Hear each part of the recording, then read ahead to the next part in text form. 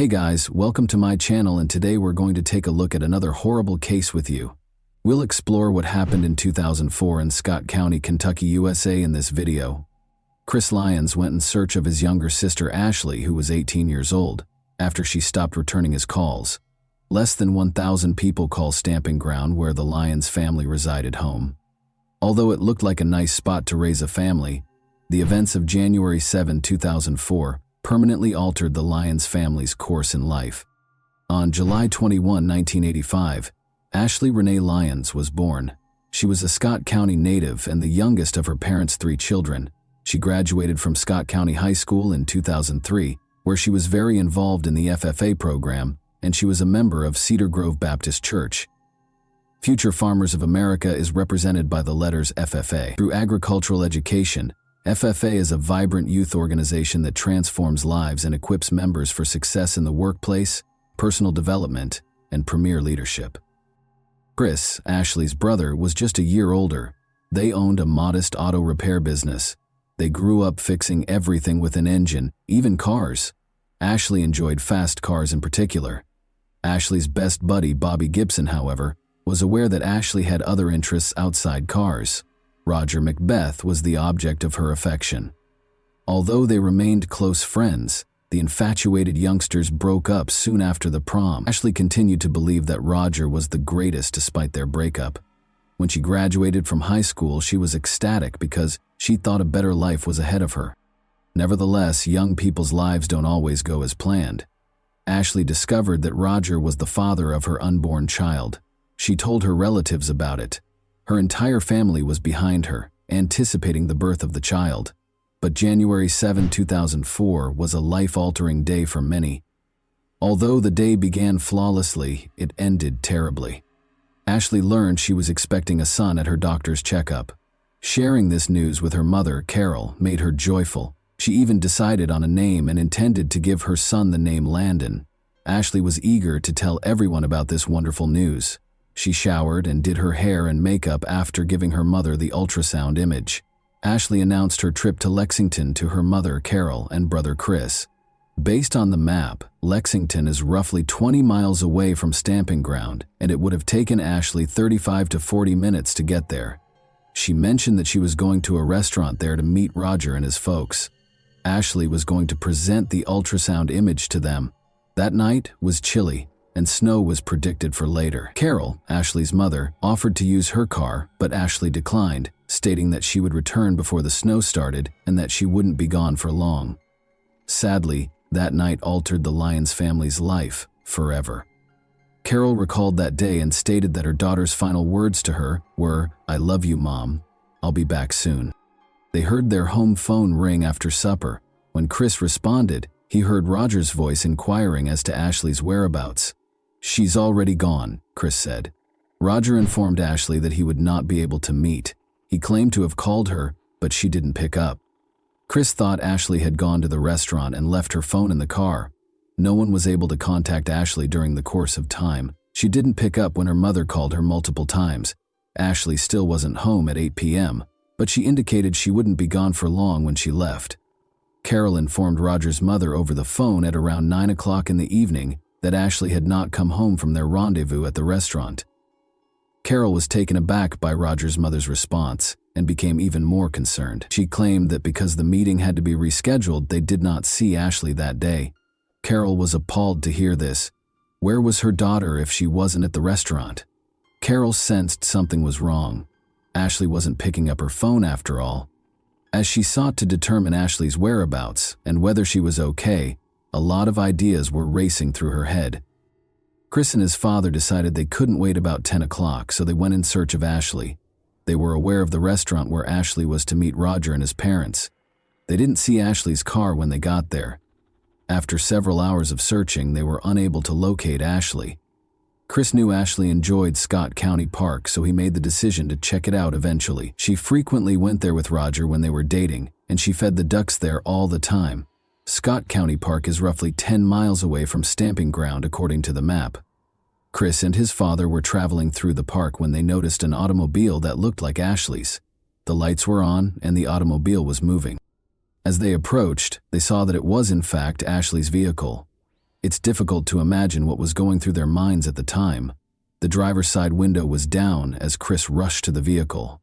Ashley had her head down as she sat in the car. She was not responding and had on a seatbelt. Chris began shaking Ashley as he opened the door.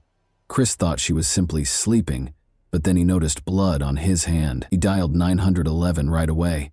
Unfortunately, Ashley had passed away by the time Chris dialed 911, and medical professionals were unable to assist her.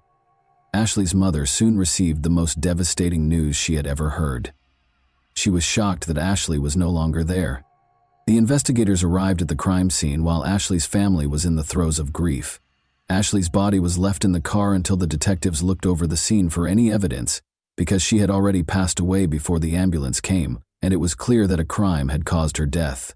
The driver's side window was down, the radio and heater were on, and the engine was running when they initially arrived on the scene.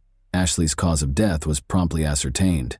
On the ground beside the vehicle were 3 shell casings measuring 9 millimeters. Ashley suffered head and neck injuries from bullet wounds. Despite searching the area, the authorities were unable to locate the weapon used in the crime. It said a lot that Ashley was shot through her car's open side window. The window was down, which seemed suspicious because it was cold that night. She was sitting in a way that suggested she was not attempting to flee or defend herself. After combining all of this information, the investigators came to the conclusion that Ashley was acquainted with the shooter. Ashley slid down the side window when someone she knew came up to her car because it was cold and the heater was on. Beside the driver's door was the person who had shot her. The detectives instantly ruled out the notion that it was a robbery because her phone, wallet, and purse were all in the car. There were ultrasound images strewn all over the car, and it seems that Ashley was looking at them in her final moments. Ashley and her son Landon were killed by the offender while she was 5 months pregnant. Scott County had never seen anything like this before. As a result, the community called on the police to track down the person who killed 2 people so ruthlessly. Ashley's parents told the investigators that on the day of her death she intended to meet with her child's father, Roger. When they spoke with Roger, he expressed his sadness over Ashley's and their unborn son's deaths. Roger said that he and Ashley experienced highs and lows. They were no longer a couple, though. Roger broke down in tears when he spoke to the investigators after Ashley said she was expecting. The man didn't know who could have harmed his ex-girlfriend and their unborn child in this way. He was hauled in to be questioned. Roger informed the investigators that he had to reschedule their planned meeting at a restaurant because he had other commitments when they inquired about the circumstances leading up to Ashley's murder. Ashley didn't pick up her phone when he tried to tell her not to come to Lexington. She didn't answer when he called her twice. As a result, Chris answered the phone when Roger called her home. Roger claims that he requested that Ashley call him back when she got home. What Chris had informed the detectives about his sister's plans for that night aligned with Roger's account. Carol did not think Roger could be connected to this incident until she learned that he had been questioned by the police. According to Carol, Roger was a kind man. Their families got along well. Roger always assisted in clearing the table after supper at their residence. When he and Ashley were dating, he was frequently at their house and got along well with Chris. As a result, nobody thought Roger could have killed Ashley and Landon. Ashley's family attempted to determine who might have done it while the investigators looked for clues in a suspect. In her daughter's room, Carol discovered a diary. She documented her experiences in it. Carol read the diary and saw that one name appeared repeatedly: Dina Williams. Ashley and Dina were of the same age. They rode the school bus and went to school together. Because Dina was raised in a low-income household and wore the same outfits all the time, Ashley felt terrible for her. In talks with her friends, Dina confirmed the claims that her parents mistreated her and even physically assaulted her. Dina and Ashley were initially friends, but it soon became clear that Dina was envious of Ashley and desired everything Ashley owned, especially Roger. Ashley reported having multiple arguments with Dina in her diary. Carol discovered something new from this diary. She was unaware that Ashley and Dana were having issues together. Carol began to accuse Dana Williams of being involved in Ashley's death as a result. Dana dated Roger right away after Ashley and Roger split up, and maybe she was concerned because Ashley became pregnant with Roger's child. She didn't want to tell anyone else about Roger after all. Dana desired to have him exclusively. Perhaps this would have forced Dina to take an irreversible action. Ashley's diary was given to the investigators by Carol so that all of the entries could be examined. Carol was certain that the diary's pages held the secret to solving this case. Ashley's description of her friendship with Dina piqued the curiosity of the investigators when they looked through her journal. Dina Williams was subsequently brought to the police station. She denied having anything to do with Ashley's ordeal. Dina had an alibi because she worked at a bank and said that on the night of the crime they attended an office party. Dina made no effort to conceal from the investigators her animosity toward Ashley. The fact that Ashley was pregnant really annoyed her. Nevertheless, the detectives let Dina to leave after the talk because it was insufficient to file charges against her, because she had no feelings over Ashley's death. In the meantime, the ballistic examination findings were received. Ashley's wounds, the posture in which she was discovered, and the location of the casings were all examined by the experts. They were able to estimate the shooter's height based on the angle at which the bullets entered Ashley's body. They estimated the offender's height to be around 5 feet and 10 inches. Dina Williams was probably not the one who shot Ashley because she was only about 5 feet and 5 inches tall. Nevertheless, Thomas Williams, Dana's twin brother, was as tall as the accused offender. Rumor has it that Thomas had questioned multiple people about how to induce a miscarriage a few months prior to Ashley's passing. Additionally, it was reported that Thomas fulfilled all of his sister's requests. Thomas Williams was questioned by the detectives after they got interested in this, but he denied any connection in the crime and was freed because there was no proof of his involvement. Residents wanted to do something to help Ashley's family while the police compiled all of their evidence to identify the offender. They used candles, teddy animals, and flowers to make an impromptu monument. 2 crosses were presented, one bearing Landon's name and the other Ashley's. Ashley's family was getting ready for the funeral while the investigators searched for fresh evidence. Since they lost 2 persons at once, it is impossible to understand the suffering they endured. The fetus was taken from Ashley's body by the medical examiner during the autopsy. In the same casket, Ashley and Landon were laid to rest. The Lyons family was even more grieved because they needed information to assist apprehend the person who killed their daughter, but the criminal was still at large. The $3,000 0 cents incentive that Ashley's parents offered later increased to $5 0 cents. People began phoning the police and sharing information that they believed could aid in the inquiry. A woman who lived in a house with a view of the park where Ashley was shot called them shortly after. She claimed that she might have caught a glimpse of the criminal standing at the window. Next to the individual she saw, this woman observed someone sprint out of the park and jump over the fence. After sprinting up to a red pickup truck that was waiting for them with its engine running, the individual she saw climbed into the passenger seat. The truck drove off a few moments later. The witness described it as a red Chevrolet pickup vehicle. Investigators had to search for at least 2 criminals if the woman's encounter with the person was indeed connected to Ashley's death. After all, the driver of the red pickup vehicle might have been complicit in the crime. Everyone who knew Ashley knew who was behind the red pickup vehicle as soon as they heard about it. Such a car belonged to her ex-boyfriend, Roger, who was also the father of her unborn kid. Roger's truck was taken by the cops right away. Despite a careful search, they were unable to locate any proof. There was no proof against Roger, and he refused to speak to the investigators. However, the officers came to a clear conclusion because they knew that at least 2 people were involved in the crime. Ashley was liked by everyone. Who wasn't delighted that she was expecting?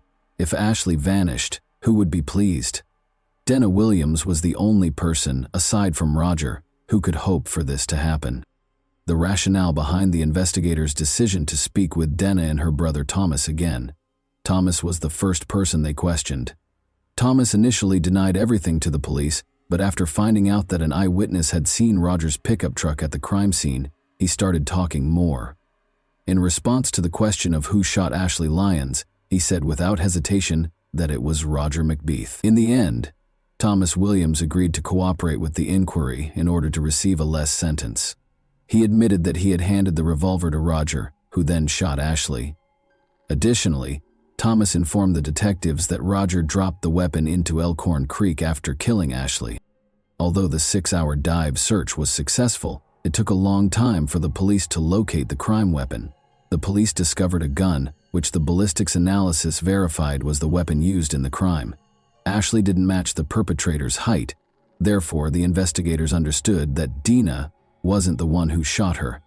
But when they asked her again, she admitted to being the getaway driver. Roger McBeath, Dana Williams, and her twin brother Thomas were taken into custody by the police on the night that Roger committed the crime. Ashley was pleased, but it soon became apparent that Roger did not want her to have the child. Her family encouraged her to have this child since she wanted to become a mother. Roger therefore devised a cunning scheme. To entice Ashley to Scott County Park, he asked her to join him and his parents at a restaurant. After being driven there by Dina Williams, he approached Ashley's vehicle brandishing a revolver. Ashley rushed into her purse to retrieve the ultrasound images after noticing the father of her unborn child. She was surprised that he shot her. Ashley and Roger's own son were killed when Roger pulled the trigger 3 times. Subsequently, he hurried out of the park, climbed into the pickup truck, and instructed Dina to press the throttle pedal. They came to a halt and threw the firearm into the river. The people of Stamping Ground were astonished to learn who was responsible for this tragedy. They were surprised that someone they knew could commit such a heinous act. The fact that other persons were participating in this was equally disturbing. A not guilty plea was entered by Roger McBeath. The authorities erred in their preparation for Macbeth's trial, which eventually affected the outcome. However, I'll explain this to you at the conclusion of the video. Thomas Williams was given a 7-year prison sentence by the court for his role in this crime. Williams acknowledged in the plea deal that he took $1,000, 0 cents, from Roger McBeath, Jr. to harm Ashley Lyons in a way that would result in her miscarrying. Williams then consented to provide McBeath the gun used in the murder, but the act was never completed. In 2005, Dana Williams entered a guilty plea as part of the plea deal according to court documents. According to the prosecutor's requested sentence of 20 years in jail, Williams will be eligible for parole after completing 17 years, or 85%, of her sentence. Prosecutors would call a number of witnesses during the trial who stated that Williams had desired Ashley Lyons dead, had conspired with McBeath to poison Ashley, and had offered $1,000, 0 cents to beat Ashley up in order to induce a miscarriage. Prosecutors claimed in the court filing that after their initial plans failed, Williams and McBeath turned to more extreme means. Williams claimed that public defender Rodney Barnes, her lawyer, informed her that a jury would likely have convicted her guilty. "I'm hurt and I'm scared because I pleaded guilty to something that I didn't do," she stated.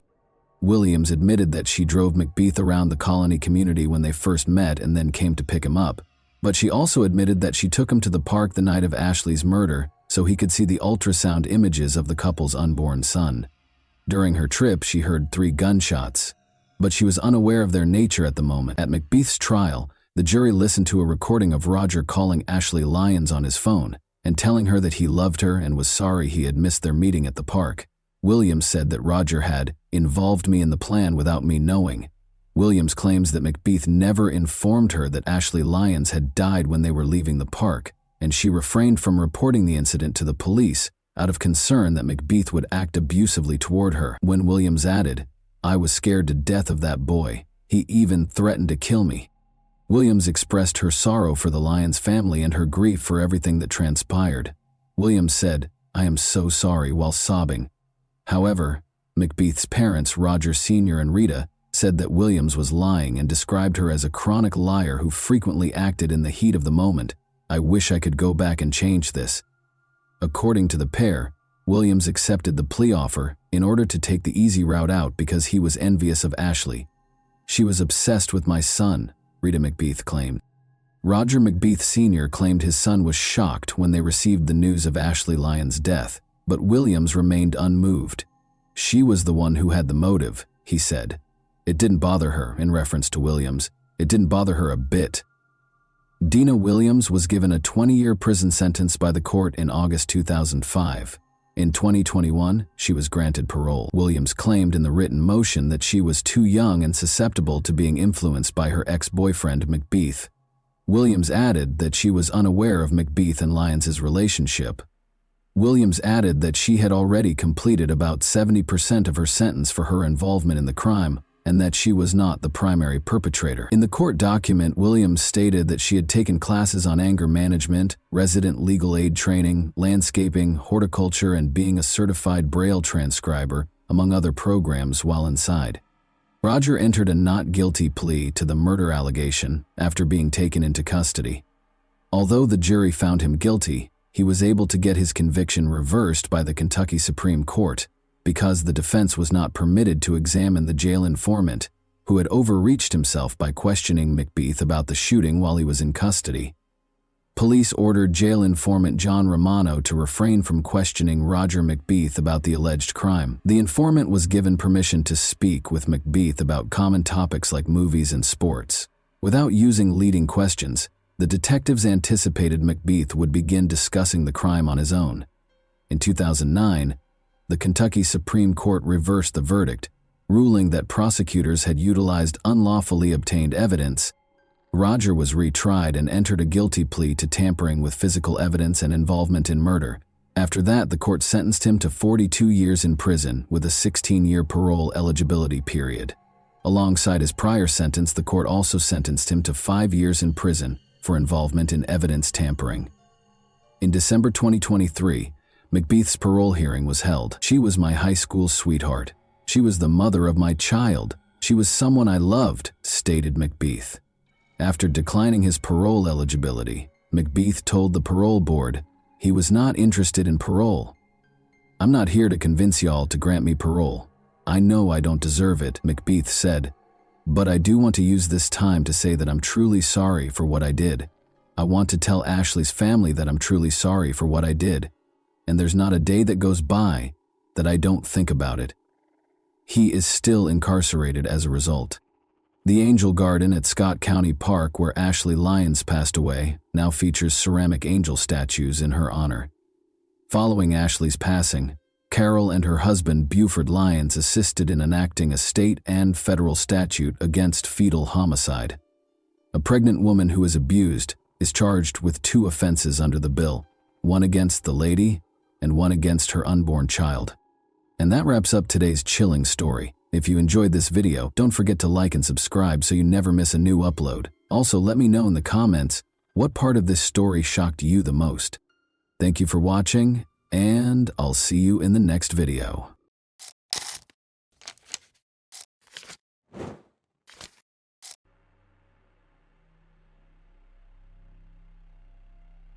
Hey guys, welcome to my channel, and today we're going to take a look at another horrible case with you. The events in this video occur in the year 2021. Bobby Ann McLeod, 18 of Great Britain, informed her parents that she was leaving home to meet her boyfriend. But hours later, it was clear she had vanished.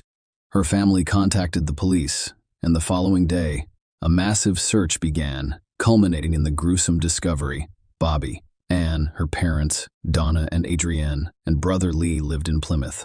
Plymouth is a lively coastal town in southwest England. It has a rich history and maritime heritage that dates back centuries. Plymouth, with its stunning waterfront and vibrant downtown, is a popular destination for both tourists and locals. On November 20, 2021, at around 5:45 p.m., Bobby, Ann walked out of her Plymouth home and went to the nearest bus stop on Sheepstore Road. As she left, she told her father how much she loved him and that she was going downtown to meet her boyfriend and mutual friends. Bobby, Ann only needed a few minutes to get to the bus stop. She was familiar with the route because she had traveled it numerous times.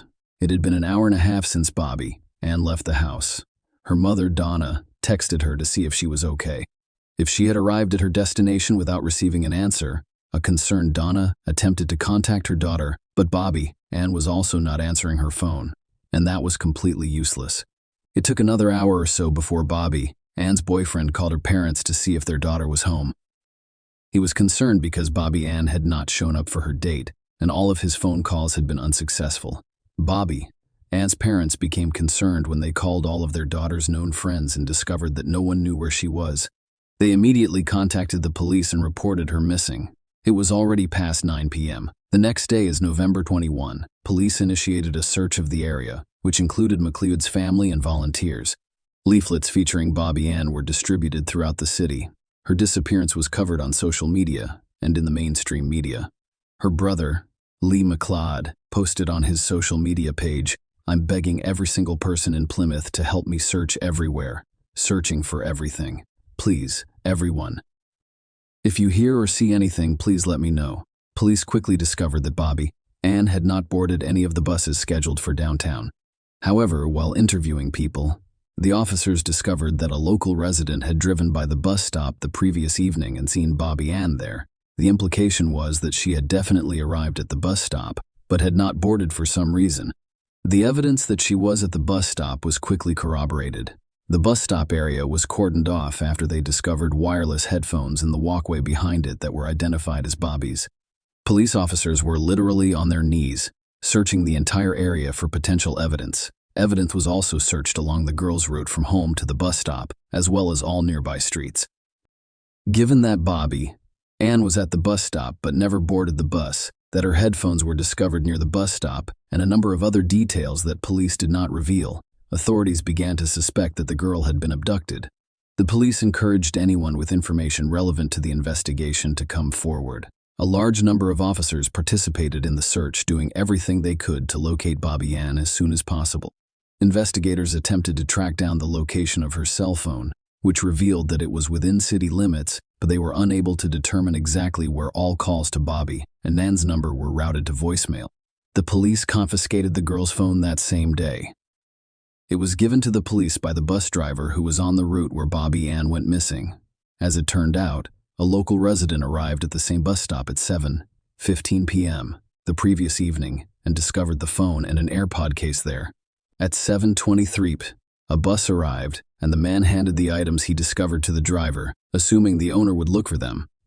The next day, the bus driver noticed Bobby Ann was missing and last seen standing at the bus stop. He contacted the police and handed over the phone and AirPods case. The next day is November 22. Police, families, and volunteers searched the woodlands and roads surrounding Bobby Ann's home, but no clues were found. The following evening, November 23, police announced that a woman's body had been discovered at Bovs'n Beach, approximately 8 miles from the bus stop. It was discovered in a forested area, about a half-mile from the beach. During the McLeod family's identification process, the worst was confirmed. Bobby Ann's body was discovered, and her death devastated family and friends. The family thanked everyone who attended Bobby Ann's memorial vigil, which was held near the bus stop where she was last seen. Donna McLeod, Barbie's mother, sobbed as she paid tribute to her daughter and thanked friends, family, and the community for their support. Surrounded by other family members, her voice trembled as she finished a prepared statement. She stated, "I would like to thank everyone for coming on behalf of the family. It's nice that everyone is banding together in these circumstances. Unfortunately, our beloved Bobby Ann has been taken from us, but she will never be forgotten. I would like everyone to hold their candles up. This is for Bobby Ann." This was followed by a moment of silence as the entire audience raised their candles in unison. Lee MacLeod, Bobby Ann's brother, shared a heartbreaking childhood photo of the two of them to pay tribute to his beautiful and talented sister. The image depicted the two siblings smiling in their primary school uniforms. Mr. MacLeod wrote in a message alongside the picture, "Until we meet again, sis, I love you. You did not deserve to be such a beautiful and talented girl, let alone to be my little sister. The adventures and journeys we took will always be remembered." Now you can rest easy. When the police discovered the body, it was naked. However, the medical examiner concluded that there was no evidence that Bobby Ann had been raped before her death. She suffered serious injuries to her head and face, including 14 lacerations. It is unclear how long the police would have searched for Bobby Ann's body if not for one event. On November 23, the exact day the body was discovered, a man entered the downtown police station. This occurred at 1:17 p.m. Upon entering, he asked to speak with someone and informed them that he had information about the missing girl and wanted to assist the police and her family. When a detective arrived, the man admitted to having done it. He confessed to kidnapping and killing Bobby Ann and provided some details about the crime after indicating the location of the body on a map. Police officers who hoped Bobby immediately. Unfortunately, their hopes were not fulfilled. When the inspectors made their way through the dense undergrowth, they discovered the body, which was naked and face down. There was no doubt the girl had died. The man who confessed to the horrific crime was a 24-year-old Kodiak Island resident. He was the son of an ex-military man who remained with his mother following his parents' divorce. In fact, he lived just a few miles from the bus stop where Bobby Ann was last seen. Kodiak Island was detained as a suspect. A lawyer spoke on his behalf, saying, "I accept full responsibility for Bobby and An's death." Ackland also stated in the statement that he had never met the victim before that fateful evening and confirmed that he was the one who kidnapped her from the bus stop.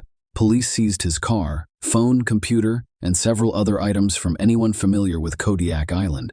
He was a nice guy, guitarist and songwriter for the local indie rock band Recruiter.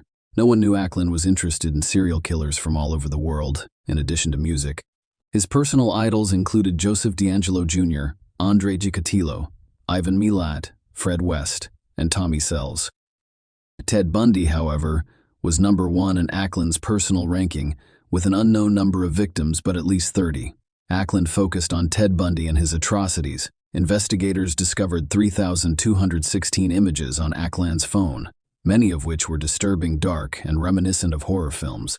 In the days and weeks prior to Bobby Ann's death, Ackland searched the internet for information on serial killer crimes. He also looked for remote areas on Dartmoor and potential weapons. On the day of Bobby Ann's abduction, Ackland was browsing the website of an online sports store, looking at baseball bats, ski masks, and waterproof clothing. It is important to note that, despite his clandestine hobbies, Kodiak Island had never drawn the attention of the police, nor had he ever been in trouble with the law. Apparently, he became so obsessed with his secret hobby that he committed a serious crime. It has been discovered that Bobby Ann was an unintentional victim who, by a cruel coincidence, found herself in the path of Ackland, who, like a vicious beast, went hunting for prey that evening. The events of that evening went as follows. Bobby Ann arrived at the bus stop around 6:15 p.m. Ackland, who was driving his Ford Fiesta around the neighborhood, told detectives he saw her at the stop. Bobby Ann resembled his ex-girlfriend in appearance, but Cody claims that was not the emotional trigger that drove him to attack. He was simply looking for a victim to carry out his long-term plans. The police concluded that even if Ackland had not met Bobby Ann, he would have carried out his plan. The victim could have been any gender. That is what the police believed.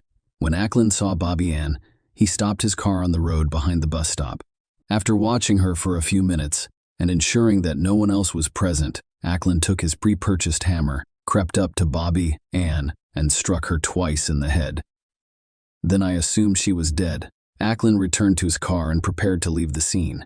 Unfortunately, as he drove away, he noticed Bobby Ann was still alive and trying to get up, so he returned to the bus stop, moved her semi-conscious body into his car, and drove her 20 miles to the Belver Forest parking lot and Dartmoor at 7:45 p.m.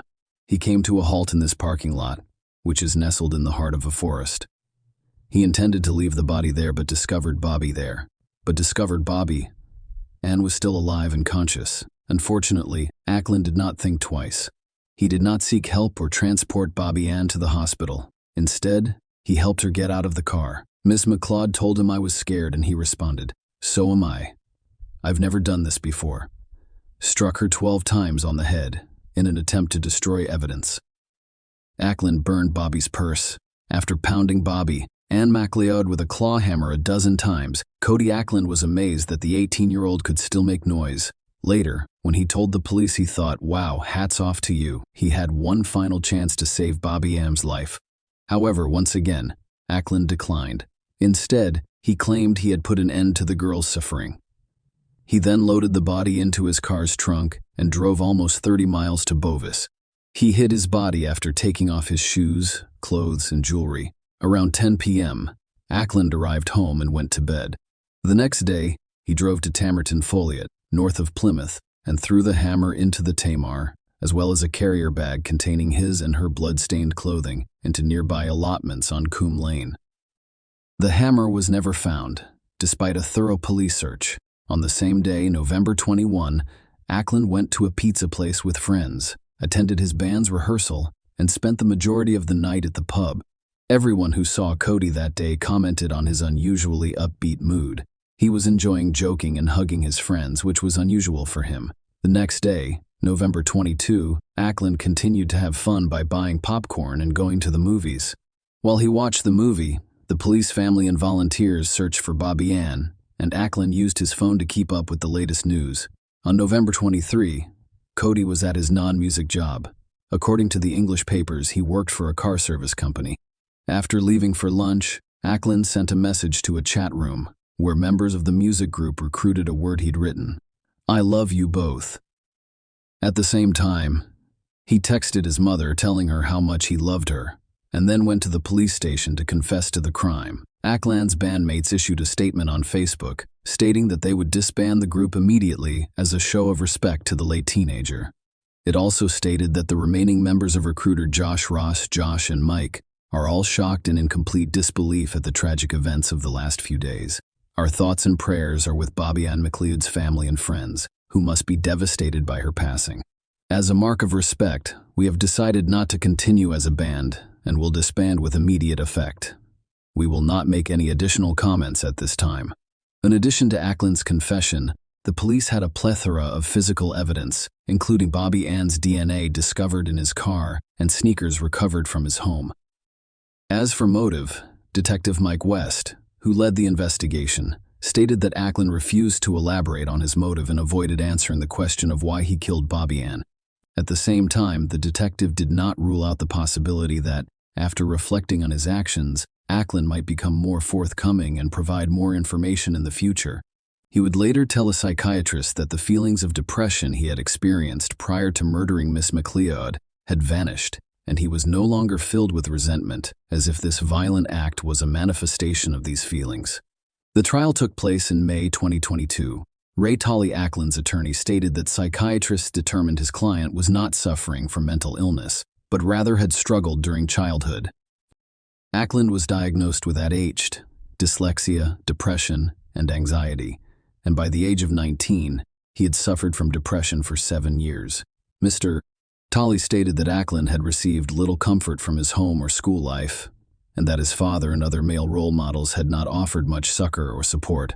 On sentencing, Judge Robert Linford informed Ackland that his act was determined savagery and that he was satisfied with the evidence that he intended to kill.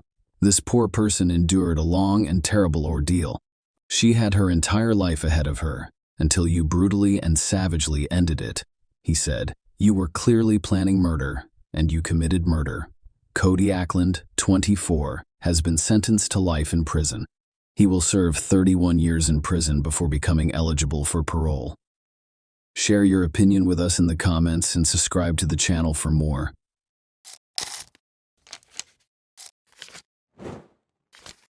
Hey guys, today we're diving into another truly horrifying case. If you want to support my channel, make sure to subscribe and stay active. It really helps me out. I'd be super grateful for that. Let's get started.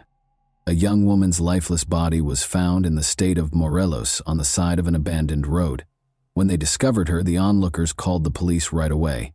The body was still. She had obvious bruising and abrasions on her skin, and her clothes were wrinkled and discolored. Authorities were unable to locate any personal possessions or documentation that would have helped identify her in the area. This signaled the start of an inquiry to clarify the events and determine the causes of this catastrophe. Born in one of Mexico City's impoverished districts on July 5, 1995, Ariadna Fernanda Lopez Diaz, despite having few finances, her early years were filled with love and affection. Her mother and her older brother Omar made up her family. Mutual support kept the small family together in spite of the lack of a father figure who was uninterested in his kids. Omar gave Ariadna constant support and became into a protector and role model for her. Because of their strong relationship, Ariadna felt secure knowing that she could always count on someone. Ariadna was well liked by her peers because of her friendly and affable demeanor. She stood out for her genuineness and willingness to assist people, and she had a natural aptitude to make friends. She spent a lot of her school years with close companions, with whom she frequently discussed her future aspirations.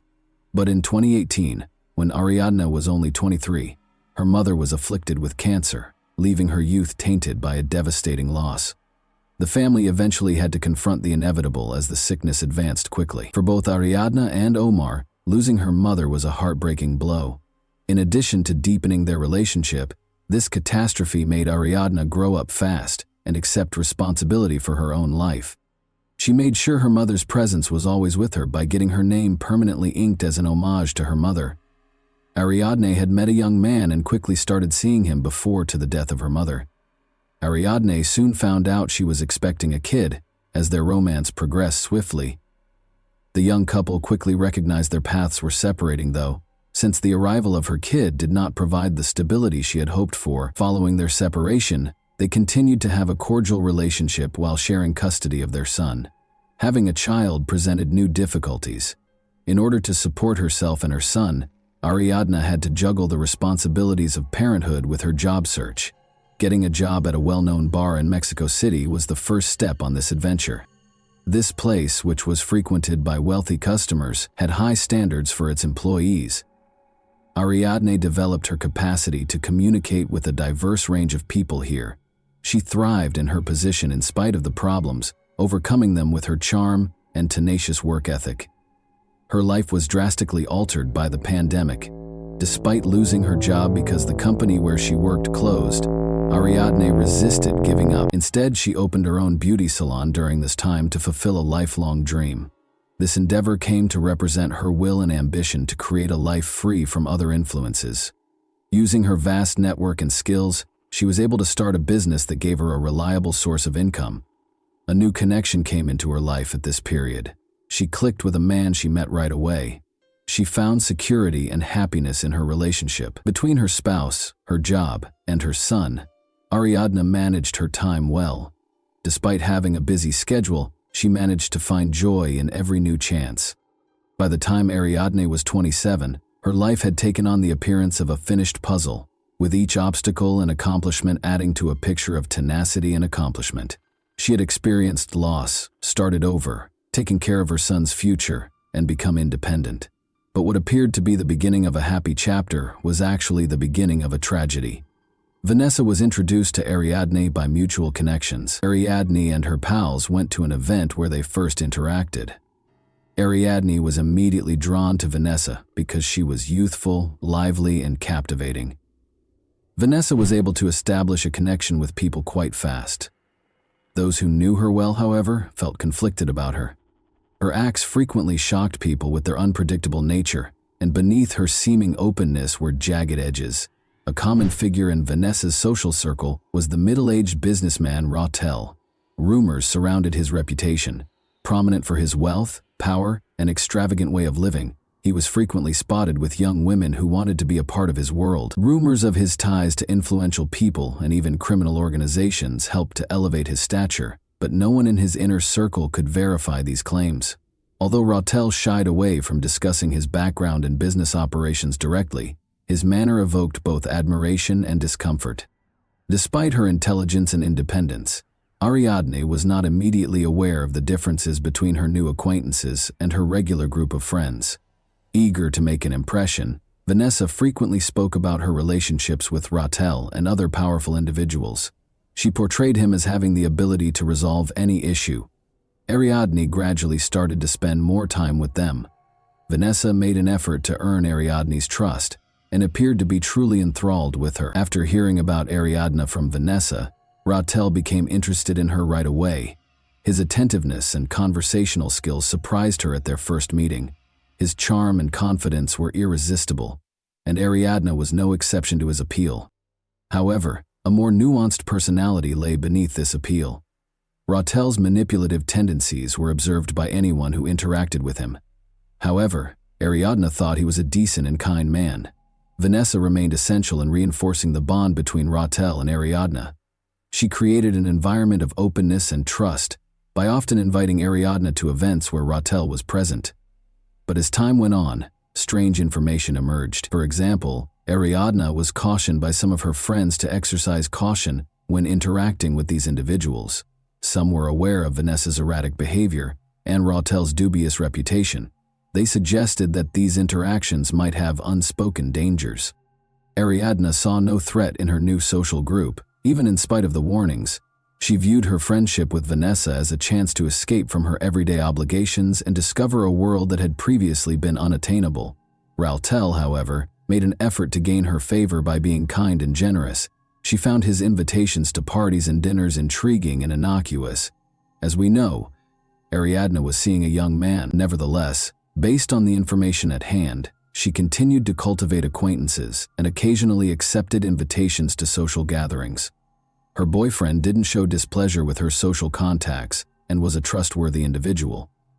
Ariadne gradually realized that her life was beginning to be impacted by her new relationships. Vanessa contacted her often, offering to arrange get-togethers and leisure activities. Rautel, on the other hand, made a greater effort to establish himself in Ariadne's life and frequently provided assistance and support in a variety of circumstances. Unaware of the possible repercussions, Ariadne was slowly but surely losing herself in their world. Ariadne accepted Vanessa's invitation to get out with friends on October 30, 2022. The event was scheduled to start at Fisher's, a well-known eatery in Mexico City's downtown. Vanessa reassured her that the evening would be pleasant, with a leisurely meal and pleasant companionship. Ariadne felt a little uneasy because Rautel was also supposed to join. She was beginning to have doubts about him, but she chose not to turn him down since she didn't want to jeopardize her friendship with Vanessa. Later that night, the group gathered at the restaurant, which was well known for its fashionable patrons and elegant interiors. It served as a vibrant background for the event. An assortment of canapés and wine cocktails contributed to the lively and joyous ambiance at the table. Rautel made himself the focus of attention as usual, toasting and telling stories. He went out of his way to demonstrate his power and engaged with the waitstaff with assurance. Vanessa encouraged him by interjecting remarks and jokes to keep the discussion going. Following their example, the other guests attempted to match the host's enthusiasm for the evening. Amidst the boisterous atmosphere, Ariadne's actions were particularly noticeable, frequently checking her phone, reading texts, and sending out comments. She didn't seem quite comfortable. She frequently kept her eyes on Rautel, as though she were trying to find some deeper significance in his words or deeds. In an attempt to divert her attention, Vanessa drew her into discussions and urged her to take another cocktail. Ariadne, however, stayed taciturn. Something was bothering her more than the surroundings based on her look. Ariadne shared a mysterious message on social media in the middle of the evening. "Would you miss me if I vanished?" Although many in her wider network thought it was a joke, this post caused anxiety among her close friends and family. But Ariadne had never written anything like this before, according to those who knew her well. Although no one could have foreseen that it would be her final post, it made an uncomfortable impact. The party made the decision to relocate to Rautel's residence as the evening wore on. Rautel himself made the suggestion, and Vanessa wholeheartedly agreed, stating that it would enable them to spend the rest of the evening in a more private situation. After some hesitation, Ariadne consented, and after Vanessa encouraged her to join the others, they all piled into Rautel's car and drove the short distance to his house. Rautel's home, which was situated in a posh area, demonstrated his prestige. The interior was decorated in a contemporary style with opulent elements. When they arrived, the party took up residence in a large living room. Ariadne became more uneasy as the evening went on, despite the music and cocktails. As she checked her phone and pretended to make calls, she moved away multiple times. Her focused and aloof manner was not unnoticed. When Vanessa noticed this, she started whispering to her Rautel, which made the situation even more tense. Ariadne declared she was tired and wanted to go home closer to midnight, but Vanessa persuaded her to wait a bit longer, saying they could depart in around 30 minutes. As the evening wore on and the other guests began to go, Rautel, who was unusually silent at that time, would periodically look at Ariadne in a way that made her feel even more uneasy. Ariadne was among the last to go. Sadly, none of the gang would ever see her alive. An incident rocked Morelos the next morning, October 31, 2022, when two bikers discovered a woman's death on the side of a distant road while out on an early morning ride. Locals hardly ever visited the area, which was remote from any major roadways. The bleak landscape, scant vegetation, and eerie quiet of the surrounding area all served to highlight the tragedy. Although the woman was dressed, her clothes were filthy and seemed to be broken. Numerous bruises and what seemed to be contusions were seen on her body. Law enforcement was notified of the occurrence by witnesses right away, and they arrived a few hours later to record the incident and possibly help identify the body. The cyclists snapped pictures of the area in the interim. As soon as the police showed up, They roped off the area and started gathering evidence. Mark suggested that the body had been moved, and tire traces were discovered in the ground. Although there were obvious indications of a struggle, forensic experts were unable to determine the cause of death. Since there were no obvious injuries from a weapon, it was challenging to pinpoint the precise circumstances of the tragedy. Since no personal belongings or paperwork were discovered with the woman, her identity was unknown at the time. Pictures of the body started making the rounds on social media a few hours later, and people who saw them started talking about them. They were Ariadna's friends and relatives, who had been missing since going to a party at Rautel's house. They were able to identify the victim's distinguishing characteristics, such as tattoos. Omar, her brother, feared the worst and reported the woman missing to the police, speculating that she might be his sister. Meanwhile, the investigation was started by the Morelos state authorities. However, there was a lot of criticism directed at the police's early response. Critical traces at the site were not adequately documented, and there were reports of violations of evidence-gathering rules. This cast suspicion on the professionalism and moral character of the local police force. Their suspicions were validated when Ariadne's family members showed up to formally identify the body. His sister had a tattoo honoring their late mother on her shoulder, which Omar recognized. Her body's condition, bruises and injuries on her arms and face obviously indicated a violent incident, made the family's heartbreaking shock even worse. But at the time, the police's official comments sounded dubious and offered no clarification. The family's first reaction was to demand justice. They started calling for responsibility for those involved in an open probe. To raise awareness of the situation, they contacted acquaintances who were active on social media that same day. A little initiative soon gained momentum and attracted thousands of participants. The Morelos police insisted that the killing might have been an accident despite the growing public criticism. Further investigation would be contingent upon the completion of a forensic examination, they said. This position simply increased suspicions that powerful people might be engaged in hiding the truth and stoked further concerns. Since Rautel and Vanessa were the last to see Ariadna alive, they were the first people investigators got in touch with. The first speculations regarding what might have happened were based on their statements.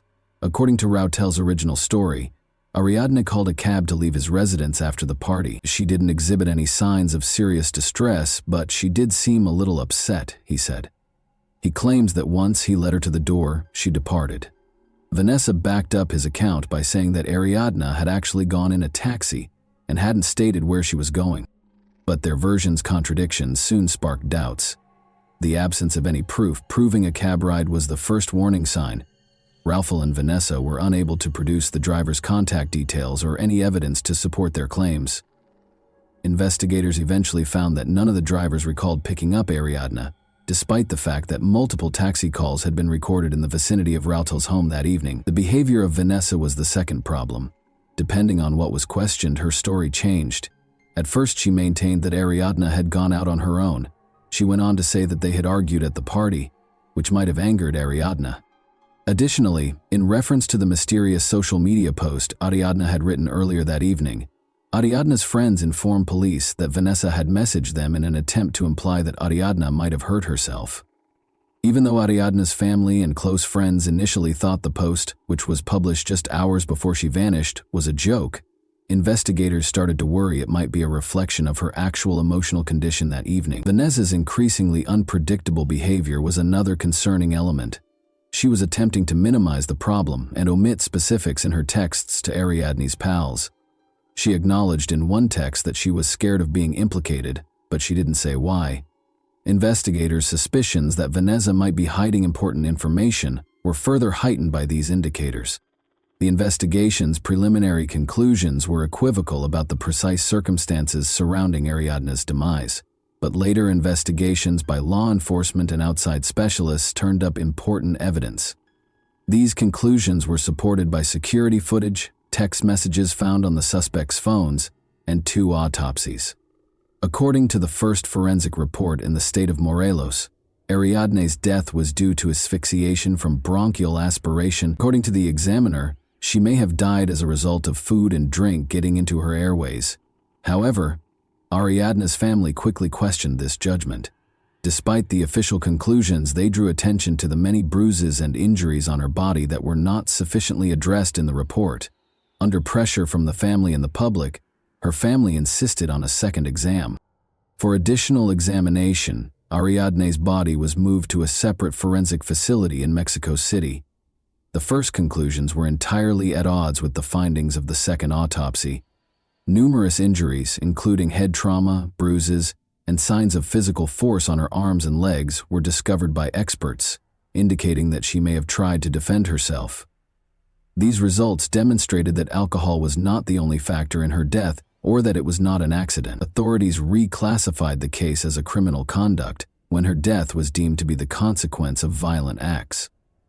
Surveillance footage taken from Rudel's home's parking garage was essential to the investigation. In one video, the morning after the party, Rautel was seen taking Ariadne's motionless body to his car. He was also seen on camera packing her body into the car and driving off. These recordings turned into unquestionable proof linking him to the body's movement and eventual concealment. Investigators found communications about Rautel and Vanessa's behavior after the party after seizing their phones. Attempts to coordinate their accounts for law enforcement and defend their actions to Ariadne's pals were exposed in the texts. Rautel assured Vanessa that everything was under control, but Vanessa voiced worry about the pressure from Ariadne's family. Even specific guidelines on how to respond to inquiries without arousing suspicion were included in one reply. Vanessa frequently implied that Ariadne might have been experiencing emotional turmoil and perhaps considered self-harm in her chats with Ariadne's acquaintances. Ariadne's acquaintances claimed that she was a happy, energetic girl who showed no indications of such tendencies, which ran counter to this story. Suspicion of Vanessa's involvement was heightened by these discrepancies. Investigators came to the conclusion that the earlier allegations of an accidental death or Ariadne leaving Rautel's home freely did not match the evidence from the second autopsy, surveillance footage, and retrieved texts, which provided a better picture of what had happened. The violent nature of Ariadne's death and the subsequent concealing of her body were amply demonstrated by the evidence. These conclusions served as the basis for the accusations made against Rautel and Vanessa, who would shortly stand trial for their crimes. The first person arrested was Vanessa. Investigators found that she had been communicating with Rautel continuously. They talked about avoiding accountability in the days after the incident. The public was closely watching her arrest. Vanessa stated during her first interrogations that she was not responsible for Ariadne's killing. However, her claims were contradicted. Vanessa maintained that she was not aware of what happened following the incident because she had gone to bed early the night before. A fact check of her statements, however, uncovered up contradictions. Text exchanges revealed that she had spoken with Rautel about the specifics and was fully aware of what had transpired. In an attempt to hide her role in the crime's cover-up, investigators also found that Vanessa purposefully erased communications, pictures, and other potentially damaging material. Rautel decided to turn himself in to the police after realizing the growing evidence against him.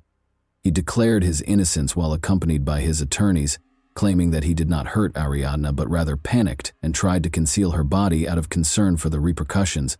He claims that the morning after the party, he discovered Ariadne unconscious in his house and, thinking she was dead, chose to dispose of the body to allay suspicions. But there were significant questions about his account of what happened. First, the second autopsy's findings refuted his allegations by confirming a violent cause of death. Second, instead of calling for assistance, he was seen on security camera carrying the body while making obvious attempts to conceal his conduct. Furthermore, as the investigation went on, his text exchanges with Vanessa showed a concerted attempt to agree on fabricated accounts of what had transpired. Concerning information emerged regarding possible corruption between Rautel and the Morelos prosecutor's office. The state's first autopsy report had purposefully left out mentions of injuries that were obviously signs of violence. The prosecutor was accused by activists and Ariadne's family of absolving Rautel of responsibility by leveraging their position. Public indignation was sparked by these accusations. An internal affairs division commenced an investigation into potential misconduct, and Mexico City officials began reviewing the Morelos prosecutor's activities. According to some witnesses, Rautel had ties to criminal organizations, which may account for his seeming assurance in evading punishment. The case received a lot of attention and came to represent structural problems in the legal system as well as the need of public pressure in seeking justice. At least one of the suspects knew more about what happened that night than they were ready to acknowledge, according to additional interrogations and evidence gathered. However, neither Vanessa nor Rattel took direct blame. Instead, they centered their explanations on attempts to defend one another's acts. This only served to increase suspicions and was a major contributing cause to their brief detention. A protracted and thorough inquiry was conducted into the causes and motivations behind the tragedy that transpired that evening. It took meticulous event reconstruction, evidence analysis, and a detailed look at everyone's behavior during the party to uncover the truth. With the help of contradictory testimony, technical information, and the suspect's psychological profiles, a more comprehensive picture gradually started to take shape. Together with mutual friends, Ariadna, Vanessa, and Rattel started that fateful evening over dinner and drinks at a restaurant in downtown Mexico City. Everything appeared normal on the surface: music, laughter, and conversation, but minute nuances suggested underlying stress. Witness accounts and a review of text conversations revealed that Ariadne seemed particularly silent and distracted. Her habit of checking her phone a lot, sending messages, and taking calls was unusual for her at social events. Later on in the investigation, this fact became crucial. Her communications showed that she had been messaging a close friend to express her anxiety about the party and her worries about certain guests. The group left the restaurant and went to the hotel's residence. The property, which had security cameras and high walls around it, was often used for private parties. The hosts, Vanessa and Rattel, appeared to have strained chemistry. According to witnesses, Vanessa made a number of scathing comments about Ariadna, who handled them calmly in an effort to avoid conflict. Alcohol started to affect the group's conduct as the evening went on. Already emotionally agitated, Vanessa allegedly yelled at Ariadne many times, calling her rude and unwelcoming. These charges increased the already rising tension but didn't strike a chord with the other members of the group. Rattel, on the other hand, was obviously unhappy with Vanessa's actions, but seemed to maintain his neutrality. Witnesses' reports of Ariadna trying to leave the party early the following morning marked a turning point. She reappeared shortly after being spotted outside the residence. Investigators found that Vanessa persisted in confronting Ariadna throughout this period, resulting in an open dispute between the two. The specifics of the altercation are still unknown. Investigators believe Vanessa accused Ariadne of attracting Rattel's undue attention. After the majority of the attendees had departed the party, only Vanessa, Rattel, and Ariadna were remaining in the house. Messages recovered from the phones verified that Vanessa and Rattel had talked about difficult events from that evening. Investigators said that Vanessa, who was allegedly very drunk, started acting aggressively. An incident that is thought to have occurred during this time is what caused Ariadna's fatal injuries. What was the reason behind Ariadne's peculiar social media post that evening? After being written off as a joke at first, the message gained significance as the inquiry progressed. Friends subsequently acknowledged that Vanessa's actions and the general ambiance of the event might have made Ariadne uncomfortable. The tweet could have been an attempt to draw attention to herself, communicate her uneasiness, or perhaps act as a subliminal warning. According to the reconstruction of events, a major contributing factor to the catastrophe was Vanessa's envy, which was made worse by drink and mental instability. Rattel's actions, which were probably an attempt to hide what had transpired, simply made matters worse. If the atmosphere at the party had not been so tight and unstable, this confluence of circumstances could have prevented the disastrous result. Omar, Ariadna's older brother, was left to be the only father figure in the life of her 6-year-old son. Omar stepped in to offer both emotional and financial help. As he assumed responsibility for his nephew's upbringing, he worked to preserve Ariadna's memories and show him the love she had always shown him throughout her life. Since other family members and friends helped the youngster deal with his loss and provide him with a loving atmosphere, this choice strengthened the bonds within the family. The family of Ariadne continued to be involved in the effort to learn the whole facts regarding her passing. They attracted public attention, started social media campaigns, and planned protests. One noteworthy accomplishment was attracting the attention of foreign media, which contributed to a rise in pressure on the Mexican legal system. The initial judicial proceedings concerning Ariadne's demise turned out to be a crucial point in the fight for justice. The family and their legal team made sure that the case was handled openly and honestly, taking into account all pertinent facts, even in the face of opposition from some authorities. The public and media kept a watchful eye on every stage of the inquiry and trial, making it difficult for any facts to be concealed or misrepresented. Rautel and Vanessa's positions in court proceedings were the main topic of discussion at the start of the trial. Key evidence offered by the prosecution included text message data, phone call logs, and security footage. These documents showed the defendants' possible involvement in the violent acts that resulted in Ariadne's death, in addition to their involvement in hiding the body. By claiming that the tragedy was an unfortunate accident, the defense tried to refute the facts, although a number of testimony and forensic analyses seriously put doubt on that account.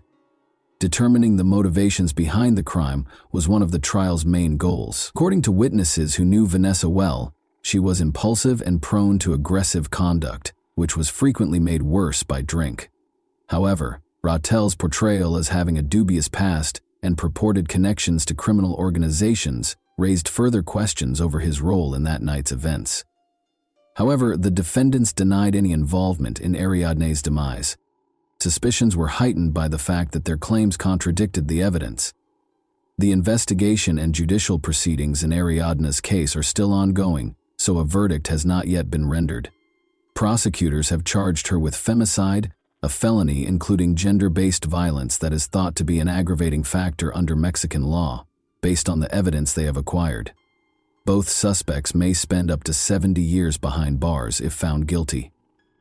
Thanks for watching, everyone. Your support means a lot to me, and you can help my channel grow by hitting that like button, dropping a comment, and sharing this video. Your engagement really makes a difference. See you soon.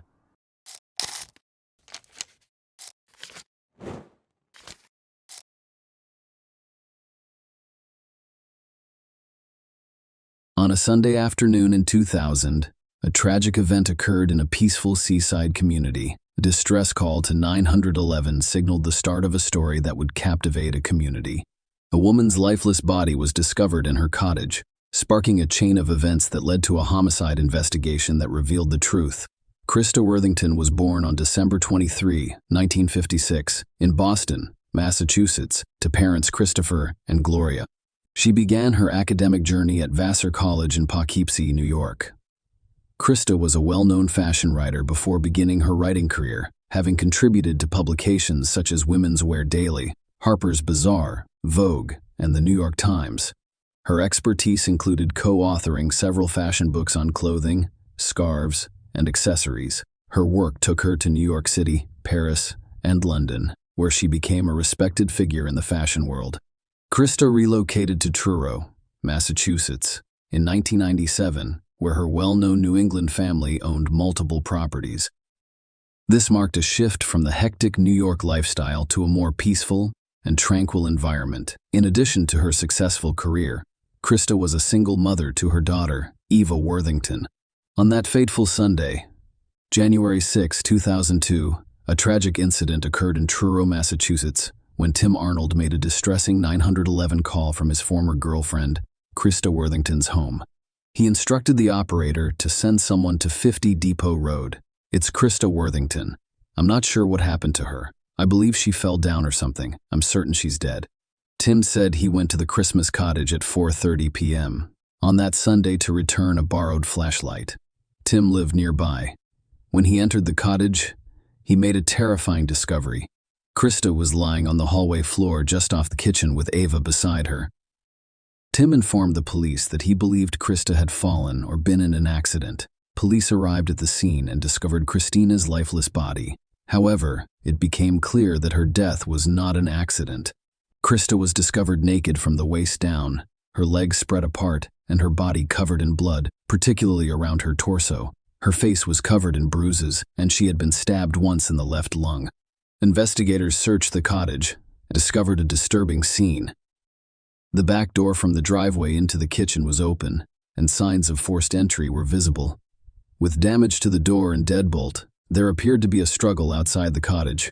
Krista's car was parked in the driveway, Between the car and the cottage, police discovered several items, including glasses, a barrette, keys, and socks. Drag marks in the dirt on the driveway indicated that Krista had been attacked outside her cottage and then dragged inside. The police discovered Ava's small bloody handprints all over the cottage. Her bloody handprints were discovered on a Disney videotape, and it appeared that Ava had attempted to insert them into the VCR. Her bloody handprints were also on her sippy cup and a box of Cheerios. How long had Ava spent in the cottage with Crystal's body? At that point, the cops had no clue. Krista's body was transported to the medical examiner's office for an autopsy. Traces of dried blood were discovered under her fingernails, as well as small pieces of grass in her hair and pubic area. These findings support the police's belief that the attack took place outside the cottage. The investigation evolved into a homicide case, Truro's first murder in 30 years. Tests revealed the presence of male biological material in Krista's genital area, leading the police to believe she had been raped, with the assumption that the same person who raped her was also her murderer. The focus shifted to finding a DNA match. Establishing a timeline, the police determined that Krista called her babysitter at 8 p.m. on Friday, January 5, because she had a hair appointment scheduled for noon on Saturday, January 5, but did not show up and did not show up, and did not show up and did not provide notice of her absence. This led police to believe that the crime took place between 8 p.m. on Friday and noon on Saturday. The presence of undeliverable newspapers at the bottom of her driveway provided additional support for this time frame. As part of their thorough investigation, the police interviewed people who knew Krista or had been to her home. Investigators approached Tim because he had discovered her. There were also rumors that, despite the end of their relationship, Tim may have desired a more permanent connection. When the police arrived at the cottage, they found Tim's biological material on a blanket covering Krista.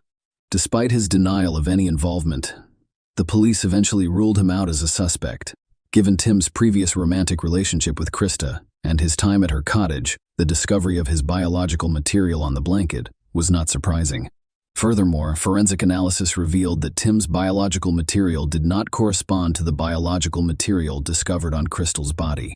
The investigation into Krista Worthington's murder took a significant turn as police looked into possible connections with people close to her. Tony Jackett, Ava's father, was married and had an extramarital relationship with Krista. When Krista discovered she was pregnant, she urged Tony to tell his wife, Susan. Eventually, Tony told Susan about Ava and the affair. Krista did not insist that Tony leave Susan, but she did ask for his assistance in supporting Ava. They made arrangements for child support, and Tony set aside time to spend with Ava. His wife was very forgiving, and she forgives him and even accepts Ava into her life. Tony and Susan both cooperated with the police, with Tony claiming that he had no intention of harming Krista. Susan confirmed Tony's alibi, stating that he was with her at the time of Crystal's murder. A year after the crime lab performed DNA tests as part of the investigation. Surprisingly, Krista's DNA did not match that of Tim Tony or any of the other individuals previously tested. The case appeared to hit a stumbling block, leaving the possibility that Krista's murderer would escape justice. However, the police persisted, and 3 years after the murder, they took a daring step by requesting voluntary DNA samples from nearly everyone in the neighborhood. This meticulous effort paid off, leading to a breakthrough in the case. The DNA analysis revealed a match. Christopher Chris McCohen, his DNA was discovered in Krista's home and on her genitals during the investigation. Chris worked for a disposal company, and the police discovered that he picked up trash outside the Christmas cottage every Thursday. During the police interview, Chris claimed that he had no acquaintance with Krista. He claimed that they had never had a conversation. However, he mentioned making friendly gestures such as waving while collecting trash. However, as the police investigated further, inconsistencies in Chris's statements became apparent. Despite his initial denial of any interaction with Krista, police discovered his DNA on her body. Faced with this evidence, Chris changed his story, admitting it could have been me, pressed to reveal the truth. Chris started recounting his version of events.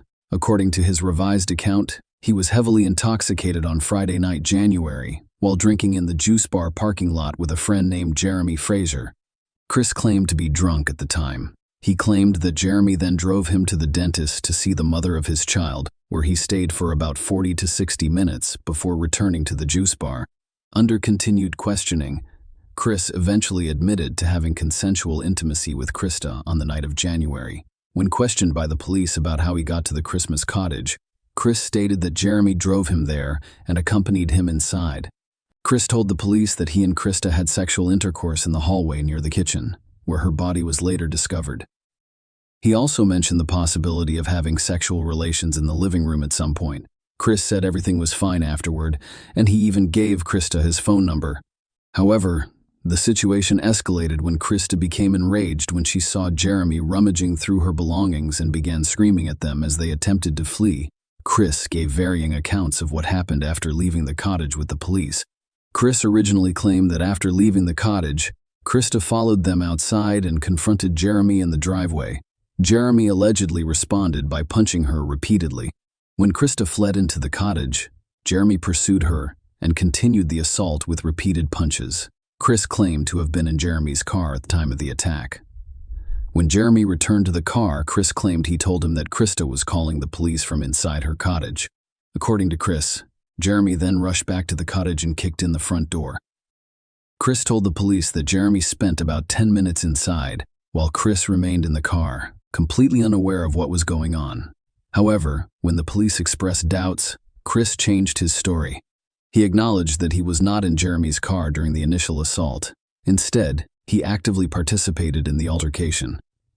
Chris admitted to punching Krista in the face and chest, which caused her to lose consciousness. As she fell, her head struck the gravel driveway with such force that Chris recalls the sound vividly. Despite this, Chris admitted that the brutality did not end there. He told the police that they continued the assault, claiming that we put the boots on her. Later, Chris and Jeremy dragged Krista back into the cottage. Chris, on the other hand, admitted to beating Krista and engaging in sexual activity with her, but he denied killing her. He blamed Jeremy for the fatal act, claiming that he stabbed Krista in the chest with a knife from her own kitchen. When asked about Jeremy's potential contradiction, Chris admitted that if Jeremy could provide an alibi, it would be entirely on me. However, Jeremy told police a different story. He confirmed that he met Chris at the juice bar on Friday night and drove him to Dennis. According to Jeremy, he returned to the juice bar and attended a house party in East Ham with a friend who confirmed his account.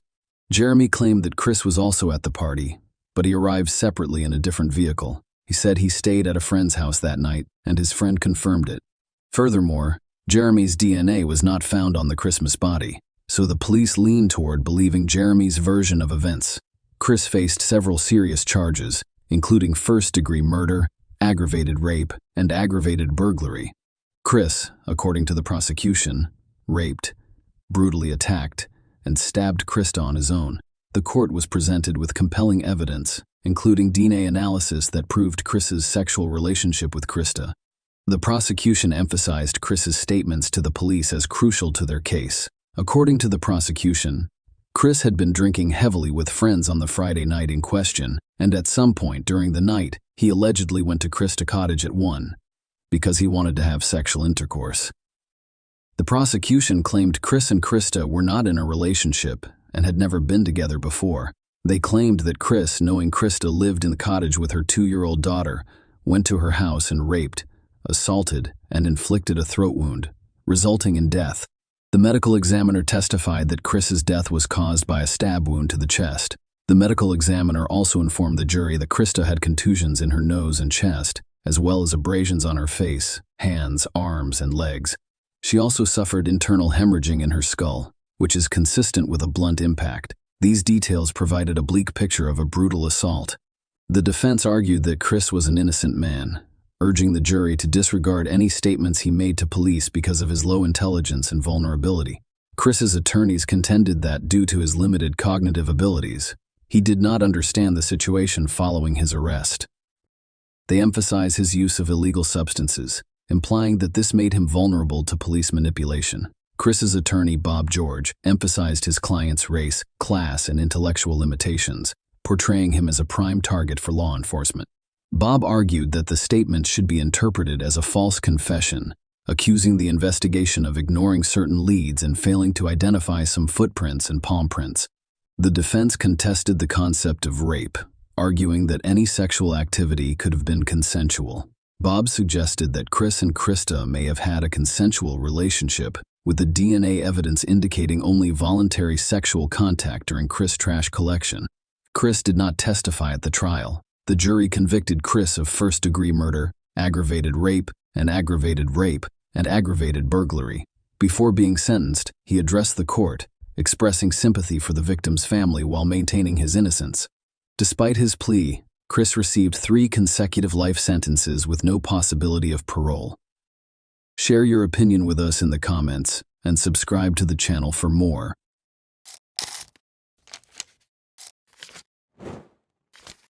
Hey guys, welcome to my channel, and today we're going to take a look at another horrible case with you. A teenage girl from Uruguay went missing on December 28, 2014. Because of the strange circumstances surrounding her disappearance, word spread quickly around the world. She didn't go missing late at night in a dangerous neighborhood. Instead, she was walking along the beach in broad daylight, visible to everyone. But it appeared that the ground had opened up and swallowed her. No one saw anything, no one knew anything, and a few days later her body was discovered in a location thoroughly searched by police, raising a slew of new questions. Lola Shumaliz was born on November 4, 1999 in Buenos Aires, Argentina. She grew up with Adriana Belmonte and Diego Shumaliz, the son of the well-known chef Beatriz Shumaliz. When the girl turned 15, her parents decided to give her a trip to New York for the Christmas holidays.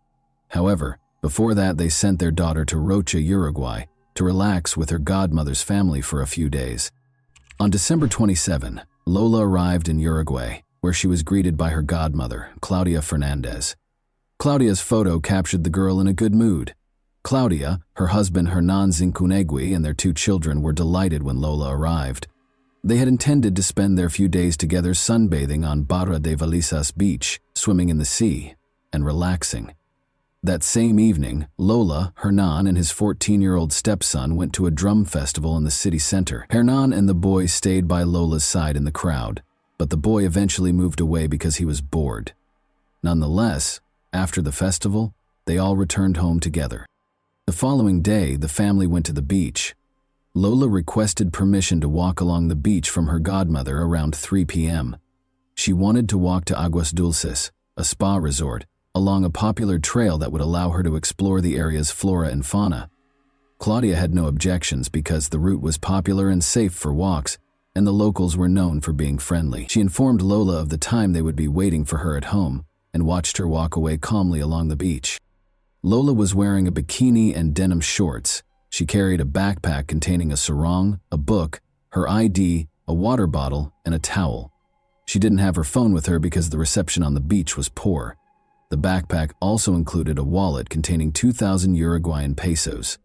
Several hours passed, it became dark, and Lola had not returned. Her godmother became worried. The family followed the route Lola had planned, but she was nowhere to be found. Claudia called Lola's parents that evening to explain what had occurred. She informed Adriana that she had already called the police. However, it took 45 minutes for them to arrive at the station and report the teenager's disappearance. The police began searching for Lola. Since she vanished during a walk on the beach, it was thoroughly searched both lengthwise and crosswise. Helicopters and search dogs were dispatched to assist with the search. Lola's parents quickly arrived in Uruguay to assist the police. Almost simultaneously with the start of the investigation, it was revealed that Adriana and Diego were receiving anonymous calls. The caller made no demands or asked for a ransom. They simply stated that Lola was with them and was fine. Unfortunately, this turned out to be incorrect. 2 days later, on December 30, her body was discovered partially covered in sand on the beach. She was in an area with a lot of dunes and thick vegetation. There were shallow knife cuts on her neck and signs of head trauma. The autopsy revealed that Lola was attacked from behind and then dragged or forced to the spot where she was discovered. The killer pressed her face into the sand until she suffocated. This was proven by the presence of sand in her lungs. The news of the crime sparked an unprecedented outcry in Argentina and Uruguay's press. As is customary in such cases, journalists began to propose theories about what could have happened. The Uruguayan police and media quickly focused their suspicions on Lola's godmother's family, particularly Hernan. There were various reasons for this. To begin, they told Adriana and Diego that they had already contacted the police, despite the fact that they had delayed their arrival at the station. Second, the media attempted to read something sinister into the fact that Lola, Hernan, and his 14-year-old stepson attended a drum festival together, but the boy eventually separated from them, leaving the girl with Hernan. A hypothesis regarding violence against Lola emerged, but the forensic expert discovered no evidence to support it.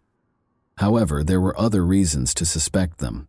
Claudia and Hernan immediately hired a lawyer, and none of the family members agreed to a polygraph test. Lola's parents fueled the fire with a series of bold statements. Diego in particular stated that he had long since lost trust in Hernan, which prompted additional questions. If he didn't trust the man, why did he let his daughter accompany them on their vacation? Claudia and Adriana had been friends for 25 years. Claudia's second husband was Hernan, whom Lola's parents had known for about 5 years. They all used to live in Argentina, but Hernan and Claudia moved to Uruguay. When Hernan was interrogated, investigators discovered contradictory statements, leading to his arrest on December 31. Diego was arrested for allegedly concealing evidence. Her son was also detained because he was suspected of making the anonymous calls.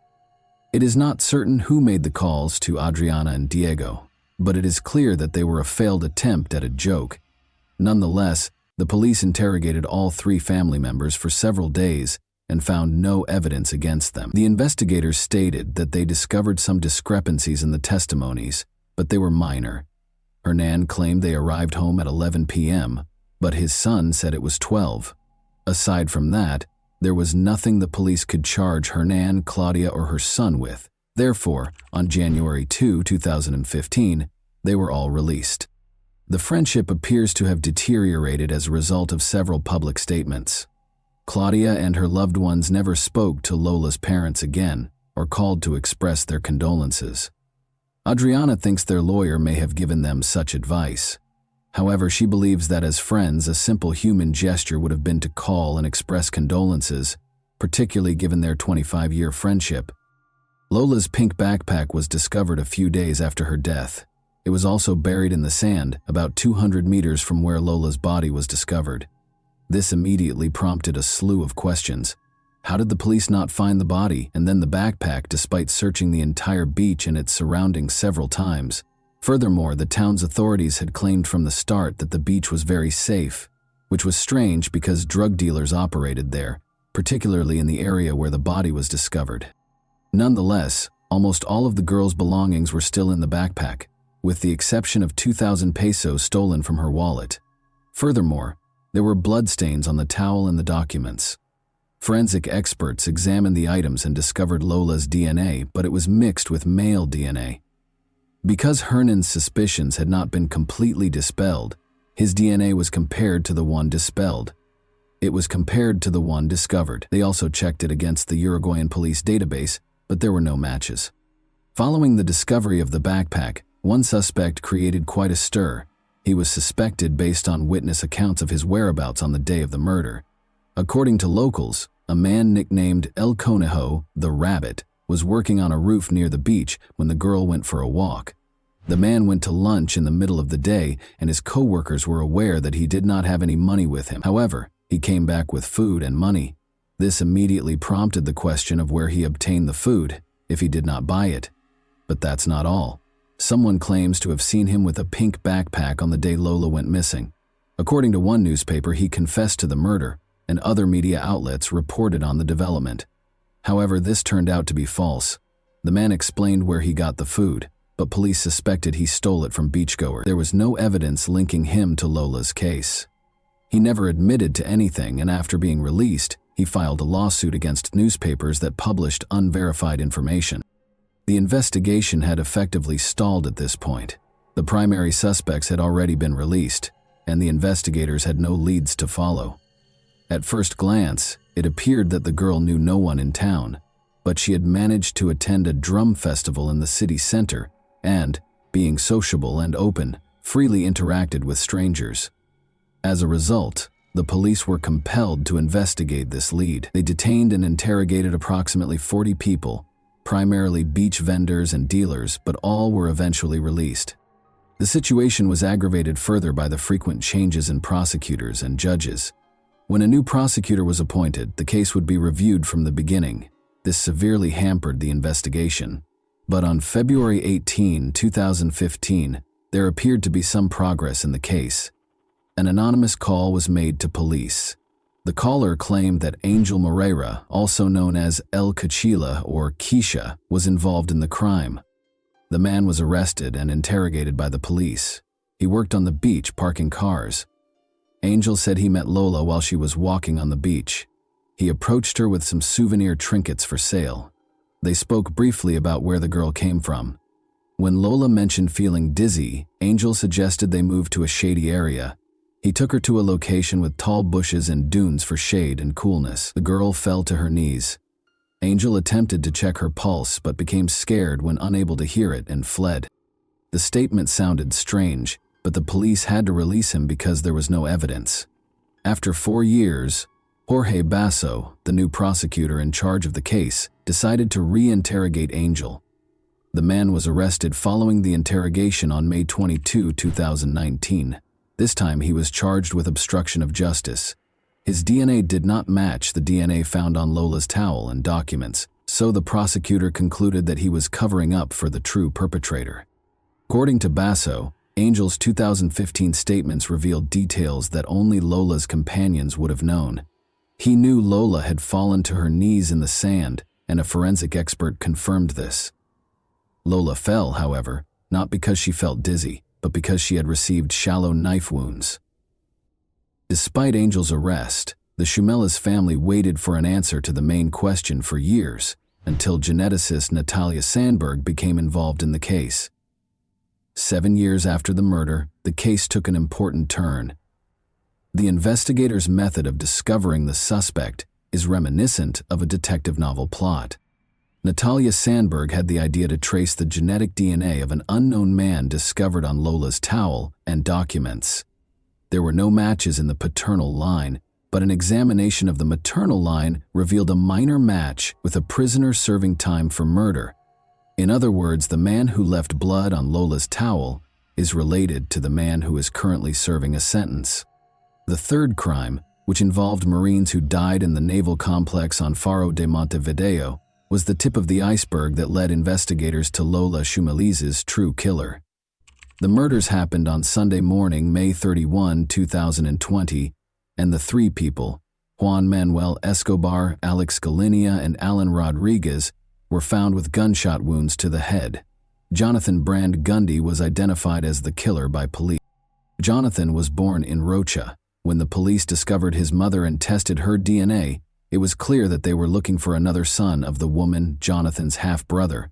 The woman told the investigators that she had given birth to 11 children from various fathers, 8 of whom were boys, but only one son was placed for adoption at the age of 18 days. He turned out to be the person the police had been looking for 7 years. The suspect was identified as Leonardo Sena. During Lola's murder in 2014, Sena was homeless, dividing his time between La Paloma, Chuy, and Castillos.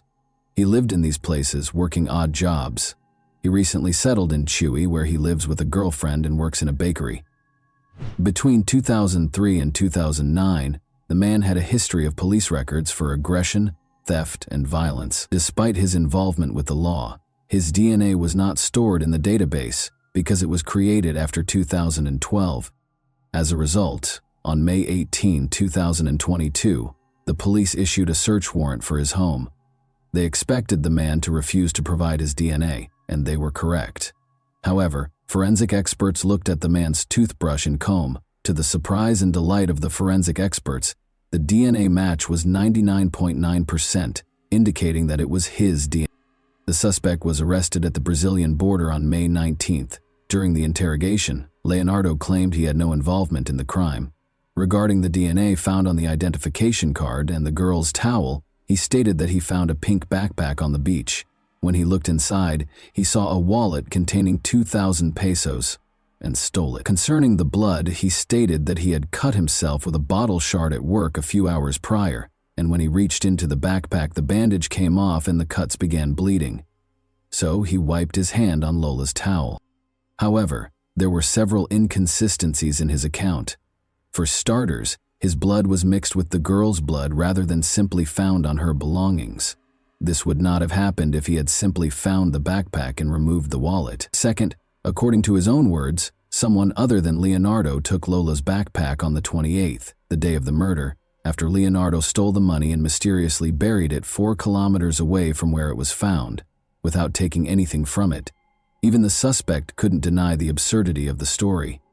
Finally, his colleagues from December 2014 did not recall the incident involving the broken bottle and Leonardo's cut. Furthermore, according to documents, Leonardo was no longer working at the brewery on the day of the crime.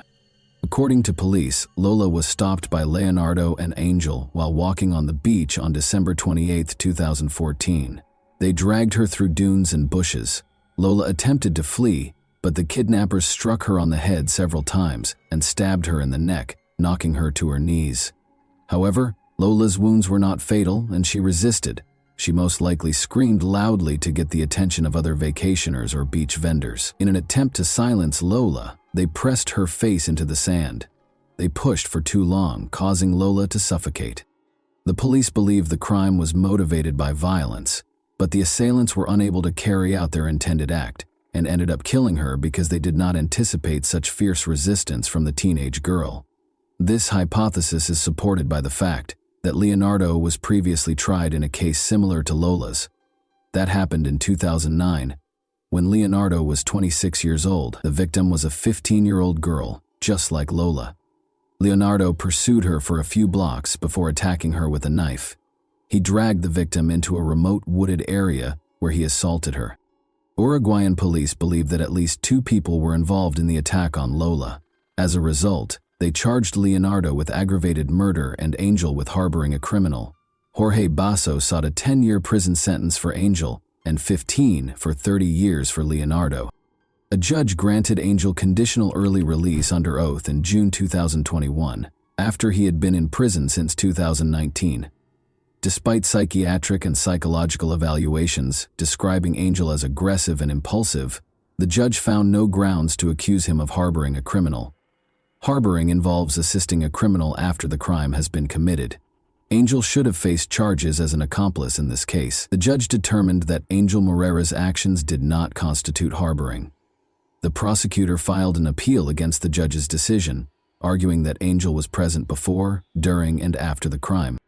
Despite their initial suspicions, Lola's parents, Adriana and Diego, believe the evidence presented by the police agree that 2 suspects were involved in the crime and wish for a quick verdict. And that wraps up today's chilling story. If you enjoyed this video, don't forget to like and subscribe so you never miss a new upload. Also, let me know in the comments what part of this story shocked you the most. Thank you for watching. I'll see you in the next video.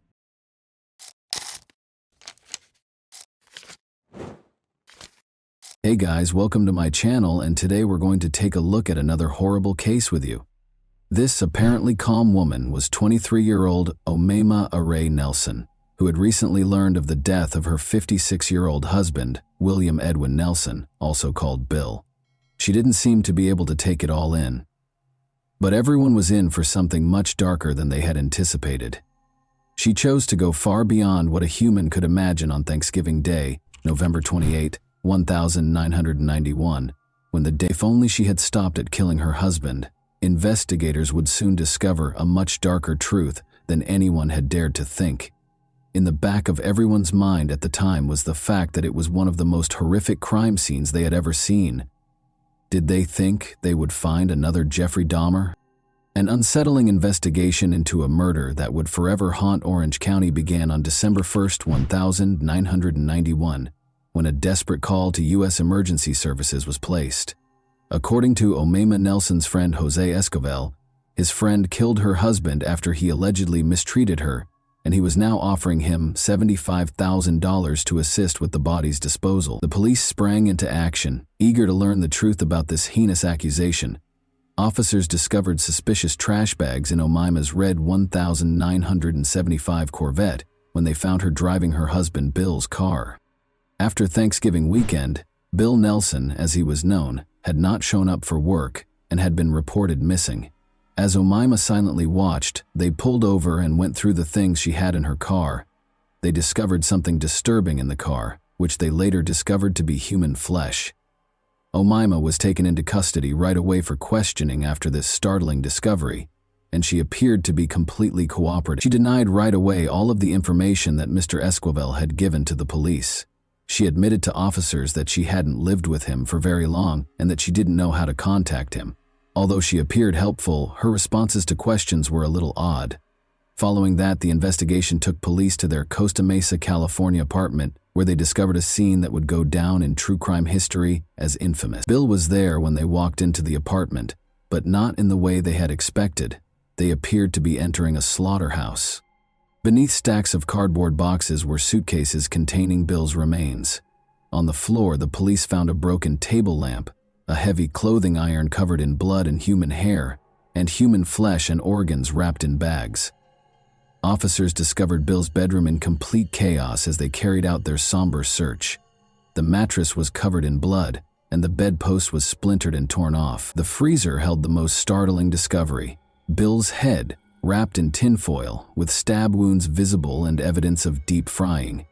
2 of the bedposts were also found to be blood-soaked and broken, suggesting that Bill had been brutally murdered and bound. It is by far the most gory crime scene I have ever seen. The horror increased in the bathroom. Skinned and carved, Bill's torso and chest hung over the bathtub, allowing the blood to seep into it like it was in a butcher shop. They had castrated his body. Police entered the kitchen and discovered pans and pots with what looked to be stew left on the stove. Bill Nelson's hands, soaked in the mixture and covered in bruises, were among the turkey meat and vegetables. He had apparently been bound tightly prior to his murder. Bits of his hips, a grim take on Thanksgiving leftovers, were mingled with cranberry sauce in the trash can. Unfathomable horror was depicted in this horrific scene as investigators sought to understand how such a tragedy could occur within what was supposed to be a loving marriage. The case's terrifying details would later be compared to fictional horror stories.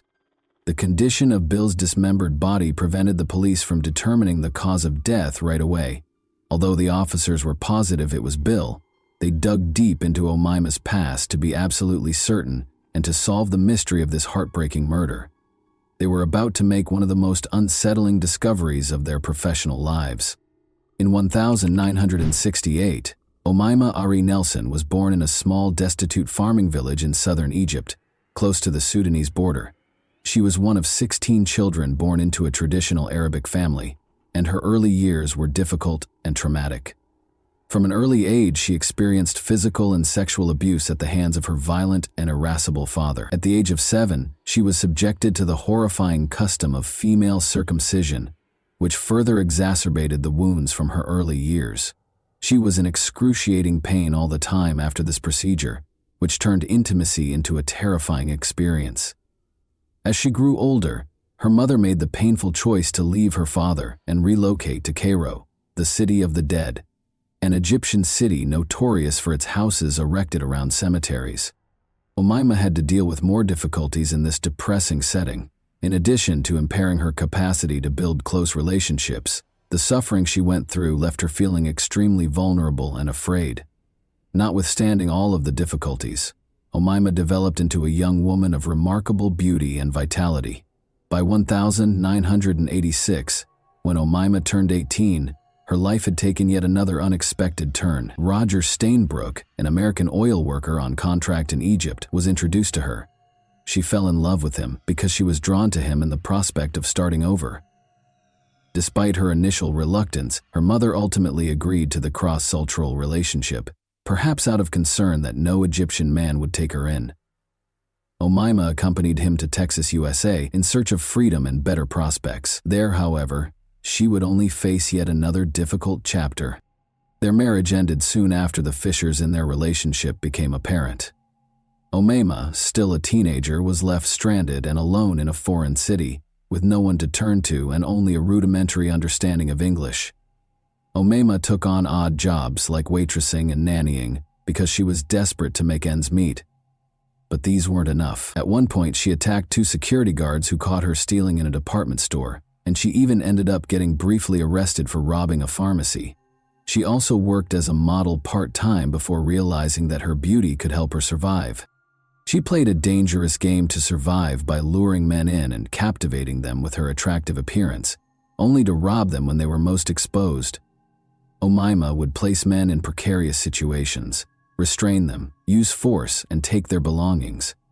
She used this strategy to rob several men, but no one reported her because the officers thought it would embarrass them. She lived off of these items until meeting 56-year-old Bill in October 1991, who seemed like a kind and giving man. He was a former pilot and Marine who now worked part-time at Cannon Mortgage in Tustin as a messenger and computer programmer. Despite the fact that Bill was 33 years Omaima's senior, their relationship developed rapidly, and 2 days after they first met, he proposed to her. Even though Bill was still legally married to his first wife, the two clicked and were married in less than a month. They climbed into his red Corvette and drove directly to Phoenix, where they were married and found a justice of the peace. During their brief honeymoon, she and Bill traveled to Texas and Arkansas to see his family. Bill's family had serious concerns about the marriage despite the tense beginning. They found it difficult to accept the relationship because Omaima was younger than some of Bill's own children, and he was twice her age. Nevertheless, Omaima's kind yet astute manner won over everyone she encountered, creating an impression that, at least initially, seemed to allay some reservations. The cracks appeared after the honeymoon was over and they moved into Bill's apartment in Costa Mesa, California. They gave off the impression of being a normal couple, but there was something profound and unnerving about their seemingly normal existence. Regarding her marriage, Omaima claimed that Bill attempted to mistreat her even on Thanksgiving Day, to which Omaima retaliated using a strategy for which she was famous. She had tied up other men before him. She gained confidence from her past crimes of robbing and tying up men. She felt compelled to destroy him this time because of something about him. Omaima killed her husband without hesitation. She claims that that night Bill sexually assaulted her, and because it was already a controversial act for her, she was unable to control her anger. After repeatedly stabbing Bill with a knife, Omaima used a clothing iron to beat him to death. She did something far more horrifying than murdering her own husband after committing this horrible crime. It is extremely uncommon for a woman to intentionally kill someone. It is even more uncommon for her to mutilate a murder victim. She was completely corrupted. She used coat hangers and other items to hang up his torso piece by piece in the shower so that the blood could drain out. On November 28, 1991, Thanksgiving Day, Omaima had murdered her husband. She mutilated his body over the next few days, a gruesome task she carried out until December 2, 1991, when she was finally too tired to continue by herself. She went to her friend Jose to ask for help, saying her husband had abused her and she needed his support. Instead, Jose went straight to the police out of horror, which paved the way for a terrifying investigation. The officers now had no doubt that Bill's wife was the murderer and that the body they had discovered was in fact his. However, her statements suggested otherwise. Given the marks on her body, Omaima's claims of assault also appeared to be accurate. However, she also did something that raised suspicions. It was clear that Omaima was upset. She appeared to have been crying because she was so upset. Her arms, breasts, and face were all clearly injured. The officers sent Omaima for a medical examination to ascertain the true cause of her injuries, despite her denial of any assistance. She was admitted to the hospital to be examined for sexual assault and to have all of these injuries recorded. Her body was covered in numerous cuts, bruises, and contusions.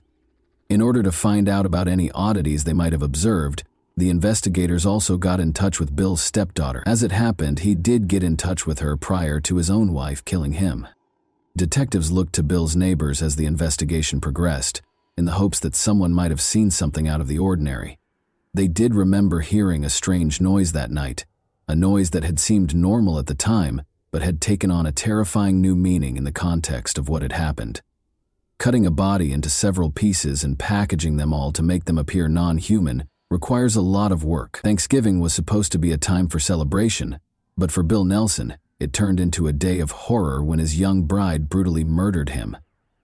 In the days that followed, what started with his murder only intensified into barbarism. Omaima went to work, systematically and unsettlingly mutilating his body. She crossed boundaries of cruelty, tearing his remains apart piece by piece. Authorities suspected that this degree of savagery wasn't the work of a first-time criminal when they eventually found the evidence. A very violent death was indicated by 25 or more skull wounds.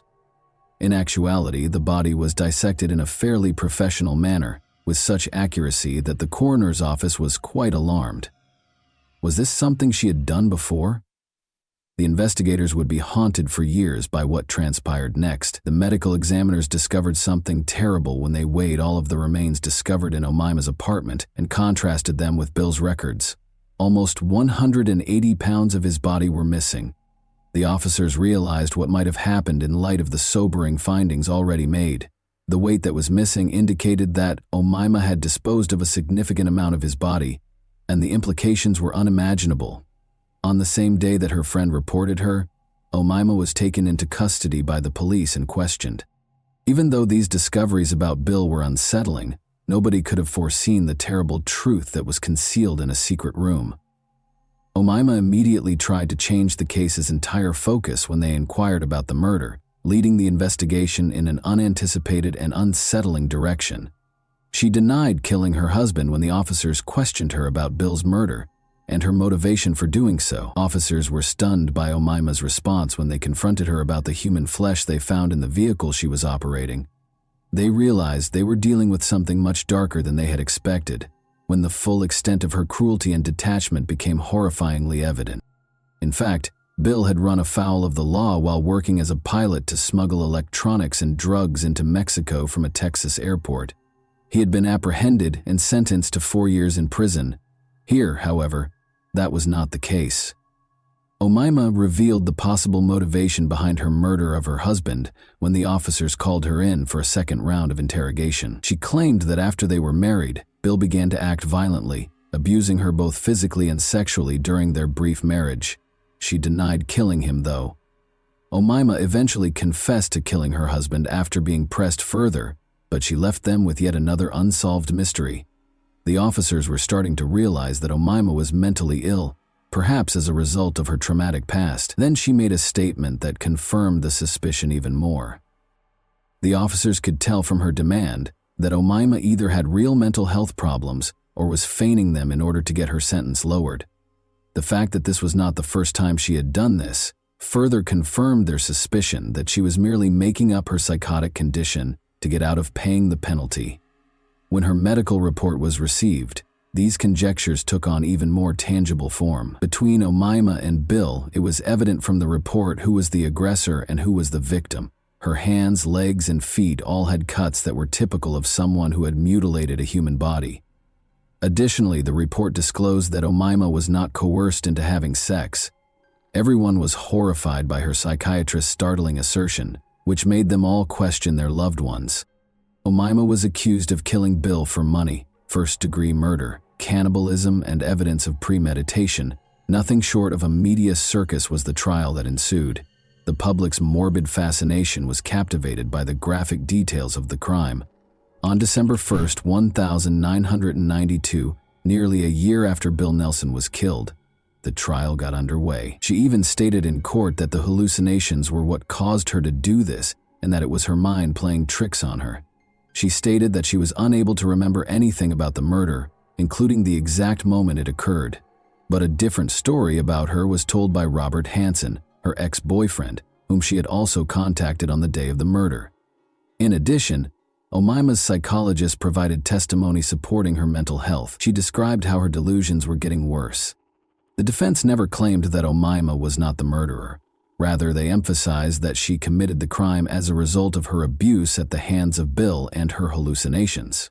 Omaima claims that, in an effort to get away from Bill permanently, the voices in her head told her to dismember her husband's body, in addition to urging her to kill him. According to the ancient Egyptians, you will not enter the afterlife if your body is dispersed. She then sliced him. She was making sure he wouldn't be there if she made it to the afterlife. She wouldn't, however, say why she cooked him. She boasted to her psychiatrist that nothing was sweeter than her husband's taste, and that the ribs were the best part. Instead of him, she wanted his money. She didn't have to eat him, though. Omaima insisted repeatedly that she had no intention of killing Bill. However, the prosecution pressed for murder charges. and on January 12, 1993, the jury found her guilty of second-degree murder. Following consideration, she was also found guilty of attempting to rob Robert and assault with a deadly weapon. In Chowchilla, California, Omama, who was 24 at the time, received a sentence of 25 years to life in the Central California Women's Facility. A true crime story that remains one of the most unsettling cases in California history, Omaima R.A. Nelson's story is one of tragedy entwined with horror. She was even likened to the well-known serial killer Jeffrey Dahmer, with approximately 130 pounds of Bill's body still missing. The officers speculated about what might have gone wrong on that fateful day. Even though Omaima never admitted to the main details of the story, they hypothesized that he and Omaima engaged in a voluntary bondage session. She most likely wanted money or access to his wealth, which is why she tied him to the headboard. Californians were relieved to see Omaima R.E. Nelson safely imprisoned, as it meant that one less dangerous person was no longer on the streets. Omaima, however, fought to be released from prison. When she applied for parole for the first time in 2006, it was firmly denied. Unfazed, she tried again in 2011, but this time her request was quickly denied, much to the relief of investigators, who thought her release would only increase the risk. She shouldn't be released on parole. She poses a serious threat to society because, since her incarceration, she has been engaging in the same behaviors that she did before. At the time of Mr. Nelson's passing, she married a man she knew. At the time, he was in his 80s. He passed away a few years ago, leaving her a sizable fortune. Omaima is currently unable to access any money she might want to claim outside of her prison, but if she is given parole, her access to money and freedom could completely transform her life. She may be able to rebuild a life outside of prison once her freedom and financial resources are restored, something that has long plagued the victim's family and those who remember her horrific crime. She will be eligible for a parole hearing once more in 2026, and the outcome will ultimately decide her future. This case demonstrated how childhood trauma can result in mental health problems later in life. In light of this, we would like to know your thoughts on this case. Do you believe Omaima killed her husband because she wanted his money, or did she have a mental illness and kill him in a fit of rage? And that wraps up today's chilling story. If you enjoyed this video, don't forget to like and subscribe so you never miss a new upload. Also, let me know in the comments, what part of this story shocked you the most? Thank you for watching, and I'll see you in the next video.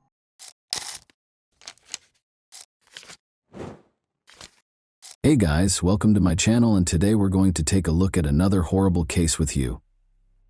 On Madison Street in New York, Officer Freeman saw a man throwing big black garbage bags into the river's edge early on April 7, 1996.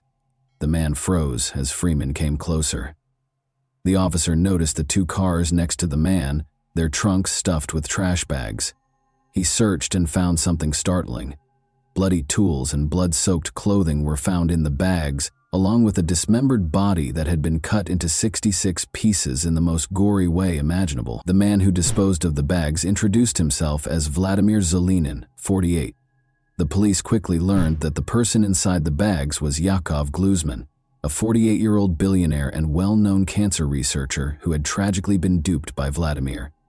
When Vladimir brought up Yakov's wife, Rita Gluzman, the case took an unexpected turn. The crucial query was, what role did Rita play in this terrible incident? Was she planning to murder her husband, or was Vladimir just assigning blame to deflect criticism and avoid responsibility? We must go back in time and meet Yakov Gluzman, the man at the heart of this whole situation, in order to fully comprehend it. What part did he play in this terrible incident, and who was he? January 2, 1948, was Yakov Gluzman's birthday. He was an internationally renowned scientist who made significant contributions to the study of cancer. Since their early years in Ukraine, which was then a part of the Soviet Union, Yakov and his wife Rita had known one another. 1948 saw the birth of Rita Gluzman in Ternopil, Ukraine. She was the oldest child of Holocaust survivors, Paula and Lob Shapiro. As a child, Rita saw friends and family members killed by the Nazis, which gave her a distinct viewpoint. Nevertheless, Yakov was unable to obtain a visa to depart the Soviet Union due to his importance as a researcher. He was regarded as an emerging, talented scientist. In February 1970, Rita found out she was expecting their son after departing for Israel. To facilitate their emigration, Yaakov took a menial job as a carpenter, sacrificing his academic career in the Soviet Union. Rita persuaded the UN to bring her and Yaakov back together in America with the aid of Jewish organizations. She even put pressure on the United States by going on an 18-day hunger strike close to the UN Senate to assist in her reunion with Yaakov. Rita's will to go on a hunger strike was obvious. She was a very motivated individual. She desired to succeed in her life. Yaakov was allowed to join her in the West by the Soviet Union as a result of her efforts. Yaakov was able to carry on with his scientific work after the couple eventually got back together in the United States in 1972. They made Long Island, New York their permanent home in 1977, 5 years later. Yaakov founded the pharmaceutical business Harbor Laboratory in New York by 1987. With Yaakov's assistance, Rita also founded her technology business, ECI Technologies, at the same time. In 1987, Yaakov advanced to the position of Director of Molecular Biology at Rockland County's Letterly Laboratories. Yaakov worked in Rockland, so Rita had to make the difficult choice to move to Long Island while managing ECI Technologies. As the family's fortunes improved, they eventually moved into a large home in the posh neighborhood of Upper Saddle River, New Jersey, which is a very pleasant upper-middle-class neighborhood. The homes in this lovely neighborhood are very comfortable and sit on 3/4 to an acre of land. Vladimir's claims don't add up. If Rita and Yaakov had a happy marriage, is he making this whole thing up to cover up a darker agenda, such as eradicating Yaakov for financial gain? Let's go back in time to the discovery of Yaakov's body before drawing any conclusions. Officer Freeman made a strange discovery in a parking lot near the river's edge on Easter, April 7, 1996. 2 cars with open trunks were the first thing he noticed. He also saw Vladimir Zelinin, who had one glove on his right hand and was dressed in a t-shirt. Large black trash bags were being thrown into the river by Zelinin. Freeman cautiously approached and saw that Zelinin's shoes and pants were splattered with blood, and that a surgical glove was also covered in blood. The air was heavy with the stench of drying blood. As Freeman continued his investigation, he discovered 2 bags, one containing blood-soaked clothing and the other containing bloody tools, including a hacksaw, axes, knives, and a scalpel.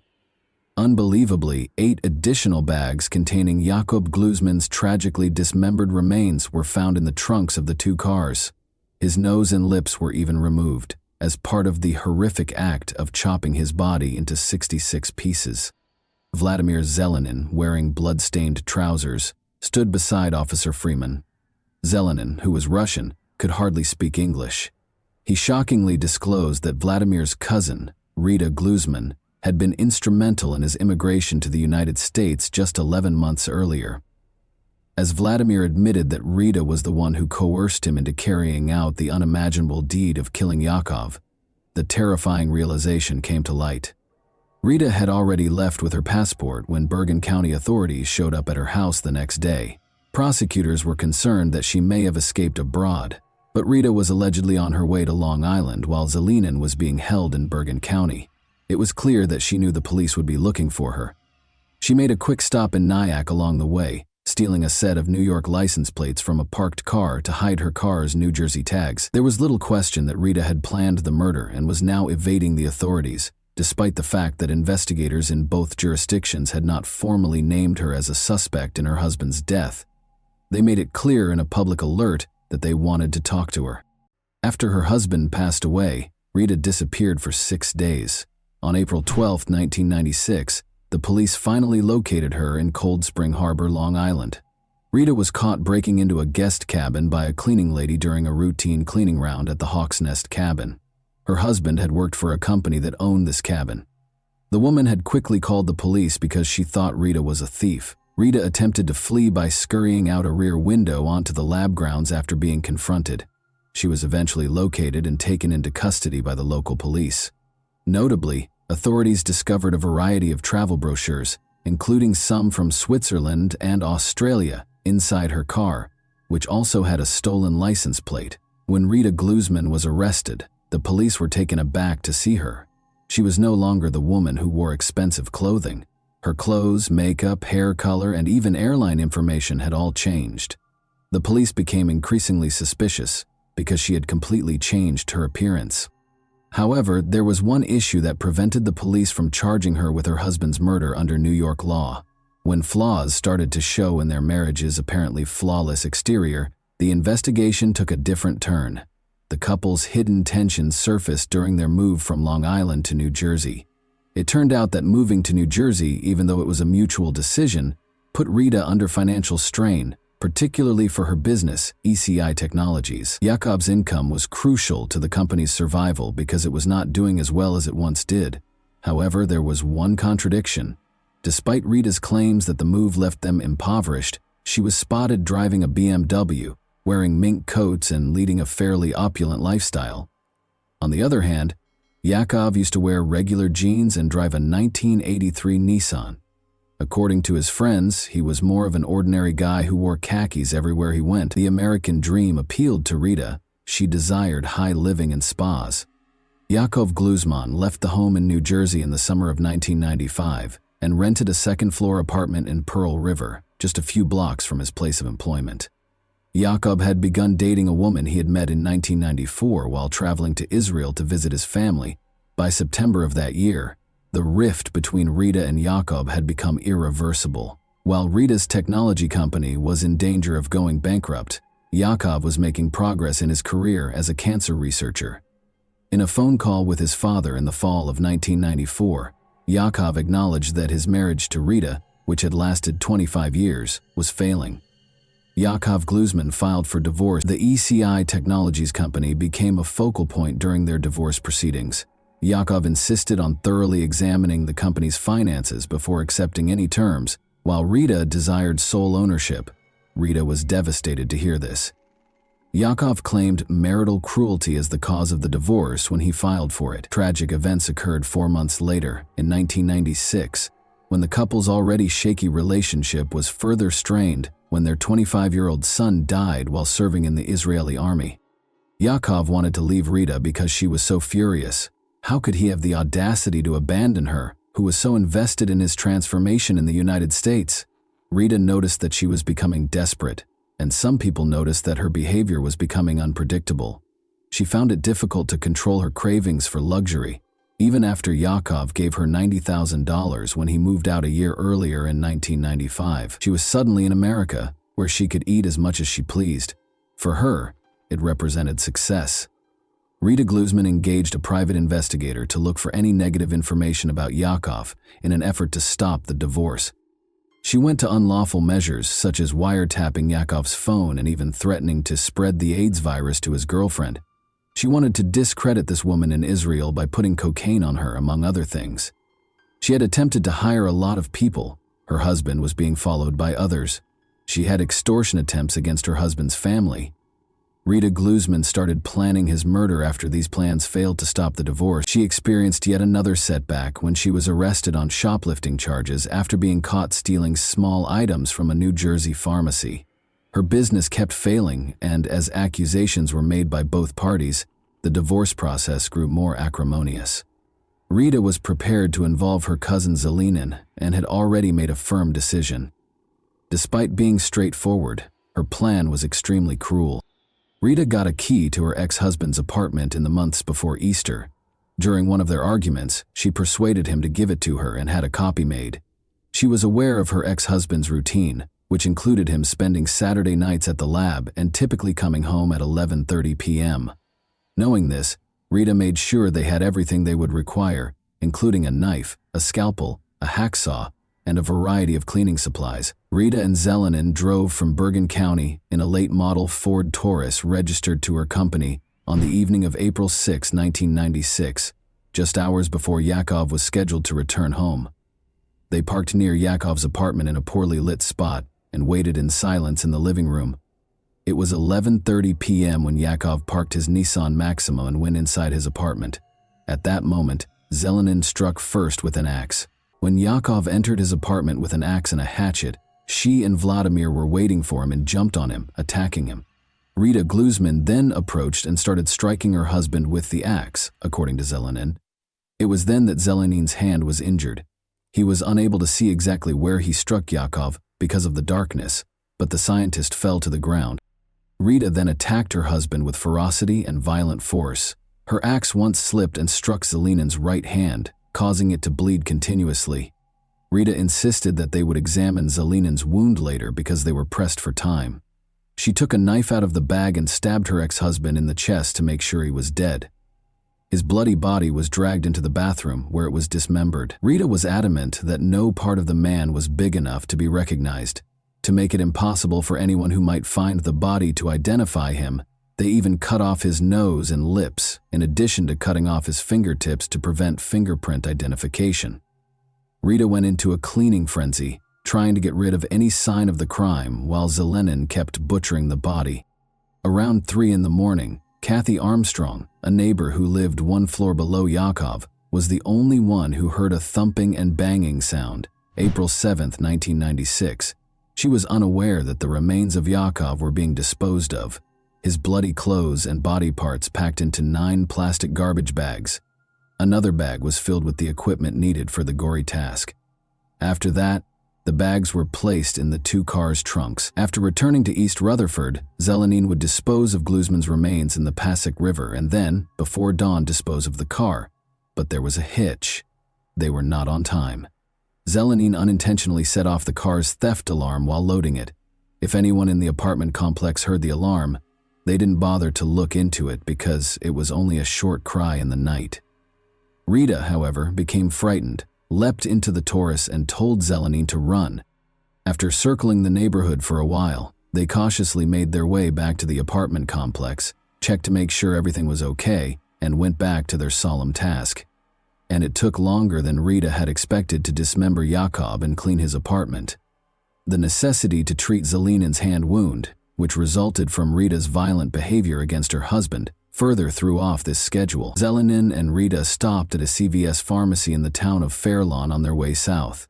It was captured on a security camera that Rita spent $32 on bandages. What at first glance seemed to be a simple murder case turned out to be anything but. After investigators inspected the crime scene at Yakov's Pearl River apartment, the strange traces of forensic evidence that the investigators found had not yet been tested. Even after testing, there was still uncertainty, because there was no assurance that Rita would be directly implicated in the crime. The police knew that even if they were able to locate Rita's stray fingerprint, a competent defense lawyer could have it rejected by linking it to one of the couple's sporadic arguments. At this point, Zelenin's confession was the only solid evidence the police had. This presented a problem, though, because according to New York state law, an accomplice's testimony could not be used as the basis for a murder case unless it was backed up by other witnesses or strong evidence, neither of which was present at the time. Michael Rosen, Rita's lawyer, attempted to obtain bail the day after her arrest, pointing to the peculiar circumstances of the case.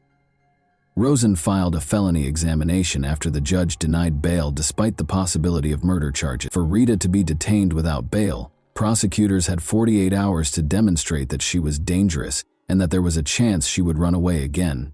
Since the police couldn't produce enough proof, Rosen was successful and Rita was taken to jail after posting a $250,000 bond. However, everything changed when an FBI agent called.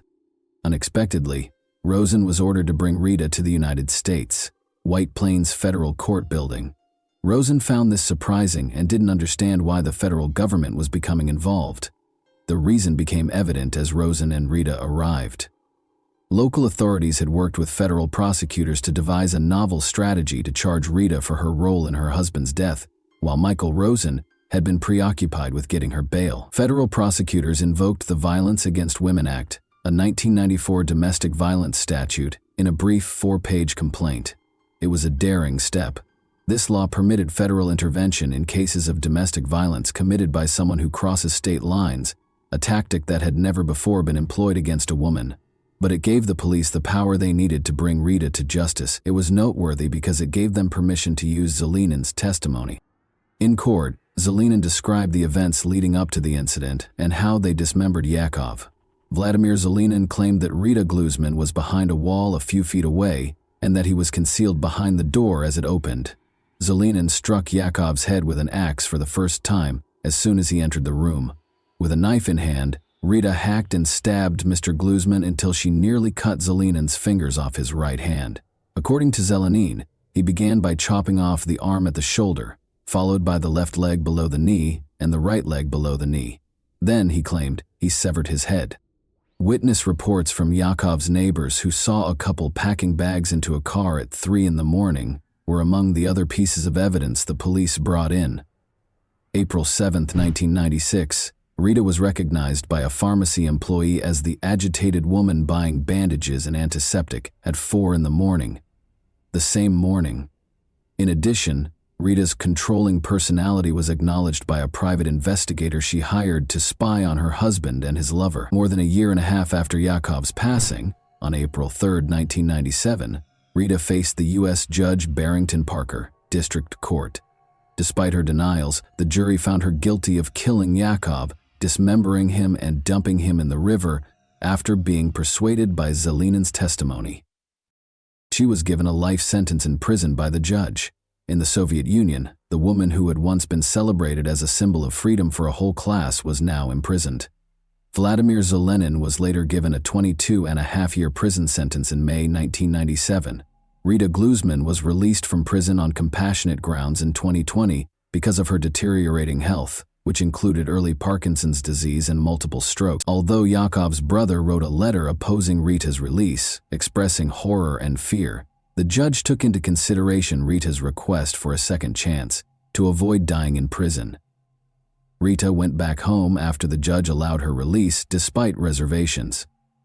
Due to a broken marriage, Yakov Glusman's life took a terrible turn. The unfortunate thing is that rather than finding a peaceful solution, his wife, once regarded as a symbol of freedom, caused their relationship to devolve into a nightmare. And that wraps up today's chilling story. If you enjoyed this video, don't forget to like and subscribe so you never miss a new upload. Also, let me know in the comments what part of this story shocked you the most. Thank you for watching, and I'll see you in the next video.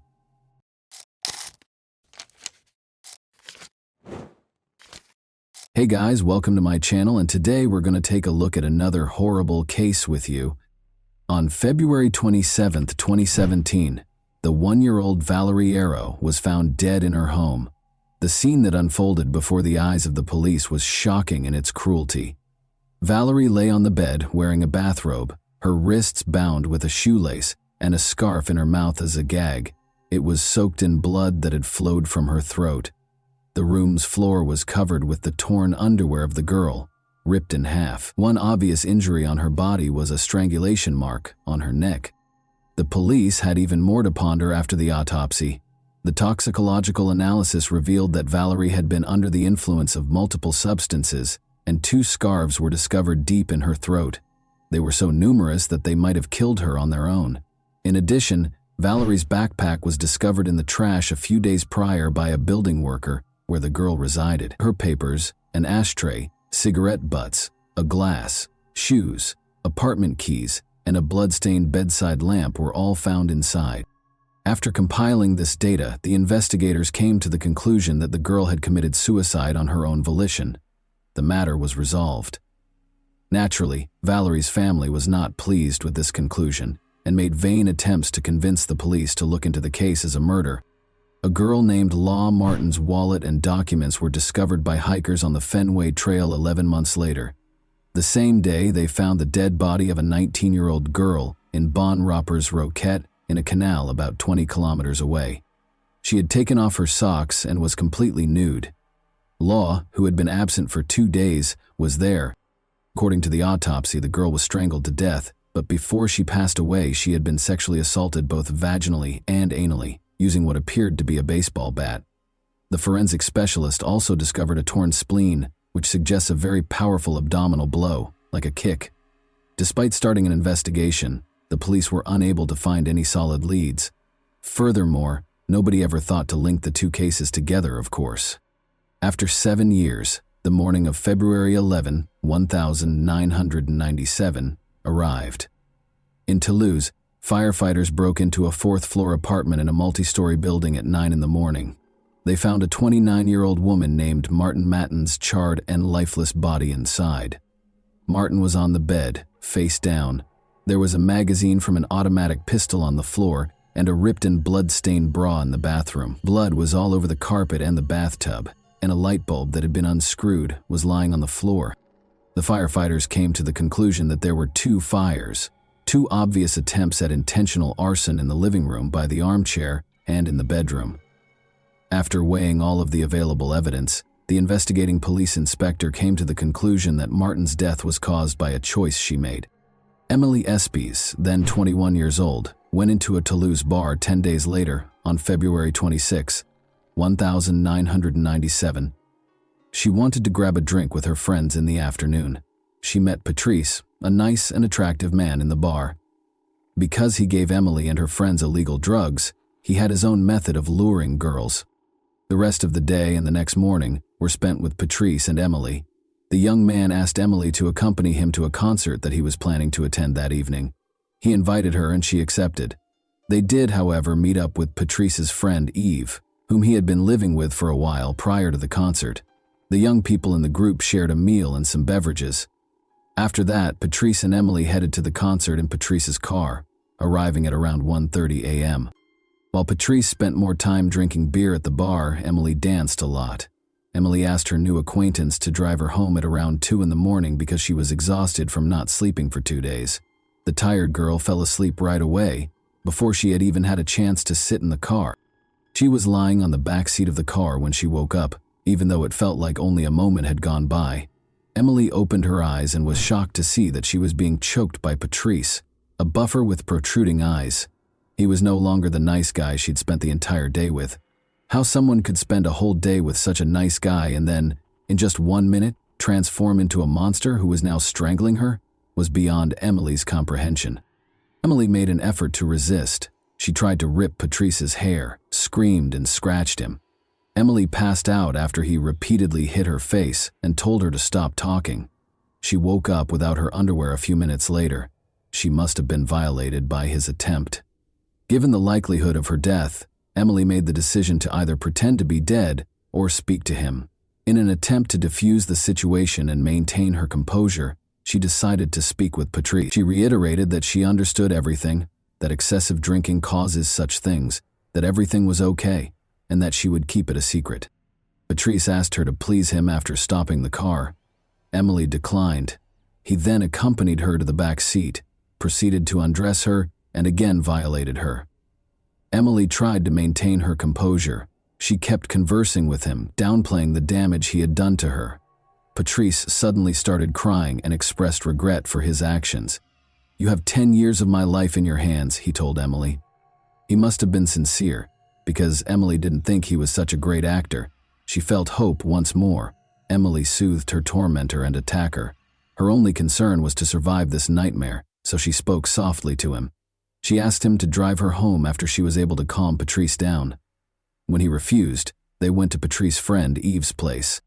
Patrice stopped touching Emily as they lay down to sleep in the same bed. A sense of expectation developed.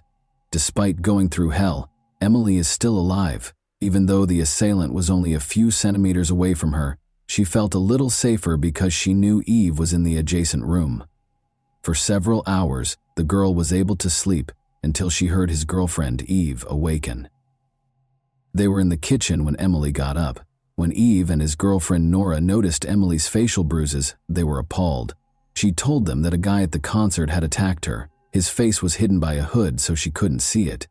Emily lied, primarily to protect herself but also to protect Patrice. She had been severely shaken and was still in shock after all. She might not have been completely conscious of what was going on, as though her soul had separated from her body. This is a typical defense mechanism used by traumatized individuals.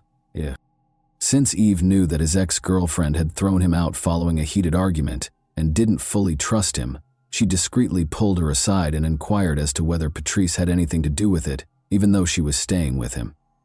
Nora is adamant that it was a guy from the concert and that Patrice had nothing to do with it. Patrice went to the kitchen as well after waking up. Emily was right when he said, yes, it was a guy in a hood. Unfortunately, there was no chance of catching him. Anyway, Emily was taken to the hospital by Nora. The girl's neck had evidence of strangulation, according to the doctors. She also had a number of facial injuries. She would need to stay in the hospital for a few days while being monitored by doctors. Emily felt at last more secure in the hospital. She made the decision to come clean and admit that Patrice had actually attacked her.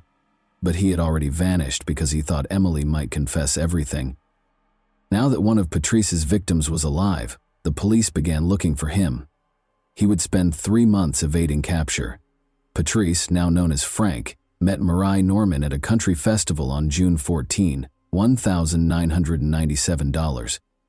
Murray lived in a chalet in a small town below Foix and was 35 years old. When the young man complained about having nowhere to stay, Murray felt sorry for him and offered to let him live with her in return for some housework. In addition, Murray decided that Frank would take care of the house while she visited her parents on the 20th. For a few days, Murray and Frank lived together in this manner. He fixed things and worked in the garden during the day, and they ate dinner, chatted, and smoked together in the evening. Murray and Frank had a terrific time on June 19th. She organized a dinner to celebrate Murray's new position at a wolf sanctuary in Orlu. They smoked cannabis and drank a lot, clearly in a positive mood. Frank, that is Patrice, tried to plant a kiss on Murray. To avoid an unpleasant situation, she went into the bedroom, but it was obvious that she wasn't prepared for it. But then the man hit her against the wall, grabbed her by the head, and followed her into the room. Despite feeling lightheaded, Murray was able to escape his hold. Patrice then grabbed a chair and struck his victim, who had collapsed on the bed and was no longer conscious. He repeatedly attacked her viciously. He began choking her with his bare hands after this brought her back to consciousness. However, Murray was still breathing when he let go of her throat. Patrice then gagged her and tied her wrists and ankles. He then carried Murray's body to the first floor and started cleaning up to get rid of any remaining blood. To hide the bloodstains, he applied blue paint to the blue carpet. The top layer of blood-stained wooden furniture was removed with an angled grinder. The murderer washed his own clothes in the washing machine and set fire to sheets and clothing in the garden. He then buried Murray in her own garden after digging a hole in the garden and covering the victim's body with a blanket. He stole some valuable items that could be sold, such as the angle grinder, and 5,000 francs in cash the next evening before departing the chalet. He left the following note on the table to try to dispel suspicion. Murray, I don't know where you are. I finished my work and am leaving. Patrice was traveling to Spain in Murray's vehicle on June 20, 1997. In addition, it was his 29th birthday. Patrice arrived in the southern Spanish city of Alicante a few days later. He met Isabelle and Valerie, 2 French girls there. The young people soon became friends and spent days together, going for walks, eating meals, and tanning on the beach. The girls' holiday came to an end, and it was time for them to head back to Paris. They exchanged phone numbers and agreed to get together again in the future, if only they were aware. Patrice proceeded with his travels, stopping in Belgium and Germany before reaching Paris on September 1, 1997. He called Isabelle and Valerie, of course, and they decided to go out to dinner that same evening. Patrice told the girls that his car and all of his money had been stolen, but they were still glad to see their new friend again. He was very good at making himself look like a victim. Before leaving, he asked one of the girls if he could spend 2 days with them. Valerie was unable to take him because she was going on a business trip the following day, but Isabelle let him sleep on her sofa as long as it didn't last longer than 4 days. A loud explosion woke up the residents of the apartment building where Isabelle Chouchari, then 31 years old, lived on September 4, 1997. As it happened, the girl's apartment had been the scene of a fire before the explosion. Her body was discovered on the bed, partially burned. The fire started close to the restroom after the kitchen's gas burners were turned on. Isabelle's death was clearly not a coincidence.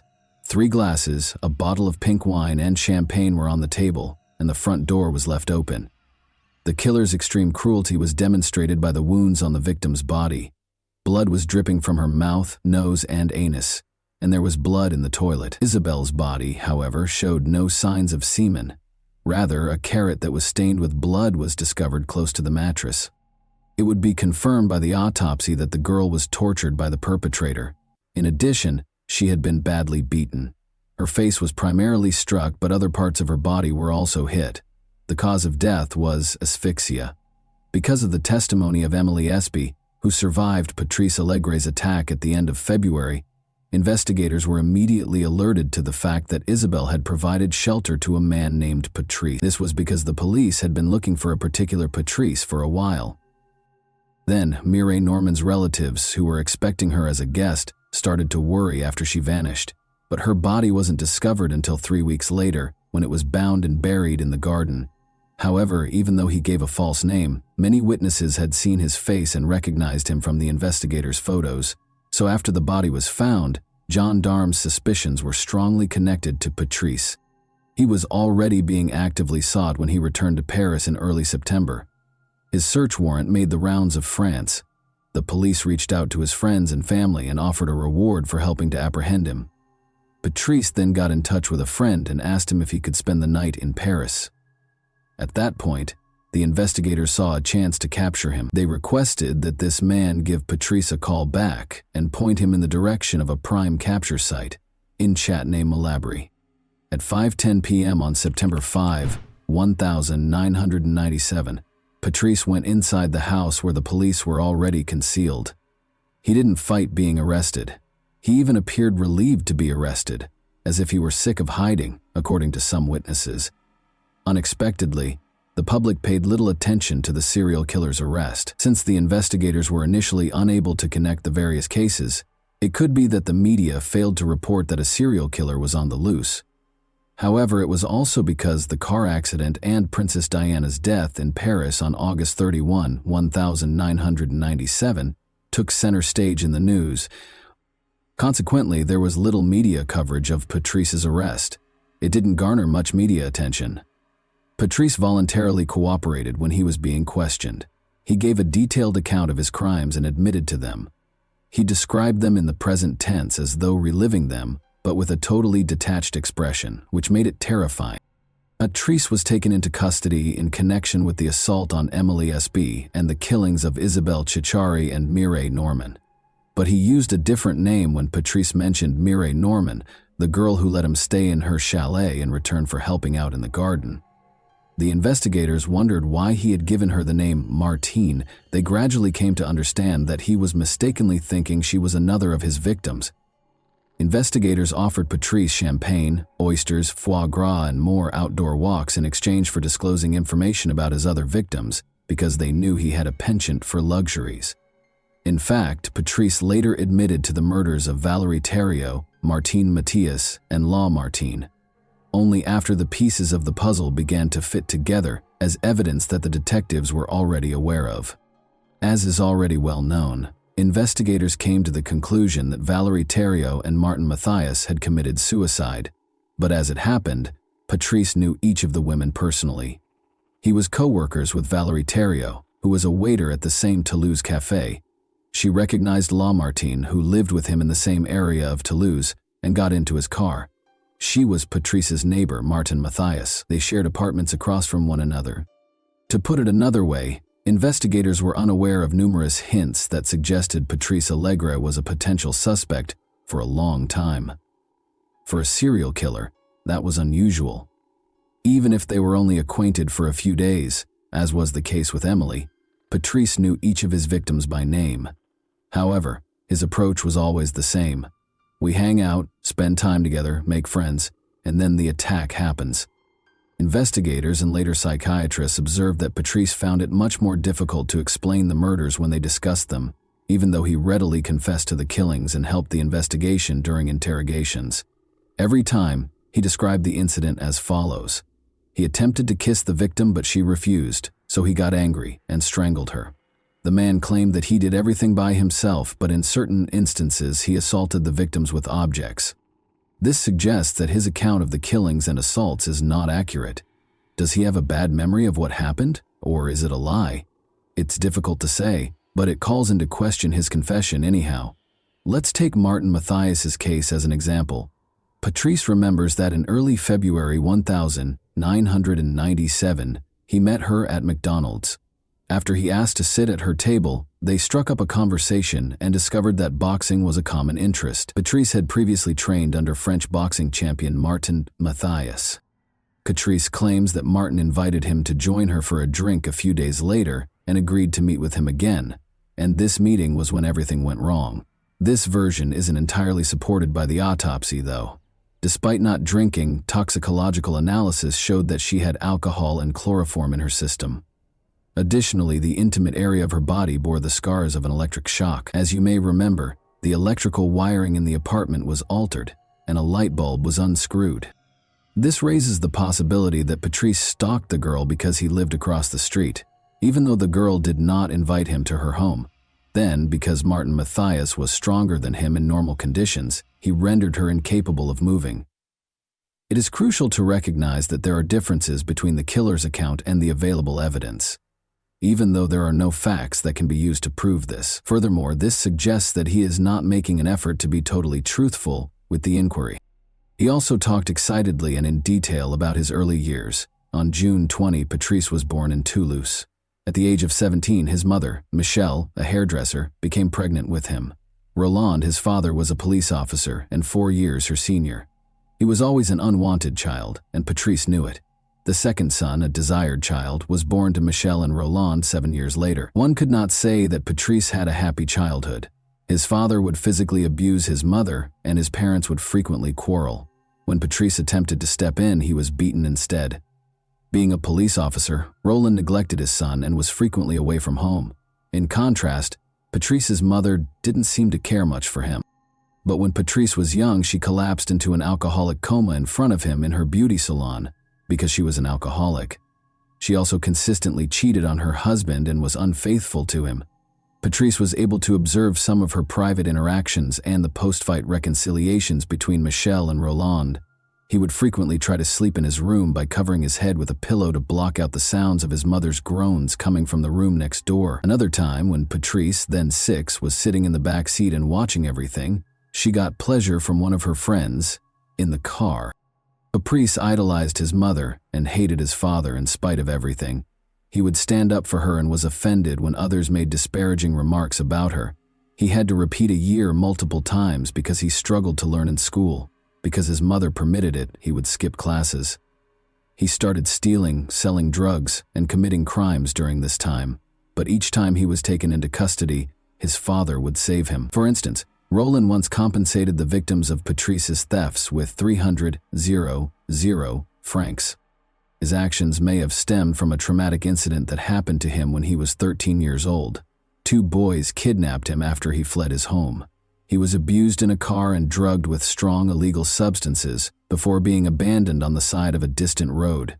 For a boy who was not yet 14, this could not have failed to leave scars.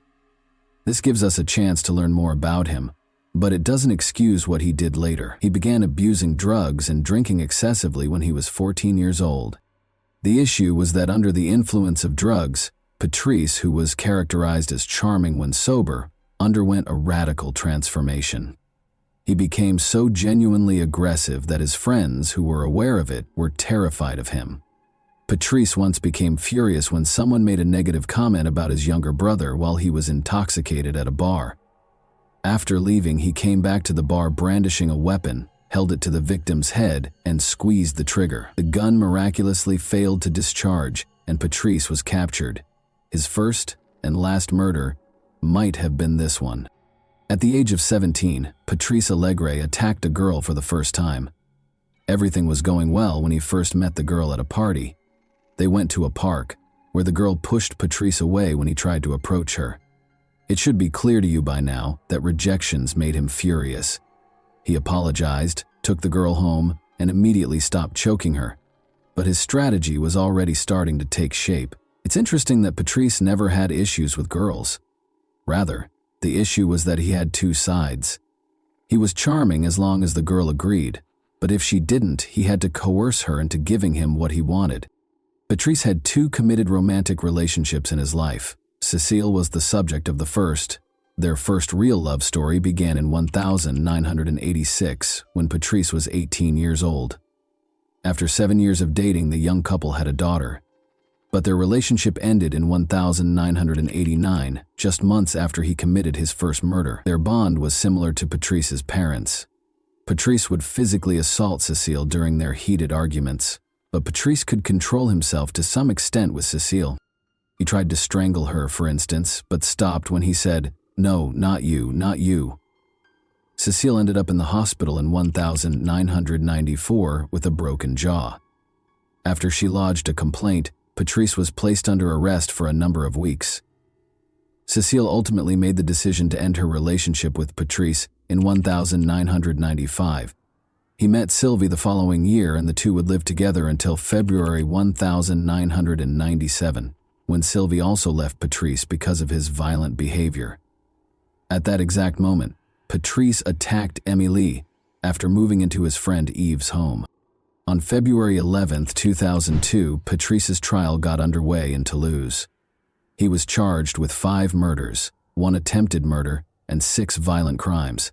Numerous errors made by the police during Valérie Thériault and Martin Mathias's investigation, which led them to conclude it was a suicide, were brought up during the trial.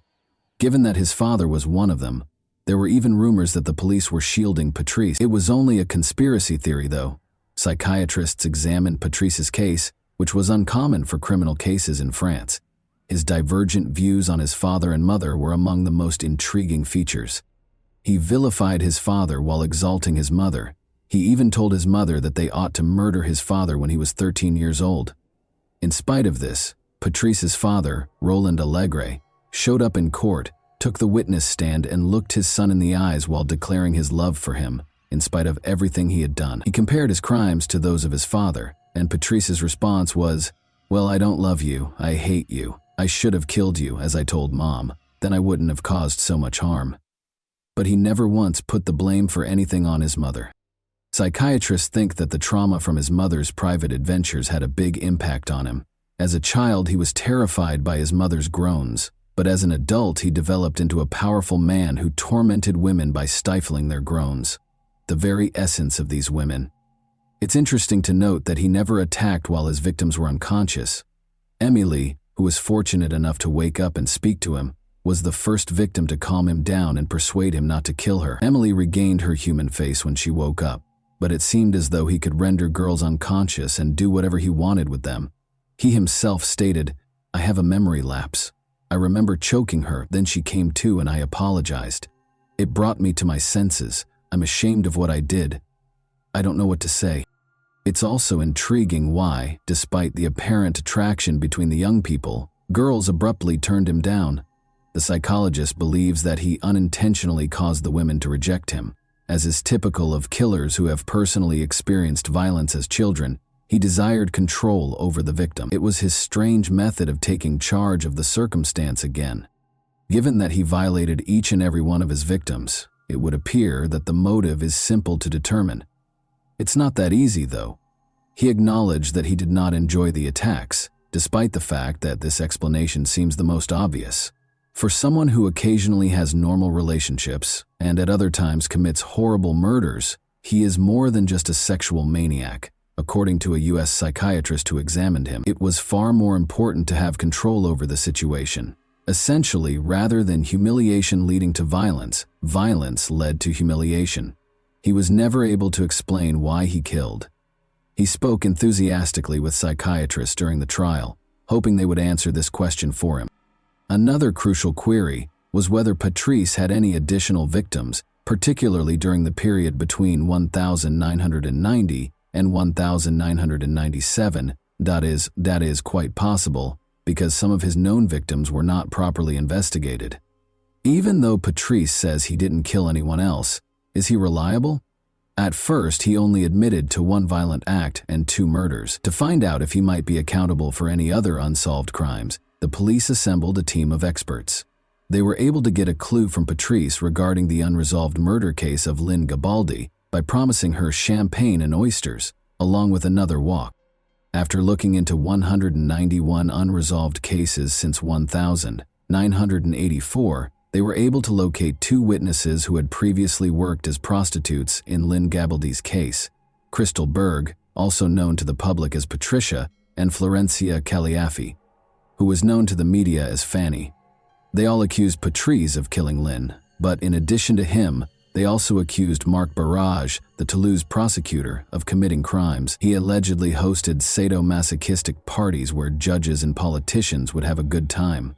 According to Fanny, The girls were abused, tortured, and occasionally killed because they did not voluntarily attend the parties. The orgies prostitutes were supplied by Lynn Gabaldi. Marc Barrage ordered Patrice to kill her because she threatened to tell the police everything. The name of Dominique Baudis was mentioned once. He was the former mayor of Toulouse and is said to have been with Barrage when Lynn was murdered. As the tension around his case increased, Patrice wrote a letter to a popular program claiming that Barrage and Baudis were in fact a part of a criminal organization. Fanny was interviewed by the same show 2 weeks later, during which she described the children she witnessed shackled in a torture chamber on the ground floor of a home close to Toulouse.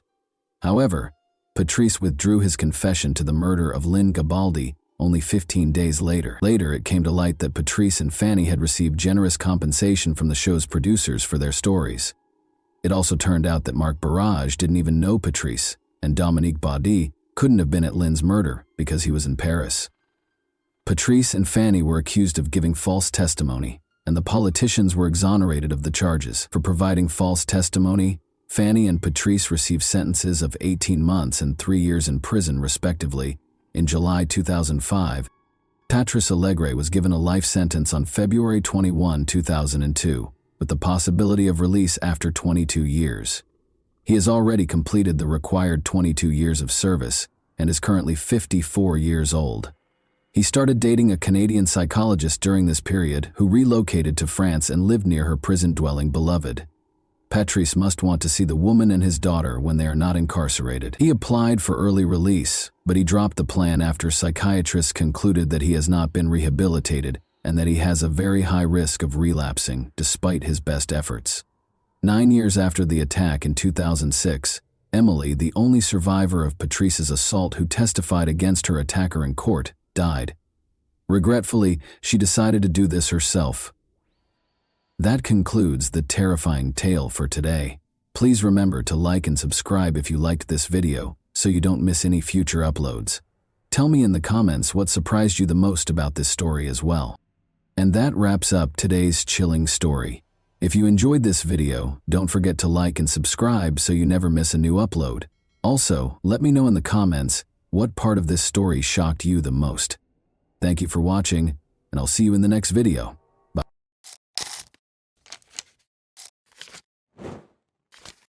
Hey guys, welcome to my channel, and today we're going to take a look at another horrible case with you.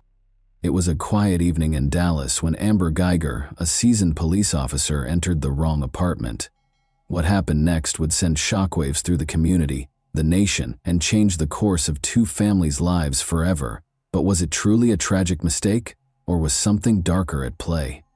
As the courtroom drama unfolded, questions about race, power, and accountability took center stage. What happened that night, and who was really to blame?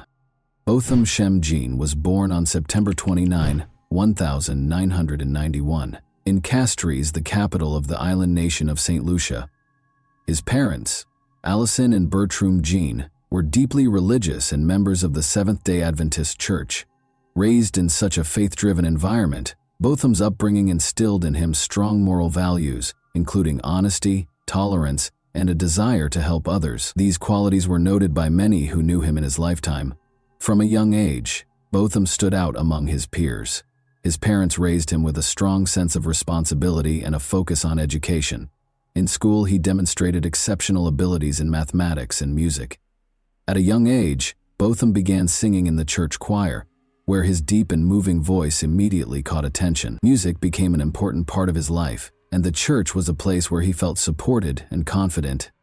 After finishing school, Botham decided to continue his education in the United States. He chose to attend Hardin-Simmons University in Texas, where he pursued a degree in accounting. This decision marked an important milestone in his life, as moving to the U.S. opened up new opportunities for professional growth and personal connections. After graduation, Botham secured a job as an accountant in Dallas. His career quickly flourished, and his colleagues highly valued his professionalism and approach to work. For Botham, working at PwC wasn't just a career step, it was an opportunity to contribute to society and provide for his family. He supported his parents, helped the youth in his community in St. Lucia, and dreamed of advancing further in his career. His coworkers remembered him as someone who always brought positivity and inspiration to the team, fostering a strong sense of camaraderie and striving for the best results. But it wasn't just his professional life that mattered to Botham. He was actively involved in the life of his church in Dallas, where he was part of the music group and often spent time with friends from the community. He found joy in simple things, cooking dinners for his friends, organizing parties to maintain friendships, and always sharing his sincere smile and support with others. His life was filled with plans for the future, full of optimism and a drive to achieve even greater things. Amber Geiger, on the other hand, came from a small town near Dallas. She was born on August 9, 1988, and grew up in a family where discipline and hard work were strongly emphasized. From an early age, Amber dreamed of becoming a police officer. Her father worked in local law enforcement, and she knew she wanted to follow in his footsteps to help people and bring order to society. Amber pursued this dream after high school by enrolling in the police academy. She worked hard and demonstrated the discipline and focus needed for a career in law enforcement. After graduating from the academy, Amber began her career with the Dallas Police Department, where she eventually became an officer. Her colleagues described her as determined and hardworking, though she often expressed frustration with the emotional strain and high stress of her job. The life of a police officer is always filled with risk and stress, and Amber was no exception. She often found herself in situations that required quick decisions, where her reaction had to be immediate. These working conditions took a toll on her emotional state. Over time, she became more withdrawn and cautious in her relationships with others, preferring to spend her free time alone to recharge. Amber Geiger was dedicated to her profession, but her life was full of contradictions. She tried to hide her vulnerabilities, but those who knew her well could see that she often felt lonely and sometimes even lost in the world. Despite her strong and determined character, her internal struggles and fatigue from the constant pressure made her life less stable. She would often return home late, exhausted and emotionally drained, which perhaps played a critical role in the tragic events that unfolded later. After moving to Dallas, Amber bought an apartment in a high-rise building not far from her workplace. She hoped that living close to her job would help her rest more and not waste too much time on commuting. Life in Dallas was supposed to be a fresh start for her, but this new beginning didn't bring the peace she had hoped for. Work stress and emotional strain became part of her daily routine. She often found it hard to manage the growing exhaustion, which led to tension and personal issues in her life. September 6, 2018, started for Botham Jean just like any other day. He woke up early in the morning as usual and headed to his office in downtown Dallas. It was another busy day, filled with meetings, discussions, and preparing reports for clients. Botham was someone who always strived to do his best at work, and this day was no different. His colleagues noticed his upbeat mood and the smile he shared with those around him. No one could have predicted that this would be the last day of his life. After work, Botham returned to his apartment in the Southside Flats complex, located in the heart of Dallas. His apartment was his sanctuary, a place where he could unwind after a long day. That evening, Botham decided to keep things simple. He planned to cook dinner, play his favorite music, and relax. He loved cooking, and it was one of his ways to relieve the stress of his workday. Meanwhile, Amber Geiger was finishing a 13-hour shift at the police station. That day had been especially grueling for her. Numerous calls, patrolling, and paperwork had completely worn her out. She felt a fatigue that seemed to weigh down her entire body, and all she wanted was to get home as quickly as possible. When her shift finally ended, Amber headed home, eager to collapse into bed and rest. However, her exhaustion and emotional depletion would play a pivotal role in the tragic events that were about to unfold. Amber arrived at her apartment complex, where she lived on the 3rd floor. On her way to her apartment, her attention was distracted as she was scrolling through messages on her phone, reflecting on the day she had just experienced. At some point, she accidentally rode the elevator to the 4th floor instead of her own. The doors to the apartments in this building were similar, and in her tired state, she didn't notice that she had approached the wrong unit. The door to Botham Jean's apartment was slightly ajar, which immediately made her suspicious. In her exhaustion and confusion, she thought someone might have broken into her apartment. Amber drew her service weapon without considering the potential consequences. The only thought in her mind was that she needed to protect herself. She pushed the door open and entered inside. Botham, who was preparing dinner in his apartment, heard the noise. He turned toward the door, unsure of what was happening. Amber, seeing a figure inside, mistook him for an intruder and without hesitation fired twice. The shots echoed through the quiet apartment, and within moments Botham fell to the floor. Amber turned on the lights, and only then realized her mistake. She saw an unfamiliar man lying in a pool of blood, and it hit her that she had entered the wrong apartment. Panic and horror overwhelmed her. She rushed to Botham, trying to administer first aid. She called 911, explaining the situation to the operator, desperately trying to explain that she had entered the wrong unit and had shot someone. Her voice trembled with fear and regret as she pleaded with Botham to hold on, repeatedly saying she hadn't meant for this to happen. While waiting for emergency services to arrive, Amber attempted to stop the bleeding, but her efforts were in vain. Neighbors who had heard the gunshots and cries began to step into the hallway.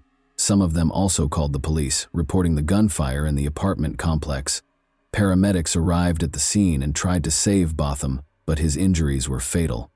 That evening, the life of a young man with so many hopes and dreams was tragically cut short.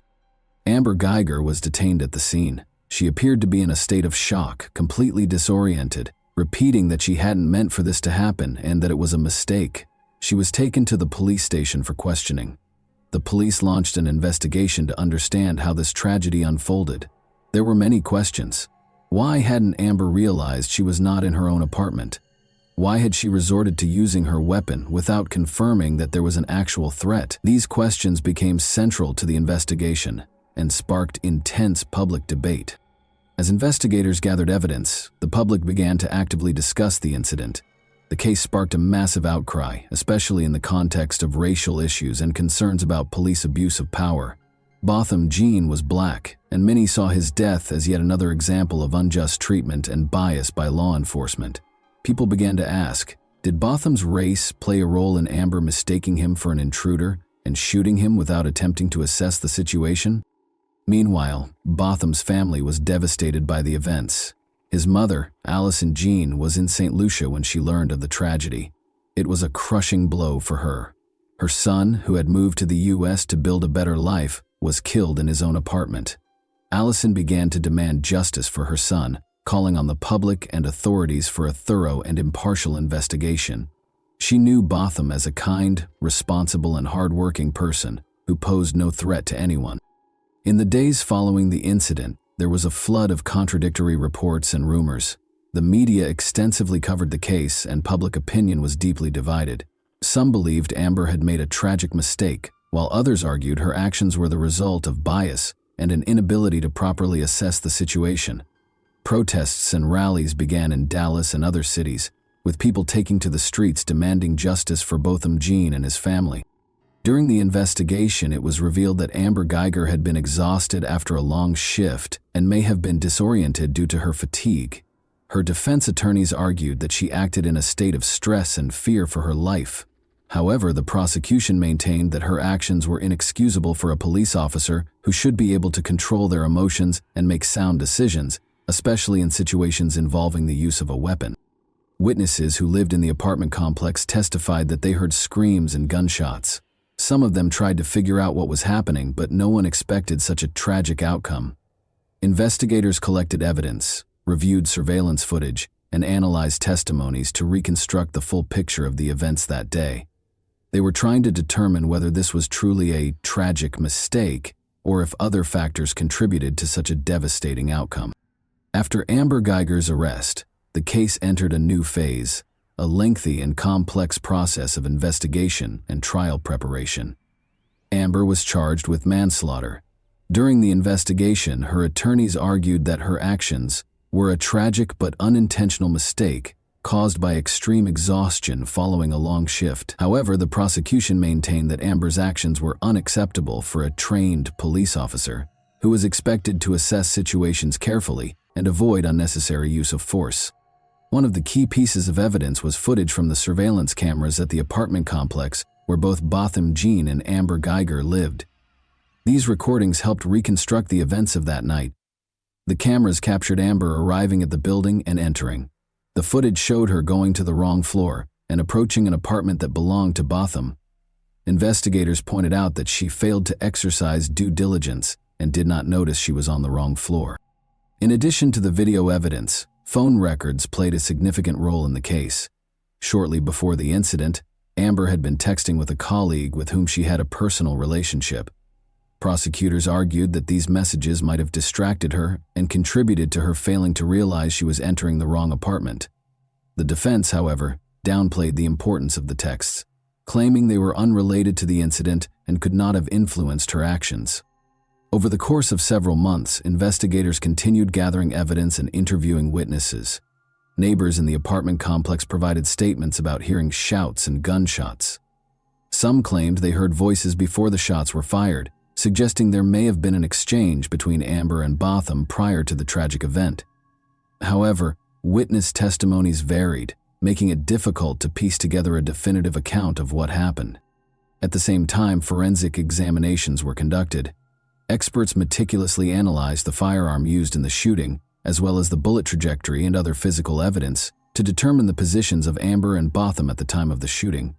One contentious point was the positioning of Botham's body and the angle of the bullet. The prosecution argued that the evidence showed Botham did not pose a threat to Amber, while the defense claimed she acted out of self-defense.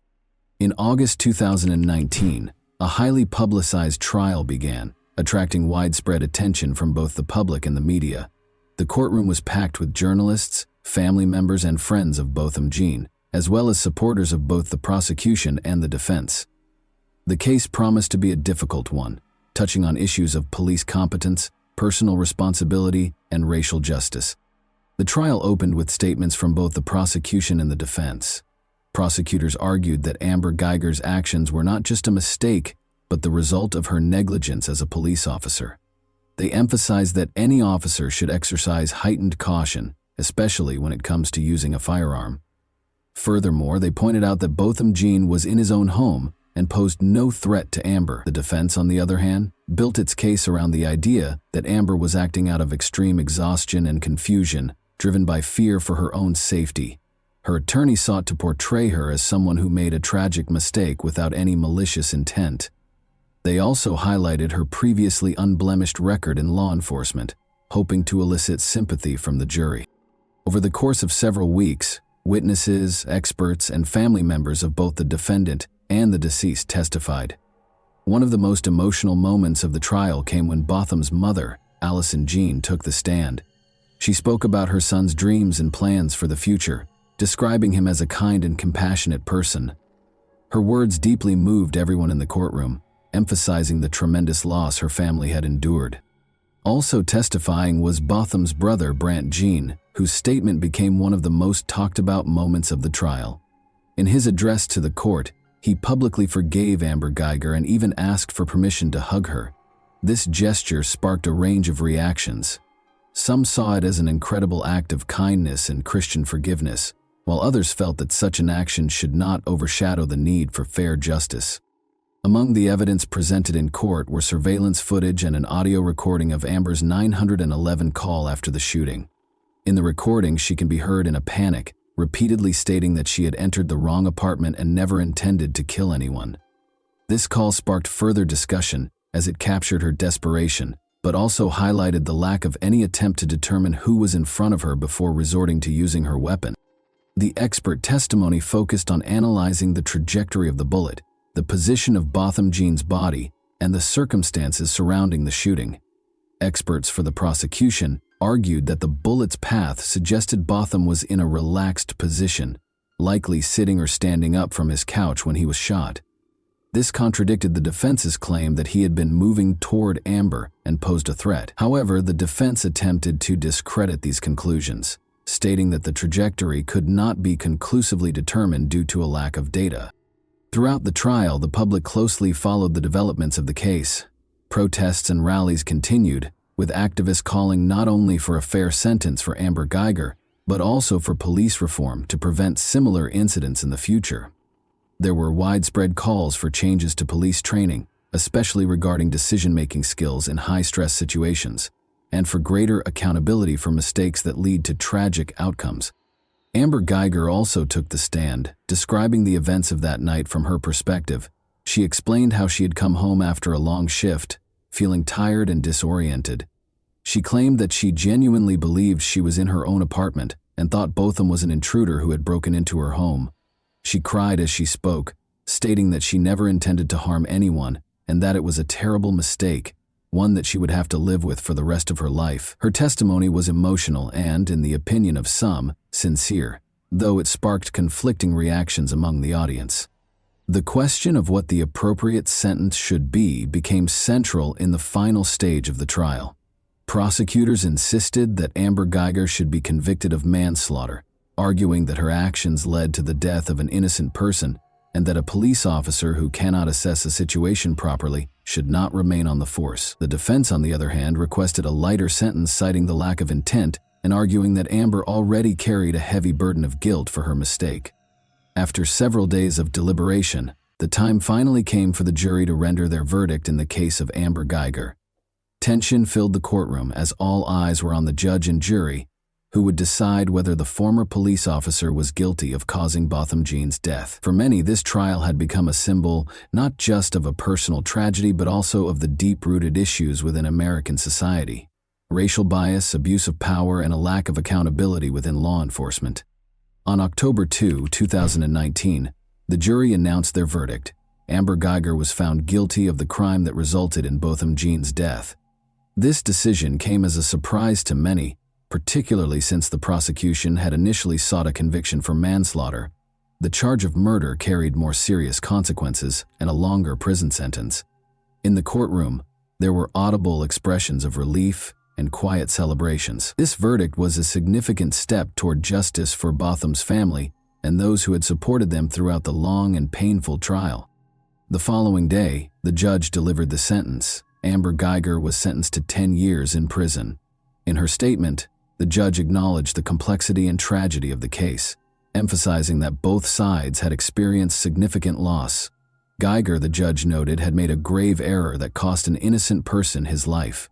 However, despite the weight of the sentence, many felt that 10 years was too lenient for a life lost as a result of such a severe mistake. While some were satisfied with the court's decision, others believed it fell short. Activists and supporters of the Jean family argued that the sentence did not reflect the gravity of the crime and was not enough punishment for the life that had been taken. Protests continued in Dallas and other cities, with many calling for further reforms in the criminal justice and law enforcement systems. This case became a symbol of the fight for justice and brought renewed attention to the challenges Black Americans face in interactions with law enforcement. Amber Geiger herself remained in shock following the verdict and sentencing. She repeatedly stated that she had no intention of harming anyone and that it was a terrible mistake. Her attorneys filed an appeal, hoping to reduce her sentence. They argued that 10 years was too harsh for someone who acted out of confusion, stress, and exhaustion. However, as the trial concluded, Geiger was taken into custody to begin serving her sentence. Botham Jean's family expressed their gratitude to everyone who supported them throughout the long months of the trial. Botham's mother, Allison Jean, stated that while the verdict provided some sense of resolution, it could never bring back her son. She emphasized the need for systemic reforms in the justice system and law enforcement to prevent similar tragedies from happening again. Allison continued to advocate for change within police departments, hoping her son's case would serve as a catalyst for meaningful progress. The case of Botham Jean had a profound impact on public opinion and the national conversation around policing. This incident became yet another example highlighting systemic issues in law enforcement and the treatment of Black citizens. In response to public pressure, several states began considering legislative initiatives aimed at improving police training, particularly in situations involving the use of force and community interactions. Calls grew louder for increased accountability for officers' actions, and mandatory training programs focused on racial and cultural competency.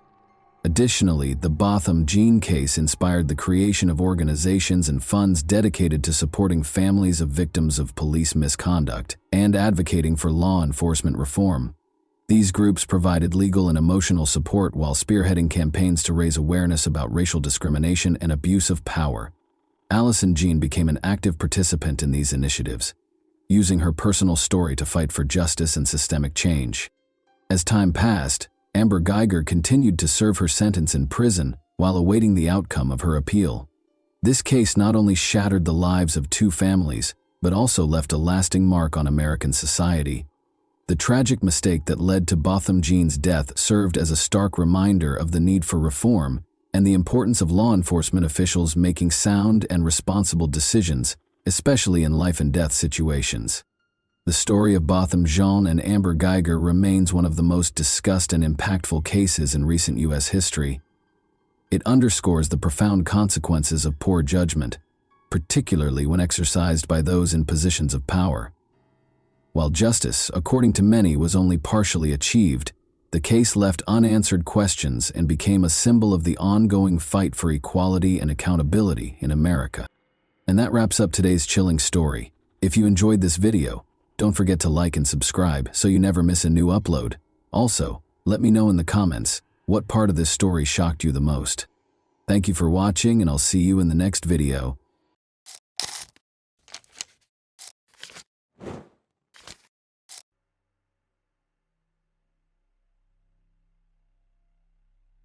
The only significant clue was a bite left by the attacker on the victim's body.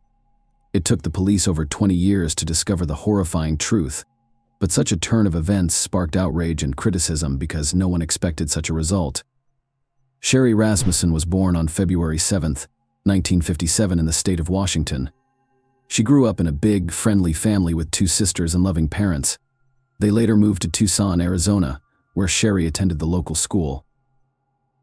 Sherry was an excellent student who completed elementary school a year ahead of her peers.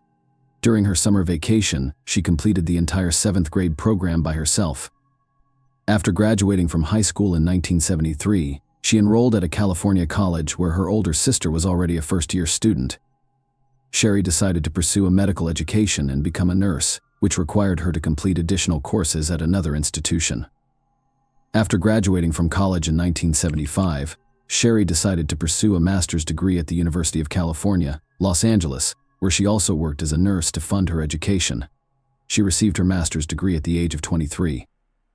Her father purchased an apartment in the Los Angeles suburbs for her, but Sherry refused to live on her parents' income, so she wrote her father a check every month for the full amount of the mortgage payments.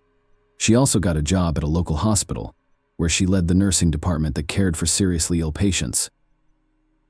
In May 1984, Sherry met John Ruthin, a computer engineer with a good education and intelligence. They started dating and married a year later. John moved in to share their apartment. They spent their honeymoon in Jamaica and returned home to celebrate Christmas with Sherry's family. Closer to 10 a.m. John tried to reach her by phone, but she didn't answer. Half an hour later, he tried again, but still no answer, so he called her workplace to check if she had gone to work, but Sherry hadn't shown up at the hospital. Either her sister also tried to reach her, but without success. John returned home from work at around 6 p.m. and immediately noticed something strange. The garage door was open, even though he had closed it in the morning, and Sherry's car was missing. Therefore, he first thought that she had gone somewhere. As he approached the garage, he saw a lot of broken glass and immediately discovered its source. There was a small balcony above the garage with a glass door which had been smashed. He entered the house through the garage, and to his horror found Sherry there. She was lying on the floor, her body badly disfigured. John immediately called the police, and detectives began to examine the crime scene. In all the rooms there was complete chaos. Broken vases, overturned furniture, and scattered items. A bloody handprint was found on the wall next to the alarm button. Apparently, the victim tried to reach it but failed. In addition to extensive bruises and wounds, experts discovered a human bite mark on Sherry's wrist. Aside from all of the foregoing, the marks on her hands indicated that the attacker had tied the victim before releasing her. The death was caused by 3 close-range gunshot wounds. Detectives discovered a blanket with bullet holes in the apartment and concluded that the attacker had wrapped the gun in it to muffle the sound of the shots. Detectives immediately concluded that the attacker and Sherry had engaged in a prolonged struggle. This was demonstrated by the number of scattered and broken items throughout the apartment, as well as a bloody near the alarm button. The lead investigator quickly stated that they were dealing with a failed robbery. In his opinion, at least 2 criminals broke into Sherry's apartment, but they didn't expect her to be there. A struggle ensued between them, and Sherry fought for her life until the end. Several facts supported the robbery version, the first of which was the disappearance of Sherry's car from the garage. Second, someone had placed the stereo equipment and player near the staircase leading to the second floor. According to police, the robbers intended to take them and leave, but after the scuffle and murder, they fled the scene. However, there were some questionable scenes in this version. First, the police found no evidence of forced entry, implying that either Sherry let the criminals in herself or they had a key. Second, the perpetrators did not touch all of the valuable items, including the jewelry box that was in plain sight. Detectives interviewed all of Sherry's neighbors but found no new leads. Residents reported hearing a struggle but no gunshots, and no one entered the woman's apartment. Experts collected blood samples and fingerprints, but DNA analysis was not possible in 1985. The lead investigator soaked a piece of cotton in the trace of the bite on Sherry's body, hoping that the attacker's saliva could be left behind as a clue to catch the killer. Furthermore, he informed the police about the disappearance of the document. Detectives were unable to find an explanation for this unusual occurrence. After a week and a half, they discovered Sherry's car in a parking lot 4 kilometers from her apartment. It was unlocked, with the keys in the ignition. Forensic experts attempted to locate fingerprints, but were unsuccessful. Either the criminals only touched it while wearing gloves, or they removed all fingerprints. A robbery occurred 2 months after the murder, which took place just a few hundred meters from Sherry's home. Detectives immediately discovered numerous parallels. 2 criminals broke into a stranger's apartment through the garage, threatened the owner with a gun, and took stereo equipment. The lead investigator suspected that these 2 were responsible for the woman's murder, so the police searched for them through witness accounts. They made approximate composite sketches of the suspects and discovered that both men were Latino, but they were never found. However, investigators showed little interest in finding out the truth, which irritated Sherry's parents. Her father visited the police station on a regular basis, inquired about the investigation's status, and requested that the detectives consider various versions. He even asked them to look closer at John's ex-girlfriend Stephanie Lazarus, who was also a police officer. Sharia repeatedly told her father that she was obsessed with John, but the investigators laughed it off and told him to watch fewer detective shows. Stephanie couldn't accept John's departure after learning he was going to marry another woman. Stephanie came to Sherry's workplace and told her that their marriage was doomed and that she and John would get back together sooner or later. In addition, she claimed that John had already slept with her after getting engaged to Sherry. Of course, Sherry was very upset after this visit. When she returned home, she told John what had happened, and he admitted that he had slept with Stephanie. After learning of his engagement, the young woman begged him to come over, spoke of her love, and urged him to return to her. But he refused, saying he loved Sherry and planned to marry her. Stephanie then offered to sleep with him one last time, and John accepted. He apologized to Sherry and admitted it was a huge mistake on his part. The woman eventually forgave him and the incident with Stephanie faded away.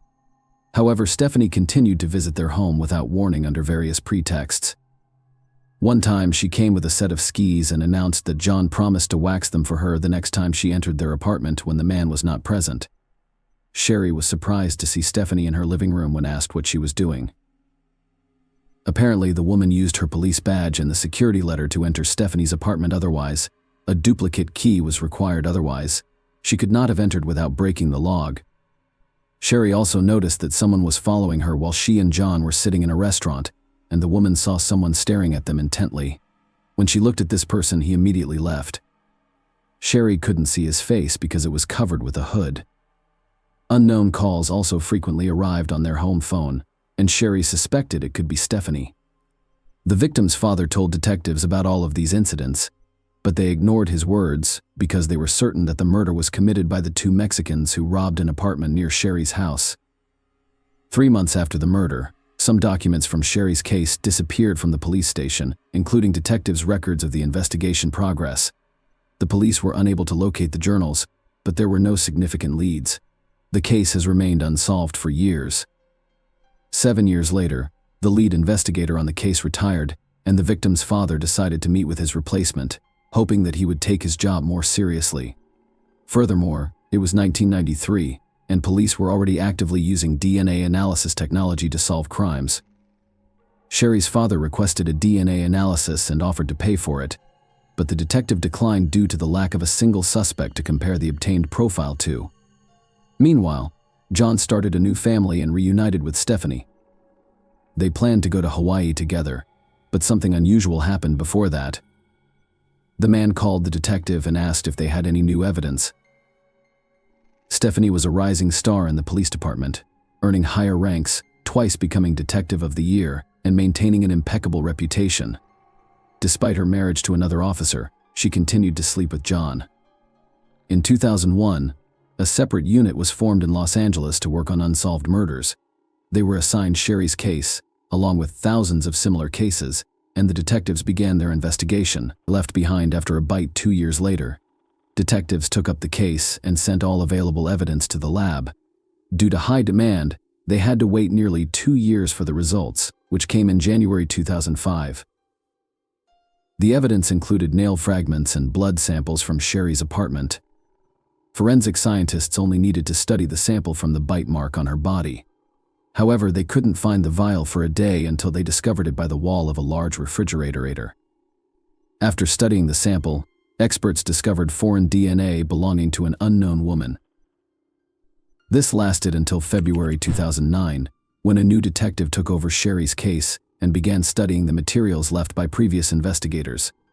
He questioned the robbery theory after discovering DNA from another woman near the victim's bite mark. Detectives reasoned that the motives for this crime could be very different, so they compiled a list of all the women who could be linked to Sherry's murder. As a result, they were able to collect 5 names, including Stephanie, the victim's work colleague, and 3 other young women. The detectives initially questioned Stephanie's involvement, citing her reputation and successful police career. For this reason, he decided to investigate the other suspects first. Together with other investigators, they quickly concluded that 3 women on this list had no connection to Sherry's death. They lacked motives and had alibi. Following that, they began investigating the nurse who worked with Sherry. The file stated that their relationship was tense, and the police obtained a sample of her DNA from the trash she threw away. Experts extracted the profile and discovered that it did not match the saliva found at the bite mark location, leaving the detectives with only one suspect. Stephanie and several colleagues agreed to keep this information secret until they could obtain solid evidence or disprove this theory. None of them wanted to accuse a police officer with an impeccable reputation of murder, and Stephanie could easily ruin their careers using her connections. They began secretly gathering information on her, trying to find any connection to the murder. Interestingly, the woman worked in the same building on the same floor as them. Because of this, the investigators had to take many precautions and not even mention her name in their notes. Soon, the detectives discovered the first interesting fact during the years of the murder. Stephanie owned a .38 caliber revolver, the same type of gun that was used to shoot Sherry. They also learned that the victim had repeatedly complained about strange and even aggressive behavior from Stephanie.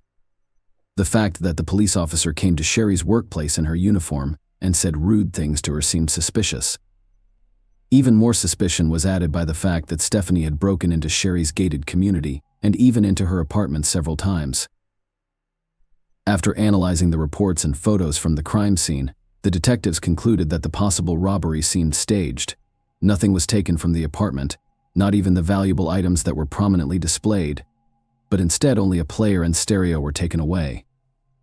Moreover, the shooter had to be well versed in how the gun worked in extreme conditions. They were able to wrap the gun barrel with a blanket in such a way that the neighbors did not hear a single shot. It is unlikely that a low-level thief of players could possess such skills, but a trained and experienced police officer could. Another fact indicating Stephanie's involvement was a stolen marriage registration certificate found in her apartment. Why would some random burglars look for this document and take it with them, leaving a whole box of jewelry behind? But for Stephanie, it could have had significant symbolic value. Perhaps killing Sherry was not enough for her, or she had planned to break into her apartment only for this document, but the woman caught her in the act. In the end, the detectives learned that 2 weeks after the murder, Stephanie came to the police station and filed a report of theft. According to this information, someone had broken into her car, which was left near the pier, and stolen several items, including a sports bag, clothes, videotapes, and a .38 caliber revolver. Given all the facts presented, the moment with the gun seemed very suspicious. Detectives suspected that she intentionally got rid of the weapon, disguising it as a theft.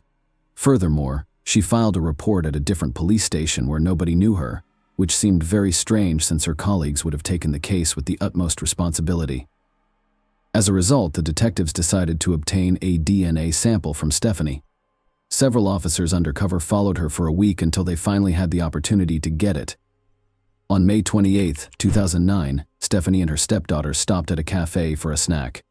As soon as they left, the officers took the glass she drank from and sent it to the lab. The next day, the result was ready, a full match. Despite the many factors pointing to Stephanie's involvement, the detectives were still shocked. It was hard for them to believe that a high-ranking and respected police officer was connected to the murder, but the DNA results were indisputable. However, at that moment, they did not have time for these thoughts, and investigators began developing a plan to arrest her. None of them wanted to do this in the middle of the police station in front of hundreds of officers. Moreover, Stephanie had extensive connections, and the detectives decided to lure her away from prying eyes. The chief of the Los Angeles Police Department was unofficially informed that one of his subordinates was suspected of the murder. The chief ordered the detectives not to approach Stephanie while she had her service or personal weapon with her. The detectives considered arresting her in her home, which was risky because she lived with her husband and stepdaughter. They devised a plan to entice the person who outranked them to surrender their weapon. They found holding cells in the basement of the police department designed for temporary detention of criminals, where anyone entering had to surrender their weapon. This led to the creation of a legend saint. Stephanie went with them to the basement where the suspect was supposed to be held. After the woman surrendered her weapon, they went to the interrogation room, but there was no suspect there. The detectives gradually laid out the cards on the table and asked Stephanie questions about Sherry's murder. At first, they simply said that they needed to ask her a few questions about an old case related to her ex-boyfriend over the course. The detectives let her go, but at the end of the corridor, Stephanie was met by several police officers wearing handcuffs. 23 years after the murder, the woman was arrested. Given Stephanie's extensive police experience, all attempts to speak with her during interrogations yielded no results. She had a perfect understanding of the situation. There was DNA evidence against her found near the bite mark on the victim's body, which was extremely difficult to refute. Nevertheless, she denied any involvement and maintained her innocence. As a result, the detectives were forced to prepare documents for transfer to court over the next several years. Stephanie was housed in a women's prison until the first hearings began in 2012. It took the police 3 years to basically rebuild the case from the ground up because their predecessors believed in a failed robbery. It was necessary to redo all of the materials, focusing specifically on Stephanie. Throughout the trial, the woman insisted on her innocence.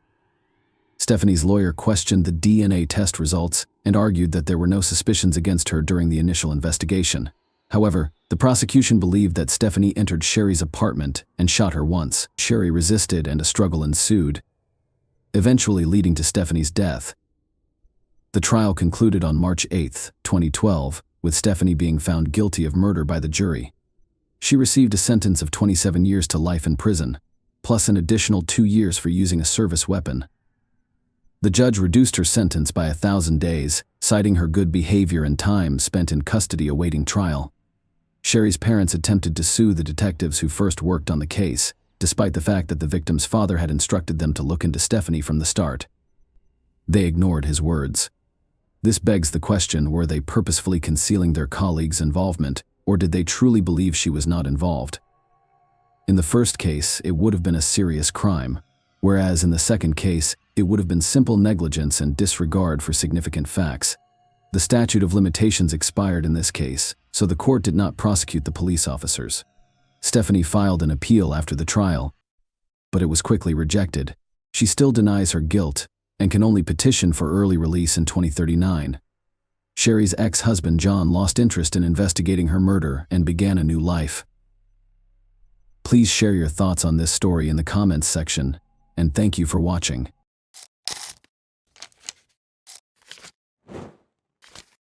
Hey guys, welcome to my channel, and today we're going to take a look at another horrible case with you. As they did almost every day of that year, Serena Tolson and her friend Israel spent the evening of January 23, 2012. The young couple was unaware of the descent of the dark night. They heard a scream while they were seated at a picnic table in the neighborhood park. Since it was 2:30 in the morning, it couldn't have been children playing. Israel and Serena ran toward the source of the shrill scream when it recurred. The scene that played out in front of them looked like the bloodiest horror film ever. A man was hovering over a girl in the middle of the road, repeatedly stabbing her with a knife. Serena yelled for the man to stop as she ran toward him. Israel shoved the assailant away from the girl, but the man got up and fled back to his car as Serena was calling the emergency hotline. With a bigger knife in his hands, he moved away from it. The two were pursued by the man. Israel and Serena dispersed in different directions, but when Serena turned around, she saw that he was going back to his victim to complete the task he had begun, not chasing after her. Serena was unable to speak because of the noise the big knife made as it entered the victim's body, and the girl saw him thrust it into her. The girl was dead, she told the operator. In the meantime, the man went to his vehicle, climbed in, and drove off. Melissa Dahm was born in the well-known resort city of Clearwater, Florida, which is renowned for its immaculate white beaches. Being the youngest in her family, Melissa was surrounded by her parents' and older siblings' love as she grew up. She never had any issues. She wanted to make her parents proud, so she did well in school. In an effort to become independent and self-sufficient, she secured a job at Dairy Curl to cover her own gas, insurance, and other costs. Before going to the beach to purchase ice cream, everyone would stop at Dairy Curl due to the cafe's proximity to her home and the frequent visits from her friends. Melissa loved her job there. Melissa first became aware of Robert Burton at Dairy Curl. Although he was a few years older than Melissa, they went to the same school. Robert's amiable and charming demeanor enthralled the girl. He was tender and kind. The young couple wanted to spend more and more time together, even though they seemed to be very different from one another. Robert didn't particularly enjoy getting together with friends, but Melissa was gregarious and energetic and loved spending time with them. In addition, Robert felt uneasy around his own family, whereas Melissa grew up in a close-knit household. He felt alienated in his own home because his mother had remarried and he had stepbrothers. He consequently began spending more time with Melissa's relatives. When Melissa discovered that Robert had not given up smoking as he had promised, it was the first red flag in their relationship. Although he expressed regret and pledged to stop lying to her, Melissa felt uneasy about being duped for such a long time. Their tension only grew after Robert persuaded her to abandon her aspirations of enrolling in a prominent university where she had been accepted. Melissa told everyone that she didn't want to leave the town, but in actuality, Robert was the main reason. Robert spent all of his time with her, which interfered with her work when she was able to secure a part-time job at the hospital, while still holding on to her dream of becoming a nurse like her mother. He would set up scenes, making her the guilty party, and persuading her that she was the reason behind their frequent arguments, even if she attempted to tactfully explain that her shift had only just started. Melissa, who was practically a teenager, didn't realize that Robert's actions were out of the ordinary and thought that was the case in all relationships. Melissa received an invitation from her sister to hang out on the beach with friends in the spring of 2011. Melissa's ex-boyfriend was brought up by one of the guys, which obviously upset Robert. He began acting like a child and stepping on her shoes from behind as they were making their way back to the parking lot. Despite knowing she wasn't at fault, the young man obviously wanted to get even with her. Melissa tried to escape him by running ahead of him, knowing he wouldn't stop. She turned around when she came to a small hill and yelled at him to stop acting like such a child, but he pushed her off the elevation without a word. The girl suffered severe scratches after falling down the hill. Her friends hurried to her aid when she cried out, but Robert went to the others and said Melissa had fallen, rather than running to her. Robert called Melissa a liar after she claimed he had shoved her. If Melissa's older sister hadn't stepped in and taken her home, it's unclear how the argument would have ended. The young couple shouldn't be left alone, in her opinion. Melissa's mother insisted that her daughter end the relationship with him after hearing about the incident, and the girl appeared to comply. But 2 weeks later, to her astonishment, Robert returned to her home. Their relationship completely changed as a result of this incident. He threatened to harm himself, which prevented Melissa from ending their relationship. Melissa and Robert were once more hanging out with friends on October 25, 2011. Melissa apparently felt more courageous than normal because she refused to go get cigarettes when Robert insisted on it. Clearly upset, the young man grabbed her car keys and demanded that they go to the gas station store together. Melissa subtly requested that the guys follow them in their cars since she could sense a storm coming. After noticing this tactic, Robert began to wonder if Melissa had spoken to them. Naturally, she denied it, but he was unable to relax. He began flinging Melissa's phone, keys, and bag across the street after they got home and she braked in the driveway. He hit the girl in the face after she screamed for him to stop. Melissa was clearly trying to beat Robert when he lunged at her, but she was able to hit him in the groin, get up, and flee. The girl recalled where her phone had been thrown by him. Reaching for it, she dialed 911, but she hesitated when it came time to hit the call button. Robert always threatened to kill her if she ever complained about him to anyone, after all. However, he was only 2 steps behind her when she turned around. She gained courage from that. She called the number and informed the emergency operator about the attack. She realized he wasn't pursuing her as she ran toward the intersection where the gas station was. She had the sudden thought that he was aware of the location of the keys he had thrown. As he always threatened, he would visit her home and murder her mother. It was Robert's primary means of controlling Melissa, because he was aware of how important her mother was to her. Melissa hurried back, terrified for her mother. Robert grabbed her as he leaped out from behind the bushes.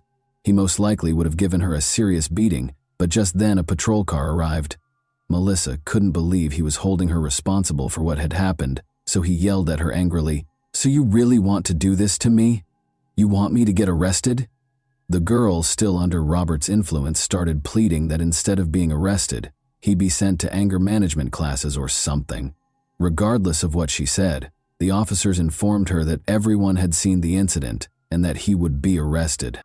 After escorting her home, the police officers spoke with her and her mother about domestic violence, explaining that victims frequently went back to their abusers and that they didn't want her to experience the same thing. After being taken into custody, Robert was accused of assault. But only 6 hours into his incarceration, he called Melissa the very next morning and insisted that she take him home. Luckily, she declined. January 23, 2012 was the date set for Robert's trial. Melissa had a good weekend with her friends because she didn't have to be at the trial. She was getting ready for her impending tests and gradually getting back to her regular life. However, the phone rang in the middle of the night while she was soundly asleep. Robert was the one. He called again, but Melissa didn't answer. Reluctantly, she replied. Robert informed her that he was close to her residence. He begged for a final farewell meeting while in tears, saying that he just wanted to give her one last hug and that they shouldn't part on such a sour note. The girl reluctantly consented and, believing she could manage the situation, retrieved her phone, keys, and pepper spray, but she knew it was a big mistake the moment she stepped outside. Unfortunately, the girl was too ashamed to turn around because Robert had already noticed her. She hoped to bid him farewell as soon as possible and then go back to bed to rest before her test. The young man came up to her and gave her a tight hug, and then she heard a click. He pulled out his pocket knife. With great force, he hit her, striking her throat, face, and shoulders. Melissa let out a cry and struggled for her life. Suddenly, a girl came out of the shadows and told him to stop. Melissa reached for the girl's hand even though she didn't know her and wasn't sure how she could help. She hoped to call for assistance when she noticed a phone in her hands. Israel complied with Serena's instruction to push the assailant away from the girl at the same moment, because that was her name. Robert got up and walked calmly to his car. Robert abruptly started chasing after them as Serena went up to Melissa and was ready to take her hand. Fearing she would be his second victim, the girl was frightened. She reported the attack to 911 while she was running. However, she turned around to see that the man had gone back to finish what he had begun with the bloodied girl on the ground. The girl was dead, Serena was sure. In actuality, Melissa was still conscious, but she was certain that everything would end when Robert ran her over with his car. That evening, Clearwater police officer Melissa Harris was working on paperwork in her patrol car when a radio call regarding a crime was received. She was told that the man who had attacked the girl had driven off in a red pickup truck and that a dead girl was lying on the side of the road on the north side of the park, but there was nobody there when she got there. Unable to comprehend what was going on, she slowly looked around the park. Melissa was certain Robert was aware that assistance was on the way and that everything needed to be completed as soon as possible. In order to prevent him from running her over with his car, she crawled and did everything she could to get off the road. Her neighbor's mailbox was close to 2 sizable cement piles. She knew that the cement and the mailbox would keep her safe if she could crawl there. She even succeeded in getting to her feet at one point. The weary girl reached the mailbox, collapsed in the dirt, and heard his car just pull away. It grew very quiet, slowly. Melissa thought she was going to die. When she was illuminated by a police car's spotlight, she prayed for sin forgiveness. Officer Melissa Harris acknowledges that she had never witnessed anything like it in her years of police work. The victim had numerous wounds, many of which were still heavily bleeding, and her teeth had been knocked out. However, she was able to provide Melissa with Robert's name, address, birth date, and car make in addition to Melissa's own name.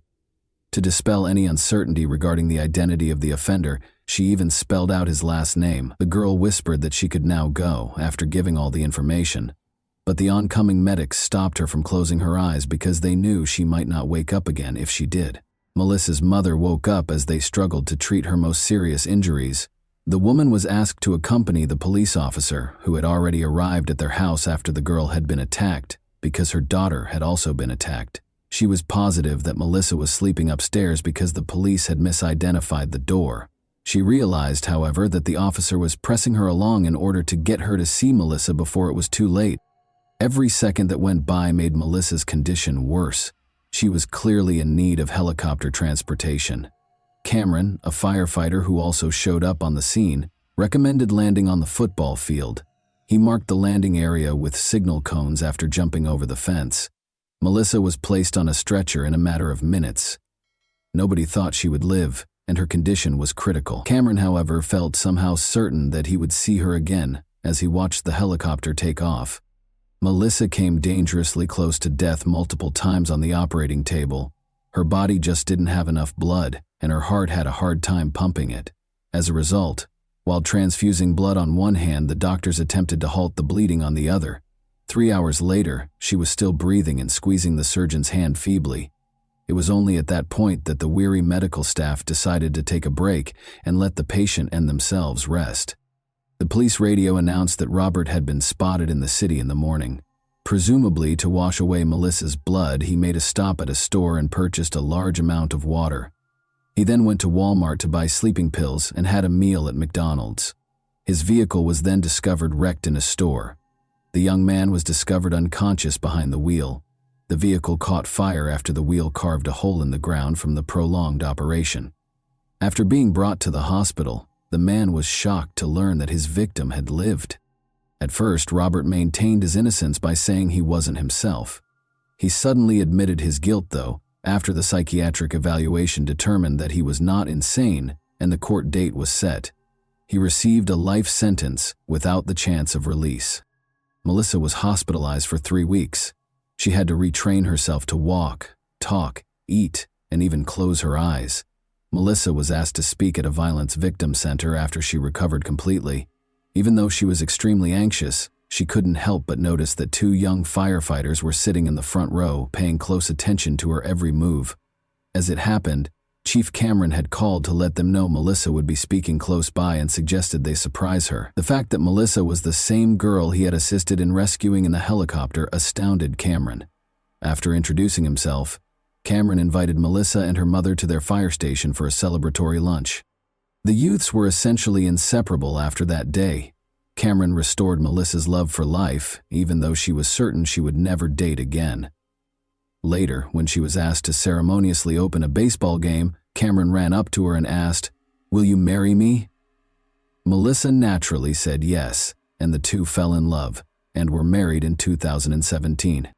Never date an ex-partner after a relationship breakup is Melissa's main piece of advice as a lawyer who advocates for the rights of victims of violence. Even she was unaware of the potential danger. She believes she lived to fulfill the vital duty of assisting young women who feel they are undeserving of respect and true love, despite having nearly died. And that wraps up today's chilling story. If you enjoyed this video, don't forget to like and subscribe so you never miss a new upload. Also, let me know in the comments, what part of this story shocked you the most? Thank you for watching, and I'll see you in the next video.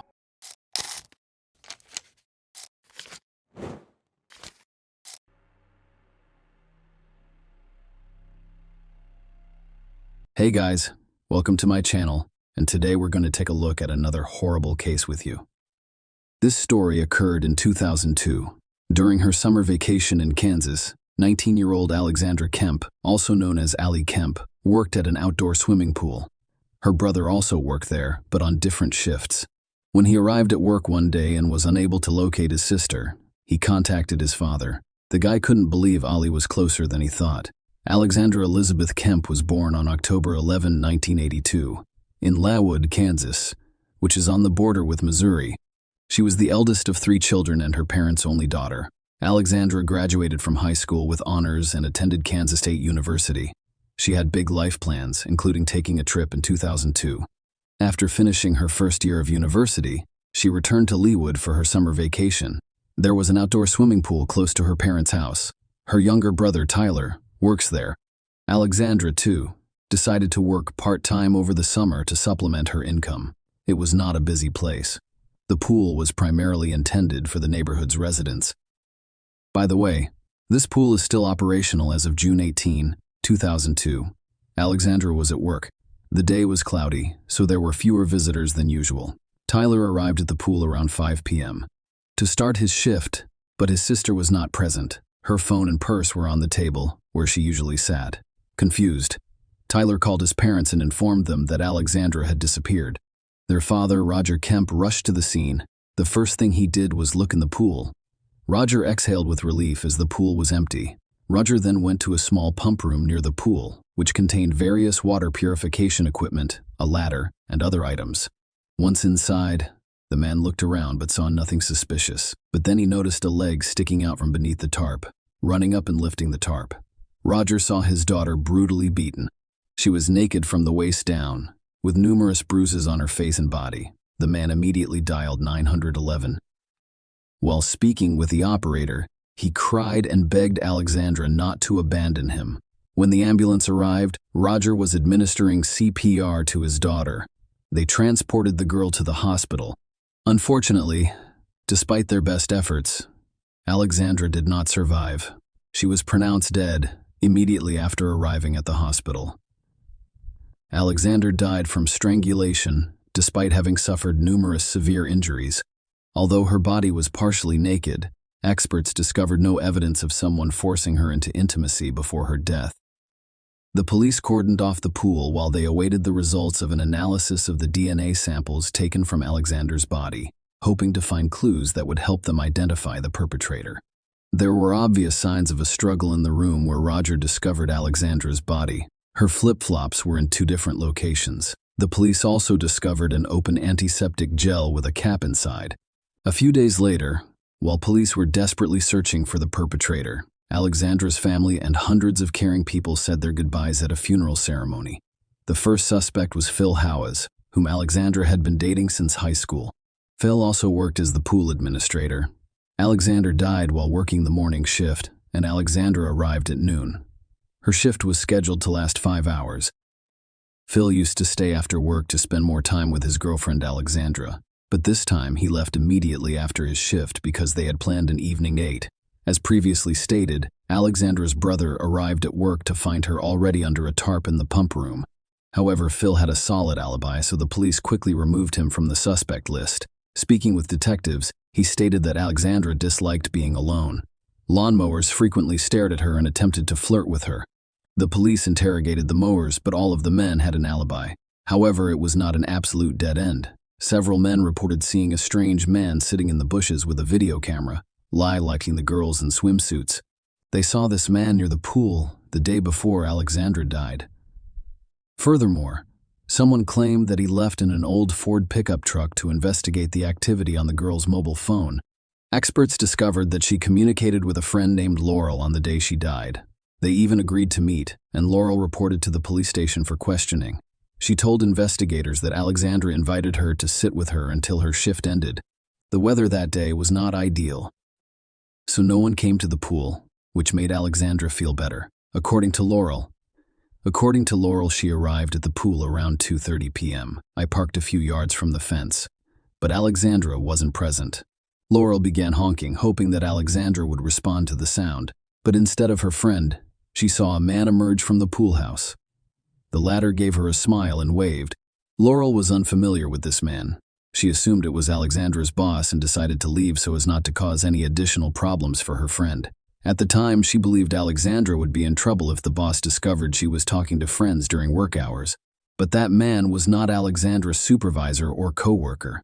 The police were almost certain that Laurel had seen the criminal based on her description of the forensic artist's sketch of the suspect.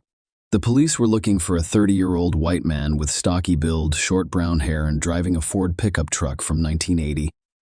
The authorities received numerous clues. One person stated that the man named James was straight, looked very similar to the suspect's sketch, drove an old Ford pickup truck, and worked as a mechanic about 20 minutes away from the pool. When the police found the man and took him to the station, they were astounded by his resemblance to the sketch based on Laurel's description. James denied being involved in Alexandra Kemp's death. The man's employer confirmed his alibi, stating that James was at work on the day Alexandra died. As a result, they let go more directly. Meanwhile, the police received a report from the laboratory, which revealed male DNA on a tube of antiseptic gel found at the crime scene and on Alexandra's body. However, it was ineffective because the police discovered no matches in the databases when they searched for these samples. Alexandra's friends, family, and boyfriend were officially excluded from the suspect list because their DNA did not match the DNA samples discovered on her body. Alexandra's father, Roger Kemp, was the driving force behind this investigation. Losing his beloved daughter stripped him of the meaning of life, but he regained it by setting himself the goal of finding the person who killed Alexandra. In an interview, Roger stated that you have two choices: stay in bed and pull the blanket over your head, or go out and fight. I decided to fight. Roger's perseverance and tenacity impressed the police department, so he was given his own space at the police station, where he collected all of the information he received and shared potential leads with the investigation. After reviewing all available clues, Roger and the investigators contacted the producers of the television show America's Most Wanted and requested that an episode about Alexandra's death be produced. The creators agreed. It was once the longest-running television show, lasting 24 seasons. After the Alexandra story aired, the police began receiving hundreds of calls containing information. They investigated all the clues, but none of them led to a breakthrough. The investigation ended in a dead end. In February 2003, 8 months after Alexandra died, there was a new, seemingly solid clue. As a result of the search activity, a man has been arrested in Utah. They received 3 statements about this person over a span of several days. 2 women and a 114-year-old girl who are unrelated to each other told the police that a man forced them into intimacy. The criminal fled, but was eventually apprehended in Utah. This man turned out to be James Strader, the same man the Kansas police had previously interrogated. Strader's facial features were very similar to the sketch of the suspect. For some reason, no one collected his DNA sample at the time. Perhaps no one did this because Strader's boss convinced the police that he was at work on the day of the crime and had not left. Everyone thought the Alexandra Kemp case was about to be resolved, but Strader denied any involvement in her death.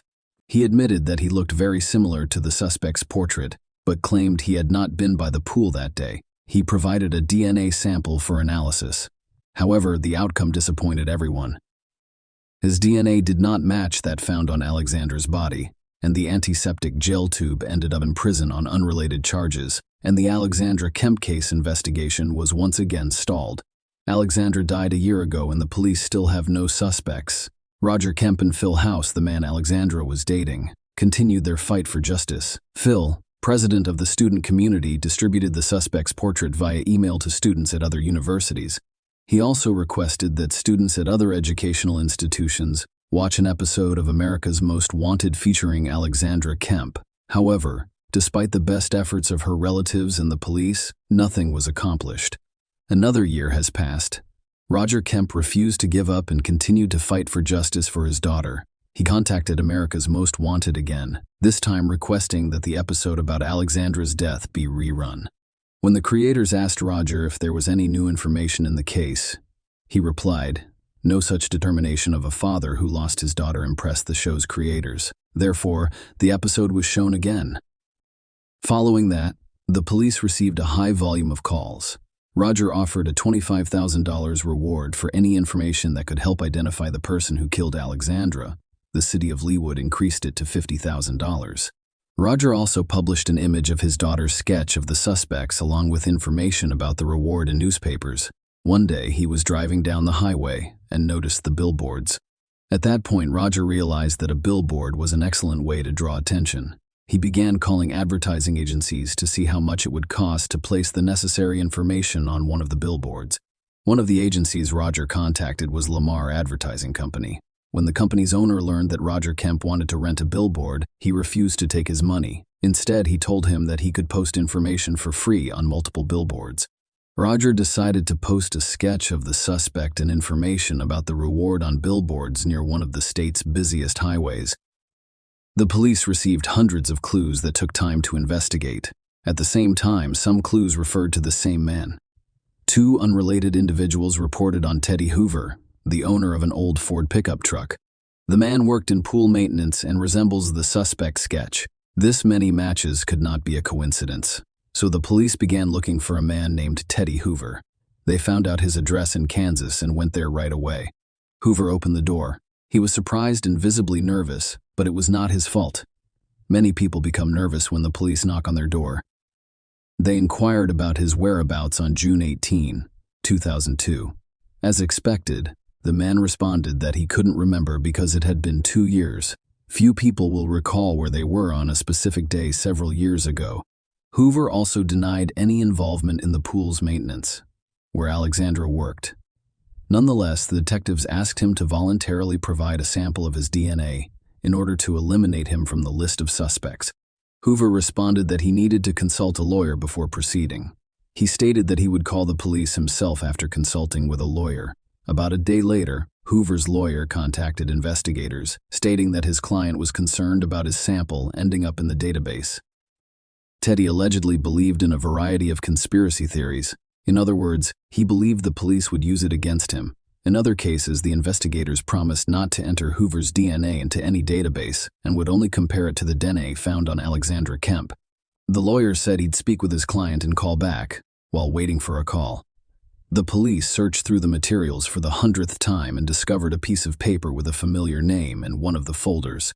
On the day Alexandra died, detectives interviewed bystanders gathered by the pool, hoping to learn if they had witnessed anything suspicious. Ted Hoover was one of the people the police spoke with by the pool. It indicated that he was at the crime scene. Despite his claim that he had never been there, the police became increasingly convinced that Ted Hoover was the man they had been looking for 2 years. After several days of waiting, the investigators contacted Hoover's lawyer and asked if his client was willing to provide a sample of his DNA. The lawyer's response surprised the investigators. The man stated that his client refused his services and stopped contacting him. Police immediately went to Hoover's house, but their main suspect had already escaped. They added the 29-year-old man to the national wanted list. However, he was able to cover his tracks quite successfully. Billboards featuring the suspect's image remained in place, and detectives had been searching for Hoover for months without success. In September 2004, a man called the police and claimed to have information about the suspect. He claimed to know the name of Teddy's girlfriend, with whom he lived in Kansas. Detectives decided to identify this woman, but they discovered that she left the state around the same time that Hoover fled. The woman's name was Laura Barr, and the U.S. Postal Service informed the Kansas State Police that she was receiving mail in Litchfield, Connecticut. A man named Benjamin Appleby also received mail at that address. The house where they lived was in a remote rural area. The police were certain that Benjamin Appleby was either a pseudonym or Teddy Hoover's real name. In 1997, detectives contacted the Connecticut State Police and asked them to assist in the search for Appleby. The man had legal issues in Connecticut, and a warrant for his arrest was issued. The man exposed himself in front of a schoolgirl. However, Benjamin fled the state, and the police were unable to locate him. With an arrest warrant, the detectives went to Benjamin Appleby's mail delivery address. They discovered the man at home and arrested him immediately, as the Kansas detectives suspected Benjamin Appleby and Teddy Hoover were the same person. In 1997, Appleby got into legal trouble in Connecticut. He fled the state and lived as Teddy Hoover. But when detectives in Kansas wanted a sample of his DNA to determine his involvement in Alexandra Kemp's death, he returned to Connecticut, began living under his real name, and attempted to maintain a low profile, assuming that everyone had forgotten about his wrongdoings. Appleby refused extradition to Kansas, so the Leawood detectives traveled to Connecticut, assuming he will again declare his innocence. The detectives tricked him. Before bringing the man to the interrogation room, they hung crime scene photos, as well as Alexandra and Appleby's pictures, and placed folders on the table with his name on them.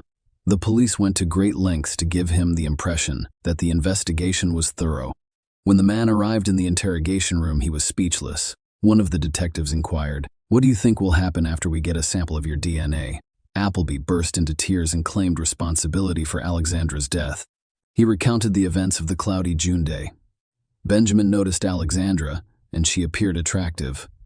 He decided to hit on her, and when she entered the pump room, he followed her and locked the door, preventing her from leaving. Appleby touched the girl, and she hit him back. He beat and strangled her out of humiliation. Alexandra lost consciousness, and Appleby decided to satisfy his lust by partially undressing her. He took a tube of antiseptic gel from the first aid kit and intended to use it as a lubricant. Alexandra's friend, who was sitting in the car behind the fence and beeping, stopped him from carrying out his plan. He was afraid of being caught red-handed, so he covered his body and left the room. When he saw Alexandra's friend, he smiled and waved. Then he got into his pickup truck and drove off. A few hours later, he returned to the crime scene and joined the crowd of onlookers gathered by the pool.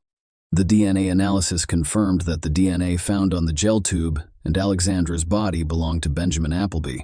Thus, after more than 2 years, and largely due to Roger Kemp's efforts, the police discovered the man who killed Alexandra. Appleby told investigators that he was willing to fully admit guilt in order to quickly close the case and spare Alexandra's family from another emotional ordeal. But at the first court hearing, he declared his innocence, claiming that he confessed under pressure. You can say a lot, but disputing the DNA analysis is pointless. There was only one DNA sample on the victim's body, which belonged to Benjamin Appleby.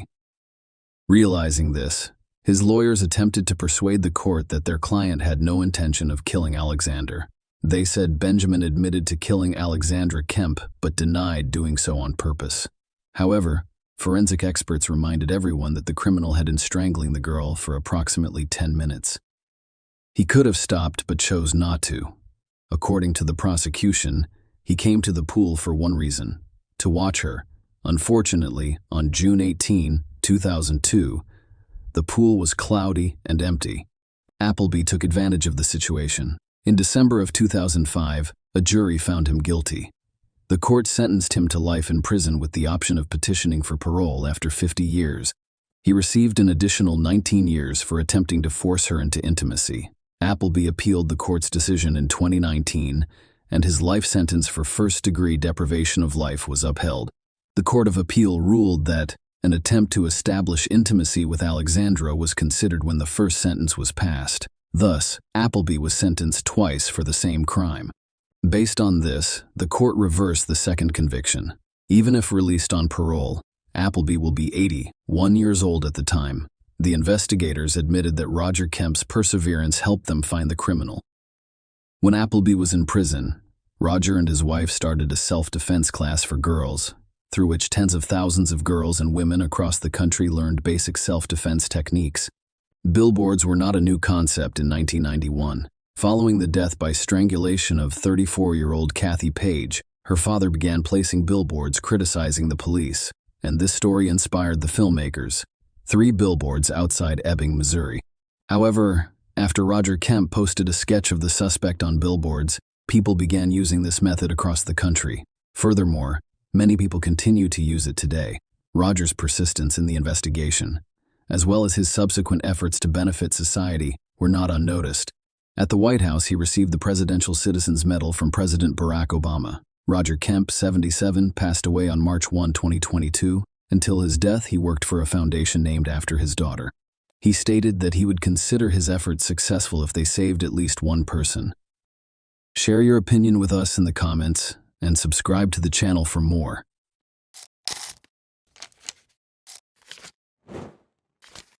Hey guys, welcome to my channel, and today we're going to take a look at another horrible case with you. You just heard a 16-year-old boy make a last-ditch plea for his family's survival. Subsequent attempts to contact him were unsuccessful shortly after the call ended.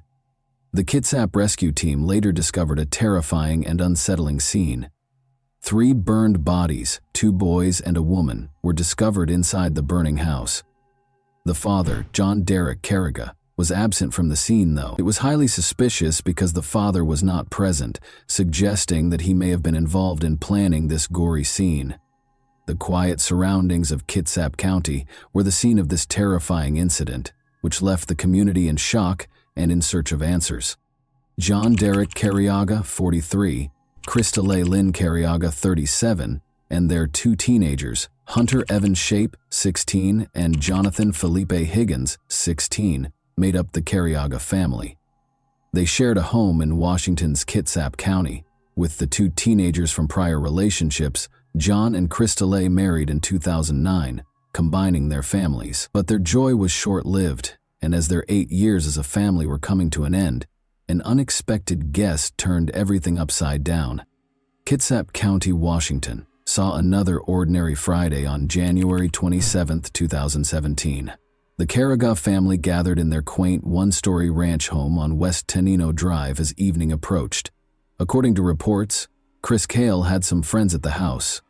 While at the house, Johnny got a call and left to meet someone, informing the family that he would be back soon.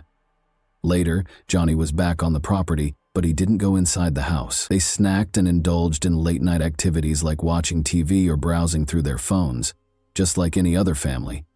On that fateful Friday night, however, 16-year-old Hunter Shaw made a terrifying 911 call to Kitsap County dispatchers, shattering the peace of the evening. He begged authorities to come to their aid immediately. When the rescue crew finally reached the Carriga home, they were met with a somber scene. All members of the family, including Hunter Shaw, had been shot and killed inside their house, which was later burned down. The community was shocked to learn of the tragedy that had occurred when they woke up on Sunday morning, January 29, 2017, to the terrifying headline, "3 people found dead in Kitsap County home after fire." The headline in the newspapers was incorrect. "Homeowner missing." This made the already unsettling situation even more concerning and uncertain. Initial reports stated that the victims, a woman and 2 teenagers, had been found inside a burning house. The community was left reeling from the shock of such a violent and senseless crime after authorities confirmed that the deaths were classified as homicides. John Carriga, the homeowner, was nowhere to be found, and it was confirmed that the crime had occurred the Friday before. Authorities asked people to be on the lookout for Carriga and his truck, a brown 2005 Ford F-150, and to report any sightings. Although John was listed as missing, rumors started to circulate that he might have been complicit in the horrible crime. Public opinion was greatly influenced by the press, with headlines stoking conjecture and doubt. The reference to "someone here with a gun" only served to heighten anxiety about Carriga, but it quickly became clear that the media had erred greatly in reporting that 16-year-old Hunter Shaw, who had made the upsetting 911 call before tragically passing away from his injuries, was still alive. Some startling information surfaced as investigators worked on the case, highlighting the heinousness of the crime. More than $50,000 in cash was found concealed in a strong box in the main bedroom, along with an additional $7,000 in a money bag, and shell casings, mostly 9mm, were found on the back deck. In a desperate attempt to find clues, law enforcement used every resource at their disposal to find Johnny Carriga and his truck over the course of the following few days. The ongoing investigation was eventually shaken by a significant development: the finding of John Carriga's truck. On a secluded road in North Mason County, the burned wreckage with Johnny's lifeless body inside was discovered. Authorities acted quickly after a bystander walking through the area made the discovery. The local community was asked for help by the Kitsap County Sheriff's Office, which encouraged anyone with information to come forward. The area was thoroughly examined by crime scene investigators in an effort to find any hints that could provide insight into John's death. One of the most important pieces of evidence they discovered was a single latex glove that was discovered close to the burned-out truck. Authorities appealed to residents and businesses with security cameras for any footage that might offer important insights into the case. After this discovery sparked speculation and raised questions. Lieutenant Earl Smith, the sheriff's detective, stressed the value of video evidence and urged anyone with pertinent footage to assist law enforcement. The community responded quickly to the appeal, with people coming forward to offer support in any manner they could.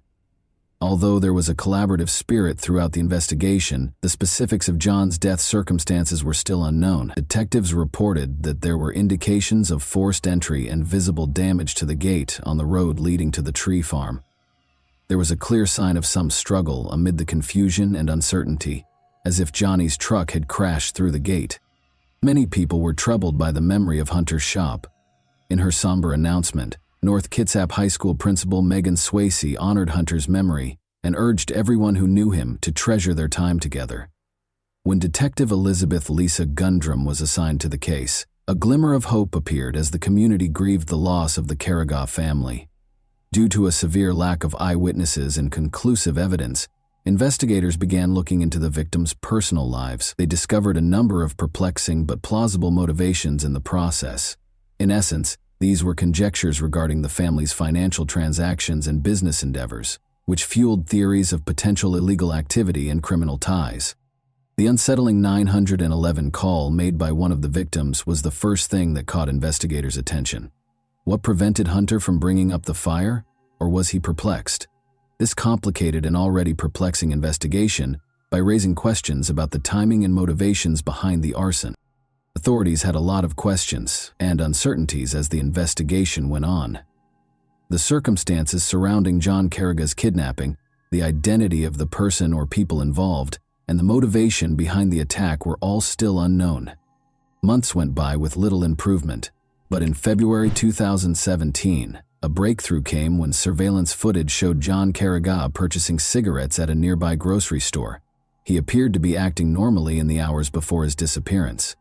Although this shed some light on his whereabouts, it produced no noteworthy leads. Then, a picture of a person of interest that was taken from surveillance footage at a Target store just days prior to the killings was made public by authorities in June 2017. Suspicions regarding their possible involvement in the crime were raised by the image, which showed a person entering the store. This demonstrated the urgency of the investigation and was the first official communication in months. Sheriff Gary Simpson confirmed that multiple people were involved in the painstakingly planned killings and underlined the need for public assistance.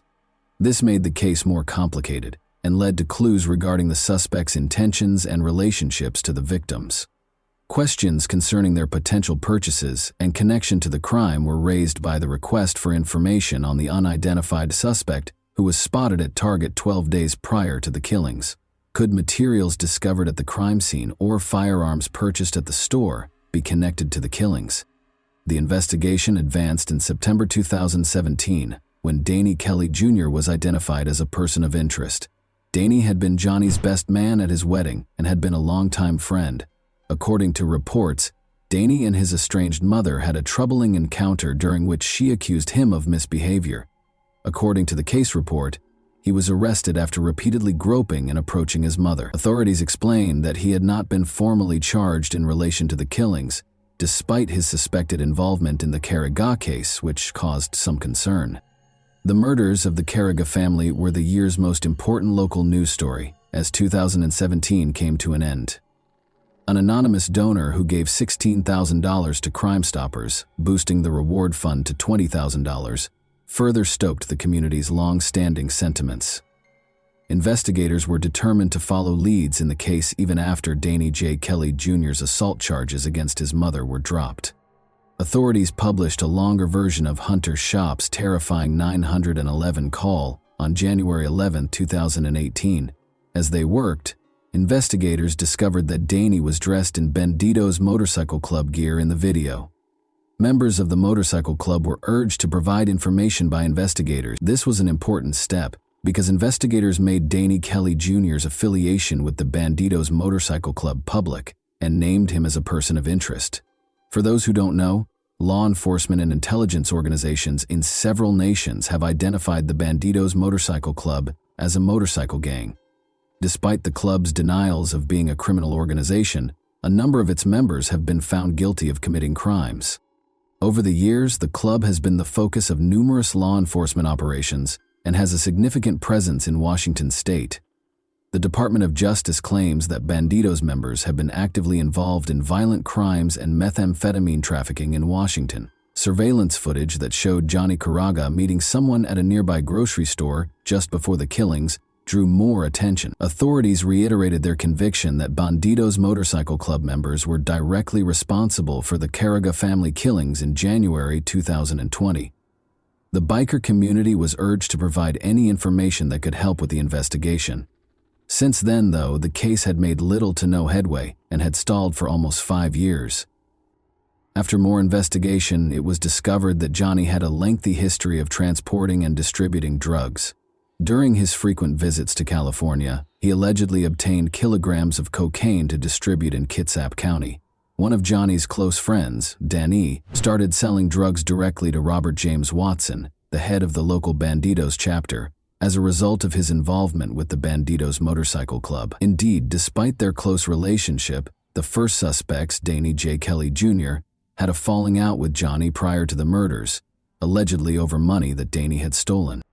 Other Bandidos Motorcycle Club members who were considering joining the club were contacted by Johnny as he grew his distribution network in Kitsap County.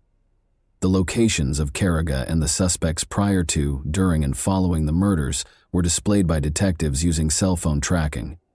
In the 10 days preceding the murders, Danny Kelly Jr. made extensive use of a prepaid mobile burner phone that he had purchased at the Silverdale Target to communicate with John Carragher. Despite the fact that the phone didn't expire until April 2017, communication ceased thereafter. When members of the Bandidos were suspected of being involved in the killings, detectives in January 2020 obtained a search warrant for Robert Watson's cell phone. One of the recovered texts between Daneen and Robert Watson, dated January 23, 2020, included a comment from Daneen about the weather. "A little humid today." The Carragher family had guests over the night of the killings, but Johnny left right away after getting a call. He briefly parked next to another car in a nearby grocery store parking lot before leaving, according to surveillance footage. The friends left the Carragher residence in the meantime. 3 men showed up and started shooting before Johnny could get back. According to reports, Johnny's wife Christielle was shot in the driveway first, then her son Jonathan Higgins, and finally Johnny's son Hunter Shape. Jonathan Higgins was shot after he came out of his room to see how the disturbance was going, and Christelle was shot in the head. At least one shooter ambushed Hunter Shape as he was bringing a pizza inside the house. The evidence suggested that he caught the murderer off guard. He was hit by 2 more shots after the first one missed. Sheep was still alive when he called 911, but he was presumed dead. The call ended abruptly, indicating that the shooter may have damaged or tampered with the phone before shooting Hunter to death. The attackers then used accelerants and fire starter logs to start fires at various points throughout the house, and they threw rocks through the windows to feed the flames. The suspects later displayed questionable conduct, and this evidence connected them to the crime. A witness saw Danny driving Johnny's truck away from the scene of the crime. Days prior to the killings, Danny reportedly bought a prepaid phone from a nearby Target, which he used to speak with Johnny frequently, a common tactic in criminal activity, according to surveillance footage. Only during the 12 days before Johnny's murder was that burner phone used for communication. Interestingly, the phone stopped working just before the murders. Watson claimed to have gotten into a fight with a homeless black man while at a club member's house without his pants. Later that night, Watson called 911 to report that a loaded Glock handgun and another loaded magazine had been stolen from his truck, which had been broken into a few days prior. Watson was fired from Kitsap County Public Works after he stopped showing up for work. Detectives discovered in September 2017 that approximately $303,000 had been deposited into his accounts that year, including multiple cash deposits that were untraceable. According to reports, Johnny Carragher concealed $200,000 beneath his house, but it was never discovered. On the night of the murder, a neighbor also saw Carragher's truck speeding down Tonino Drive and heard gunshots. The driver was recognized by the neighbor as Danny, whom he had known when Danny's family shared a home. Nearly bumper to bumper, a silver car followed the truck. Because Danny and John Carragher disliked each other so much, detectives found it suspicious that Danny would be at Carragher's house or drive his truck. Robert's brother Johnny Watson's 2006 Mercedes was discovered stripped and abandoned in the Puyallup River less than a week after investigators made public footage of Carragher's truck and the unidentified vehicle at the Camp Union supermarket. The car had not been reported stolen, but its license plates were missing. Later on, though, Robert and his brother paid $1,500 to have the car returned. Why he only thought to report it then, the day after a quadruple murder nearby, was the question that emerged. The second car that was spotted in the grocery store parking lot the night of the killings was thought to be driven by Johnny Watson, the third person. Additionally, his DNA and that of one of the rocks found at the crime scene matched exactly. The community was finally rocked by a major development on June 6, 2022, when 3 men were officially charged with the Carragher family's quadruple murder. In the lengthy investigation that had engulfed the area for years, this was a pivotal point. The arrest operation, which took place over several weeks and involved about 70 police officers from various counties, was carefully planned. The suspects, who were identified as Danny J. Kelly Jr., 43, Johnny James Watson, 49, and Robert James Watson, 50, were arrested in various locations throughout the state. About an hour later, Johnny Watson and Danny were arrested in their Bremerton apartments, while Robert Watson was stopped in traffic at Gig Harbor. The 3 men were charged with a total of 16 felonies each after being arrested and taken to nearby jails. These charges included first-degree burglary, first-degree arson, first-degree murder, and first-degree aggravated murder. A whopping $20 million was set as bail for each defendant. Each of the suspects entered a not guilty plea to the alleged felony charges. When they appeared in court the next morning, the judge placed severe restrictions on their possession of firearms, alcohol, and drugs unless prescribed, and ordered that they be detained without the possibility of release on bond. The court also ordered the defendants to refrain from any communication with one another. Investigators had established a specialized task force to investigate the quadruple homicide in response to the Carragher family murders. The seriousness of the case and law enforcement's resolve to prosecute the offenders were highlighted by this cooperative effort. In the hopes that the arrests would be a major step toward closure for the families impacted by the tragic loss of the Carragher family, the community awaited further developments in the legal proceedings. However, as people gathered to honor them, there was a glimmer of hope despite the gloom. Those affected by the tragedy eagerly awaited the 3 suspects in the Carragher family murder case to be apprehended.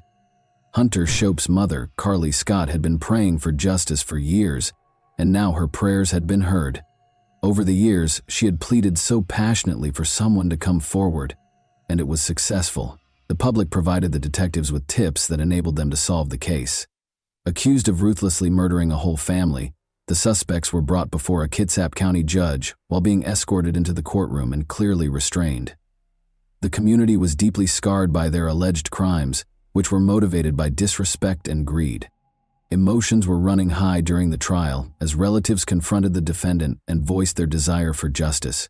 Given the seriousness of their acts, the suspects gave off an eerie aura. The arrests gave the victims' loved ones a sense of relief and closure despite the suffering and heartache, and this was evident throughout the Kitsap County Sheriff's Office as family members gathered to give detectives and one another nervous hugs following the arrest. And that wraps up today's chilling story. If you enjoyed this video, don't forget to like and subscribe so you never miss a new upload. Also, let me know in the comments what part of this story shocked you the most. Thank you for watching, and I'll see you in the next video.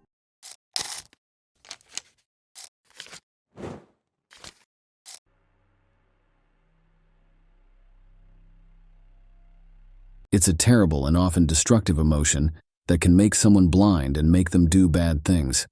The terrible event that happened in Costa Rica a few years ago was caused by jealousy. In the history of forensics, this case is known as the case of Gerardo Cruz. But let's go through everything in order. The year he was born was February 1975 in Costa Rica. Not much is known about her family when she was young. The girl grew up in a place called Cuba with her mother, Sonia Fonseca. Samadi went to one of the nearby schools. Even when he was young, he showed that he was a difficult and troubled person. People in the area who knew her say she wouldn't put up with being turned down and that she often got what she wanted by force or lying. Samadi's beautiful looks and perfect body made it easy for men to fall in love with her, but she couldn't keep them. She was very pretty and knew how to make the most of her looks, but she put money and her own needs above all else out of greed and vanity, which turned off her suitors after a short time together. In her younger years, she was also very angry and jealous. Because she looks like a doll, Samadhi Fonseca worked for a few years as Barbie in one of the big bookstores owned by the Universal Company. It was during this time that the girl got a nickname that made her feel good and stuck with her forever. Samadhi had an affair with a successful reporter who worked on local TV not long after she graduated from high school. Her age difference with the man was 16 years. His name was Osvaldo Fernando Baleri. Samadhi was in her longest and most serious relationship, but Baleri never asked her to marry him. They had a son named Christopher in 1996 and a daughter named Christina the next year. He broke up with the young woman in 2012, though, because of constant scandals and jealousy. He died suddenly at the age of 53. Not long after Baleri died, Samadhi made the choice to do something on her own. She went to the house of her ex-lover and took it by changing the locks so that the family and heirs of the dead person could not get in. Samadhi also took some valuable things that belonged to the person who died. The Baleri family was very angry and went to court right away to punish Samadhi for stealing. The young woman was told to leave the house by the police, but she was not charged with a crime. Fonseca was in a lot of other relationships besides Miguel Angel Perez. She had her third child, a daughter named Maria, with him. Some reports say that this relationship was registered, but after a few years, they got a divorce. Some sources, though, say that Samadhi wasn't married. She also gave her lover's last name to her youngest daughter, without telling him or getting his permission. Although it's interesting that some of Barbie's lovers have mysteriously vanished or died in strange ways, no one paid much attention to this for a long time. As an example, one of Samadhi's lovers disappeared soon after he broke up with a woman who was rude and angry. The man has still not been found, and many people are sure that Fonseca has something to do with this case. However, strong proof of her guilt could not be found. Diaco, Samadhi's other ex-lover, died in a terrible accident after they broke up. He was killed, and it looked like someone tried to rob him but failed. It was never found out who killed those people. Again, a lot of people thought Samadhi had something to do with the crime, but no solid proof was found against her. But Gerardo Cruz was her most well-known victim. For Cruz, Costa Rica is home. He was born in San Jose in December 1992. He had never met his own father because the boy's real father had left the family before he was born. His mother, Ana Patricia, soon got married to Hermes Rodriguez. Rodriguez took the baby in and raised him as his own. After a few years, Gerardo got a sister named Milena. When the guy was young, he was calm and didn't worry about anything. His school was like any other. He liked motorcycles, and he met his true love, a girl named Carol, early in life. When Gerardo was 23, he moved in with his girlfriend and their 4-year-old daughter, Genesis Cruz. They lived with his aunt and uncle in the suburb of San Sebastian. To make sure his family had everything they needed, the young father got a job at a nearby bakery. He and his wife were very happy. Soon they found out for the second time that they were going to have a baby. Gerardo met Samadhi in the summer of 2015, when Samadhi was shopping at the bakery where Gerardo worked. The woman was 40 years old at the time, but she was still very pretty, liked dressing in sexy ways, and flirted with younger men. As she got older, she started having affairs with men who were much younger than her. The attention from younger lovers probably made her feel good, even though they were almost 20 years younger than her. Even though the beautiful woman was with Cruz's family, Cruz quickly fell in love with her and started meeting with her in secret. The fact that she started going to the bakery almost every day to see her young lover caught the attention of other workers. Along with Samadhi, her oldest daughter Christina, who was 19 years old at the time, often showed up with her. At first, Gerardo did a great job of keeping his family life in check while meeting with his mistress in secret. Neither of the women in his life knew about the other. But soon, Gerardo, as they call him, let down his guard. To show off how good he was with women, he started to brag to his friends and co-workers about Samadhi and how she was a great mistress and gave him lots of gifts. The news quickly got to his mother, who tried to talk sense into her son and get him to leave his mistress. A few months into the relationship, Samadhi learned that her lover was pregnant and had a young daughter.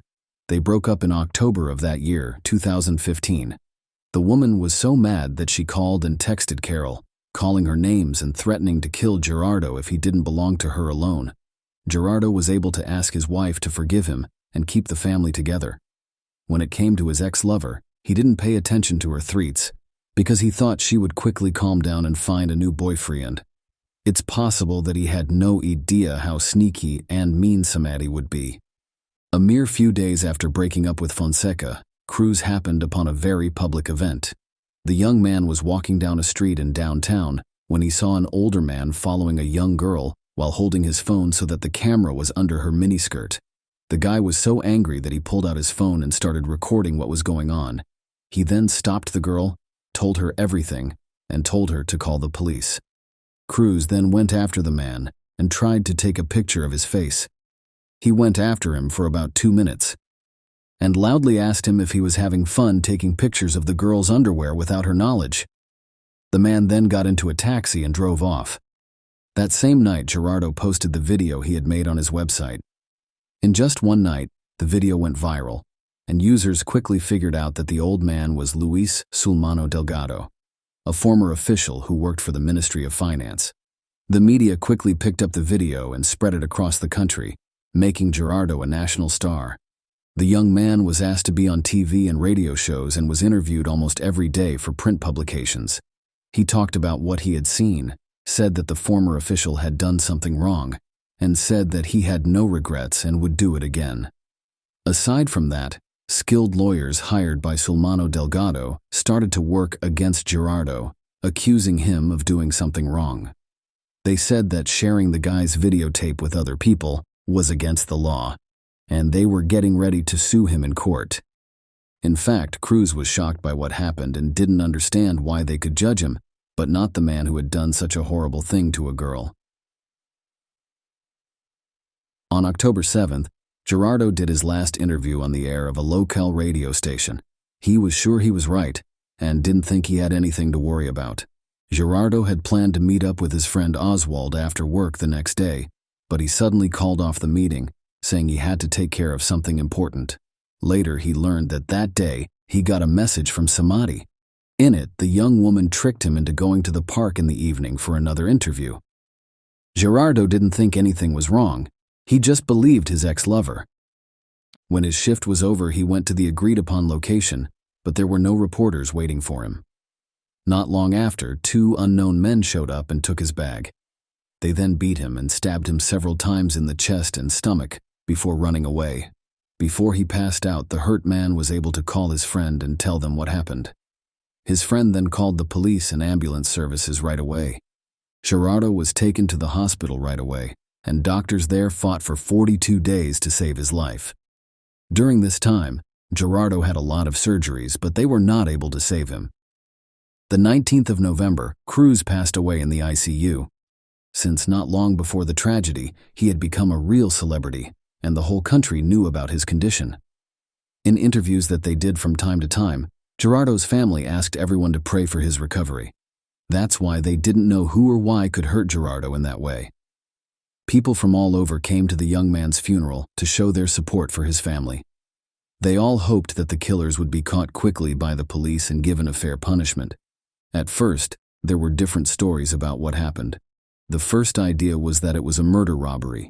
In fact, Gerardo was attacked in the park at night, his bag was stolen, and he was stabbed with a knife, which made it look like a normal theft. But just a few days before, Cruz put out a shocking video that implicated a well-known former official.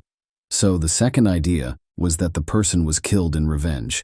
The media said and wrote that Sulmano Delgado might have hired hitmen to kill the young man, whose actions had hurt his reputation. The murder got a lot of attention in the news, and people took to the streets to demand that the killers be caught and punished. The police thought about different stories and looked for other people who might be Gerardo's enemies or people who wanted him to hurt. There was no progress in the investigation for a few months until May 2016, when a video from a street camera was found. There was video of two men running away from the place where Cruz was killed. These men were right away thought to be responsible, but it was up to the police to figure out who they were and find them. The tape was an important piece of evidence, and the case moved forward after it was made public. It was shown over and over on news shows, and people were told to pay close attention because these people could be dangerous criminals. The police could also make rough sketches of the men they were looking for and talk about their anthropometric data. Soon, one of the men's identities was known because he chose to turn himself in to the police and help with the investigation in the hopes that it would help him get a lighter sentence. Because he gave them information, the police were able to quickly find several other criminals who worked with him and the people who planned the crime. Soon, Samadhi and her daughter Christina were taken into custody. Along with the mother and daughter, 3 other men were arrested: a cab driver named Ronald Arce, who had found the murderers, a worker named Cesar Chavez, who had acted as a go-between, and a young Miner who had been directly involved in the attack. Later, Omar Costa was also arrested. He had been following the victim and telling people where he was on the day of the attack. Phone calls and text messages were used to figure out what each person's role was and how they were connected to the crime. Samadhi gave the order for the murder and had carefully planned the whole thing, even including telling her daughter Christina about it. To find hitmen to kill Gerardo, they asked their friends Ronald and Cesar for help. They wanted to make it look like a failed robbery in a park, at night. Later, Omar joined them. It was his job to make sure the victim went to the agreed-upon place. Samadhi picked October 7th as the day of the attack. That day, she called all the people involved in the crime several times, gave them jobs, and made sure everyone stuck to the plan. In addition, the young woman demanded that they bring her some of her ex-lover's things as proof after they did the crime. Cruz thought he was going to an interview when he left work and went straight to the park. He tried not to be late for the meeting, but he was attacked and stabbed several times. His bag and jacket were then taken, and the customer was given them as proof. The texts that showed Samadhi was guilty were the main proof. They clearly explained the murder plan and who was responsible for what. The woman was so sure that she could get away with it that she didn't even delete them. The woman did such a horrible thing because she was plain jealous. She didn't want to share her lover with his wife and thought that no one else would want him if he wasn't with her. She planned everything out and included her own daughter in her crime. Her daughter helped her with every part of the plan. The mother and daughter were arrested right away, and it was clear that they couldn't be freed on bail because the criminals would probably try to get away and leave the country. Their helpers were also put in jail before their trials, but Omar, who was in charge of surveillance, and the youngest person involved in the crime, were given to authorities who deal with juvenile offenders. The investigation took about a year and a half, and the trial of everyone involved in the crime plot didn't start until December 2017. It also turned out that Samadhi had been charged with crimes before. In particular, she was arrested for making fake papers to get money from the government, but she only had to pay a fine. The story of Miguel Angel Perez has also come to light. He is the father of Samadhi's youngest daughter. It turned out that the young woman gave the child the last name of a man she used to date without his permission. Afterward, she used the court to get him to pay her alimony, which she did for more than 3 years. When it was discovered that the whole process was fake, the con artist was given 3 years in prison and a big fine. The court did change her sentence, though, because she had a young child. The 5-year sentence was placed on hold. The murder victim's wife, Gerardo, admitted in court that she knew about his affair with Samadhi and that Samadhi had threatened to kill him. He did not pay much attention to the threats, though. The main reason for the crime was, as was already said, the woman's anger and pride because she couldn't accept that her young lover wanted to stay with his wife. The call logs showed that the mother and daughter planned the crime together. It was also made public that Christine had a nervous breakdown after the CCTV footage of the killers was made public. In tears, she called her mother and was about to tell the police what she had done. She tried to calm her daughter down by telling her that the investigation would never show who they were. The verdict wasn't made public until January 23, 2018. The court's decision said that Samadi would spend 30 years in prison. Ronald, Caesar, her daughter, and her sister all got 25 years in prison. One of the killers went to a place for young offenders to stay, but the other was not found at that time. Omar, who had been following the victim, was found not guilty though. As moral compensation, $140,000 was given to the victim's family. The killers of Gerardo were given a fair sentence, which the family thanked the court for after the verdict was read. That being said, it was quickly made public that Samadi and Christina's lawyers had asked the appeals court to lower the sentences. It was tried again in November 2019. At the same time, the second killer's name came to light. According to Ronald, this person took part in the killings, but did not know the details of the plan. Ronald and Caesar also went to the appeals court to try to get the sentence shortened. Because of this, each person involved in the crime got 5 years taken off their sentence. At this point, Samadi is serving her 25-year sentence in a Costa Rican prison for women. Samadi, on the other hand, will spend almost 20 years in prison. Share your opinion with us in the comments and subscribe to the channel for more.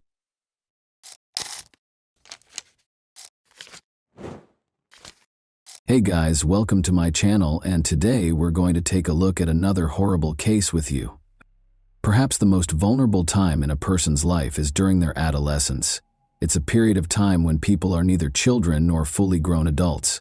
Even though they are still innocent and carefree, they frequently keep secrets, sometimes out of embarrassment or fear.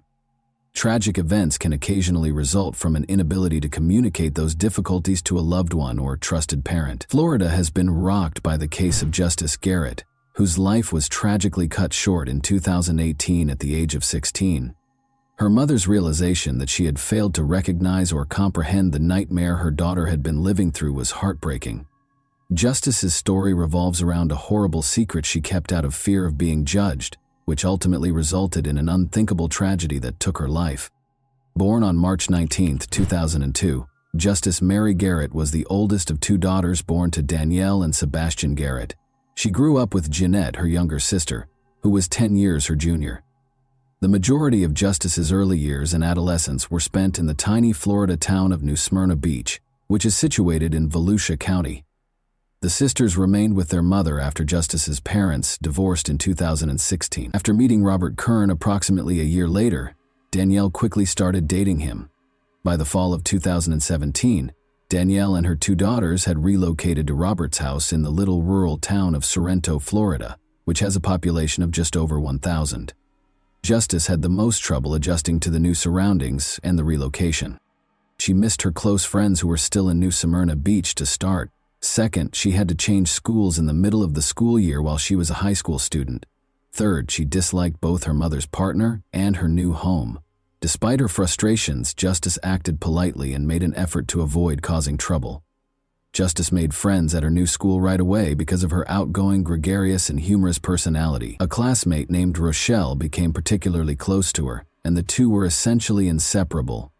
The girls even listed each other as sisters on social media, and Justice often stayed over at Rochelle's house. Justice missed the school bus on Friday, April 13, 2018, because he slept in too late.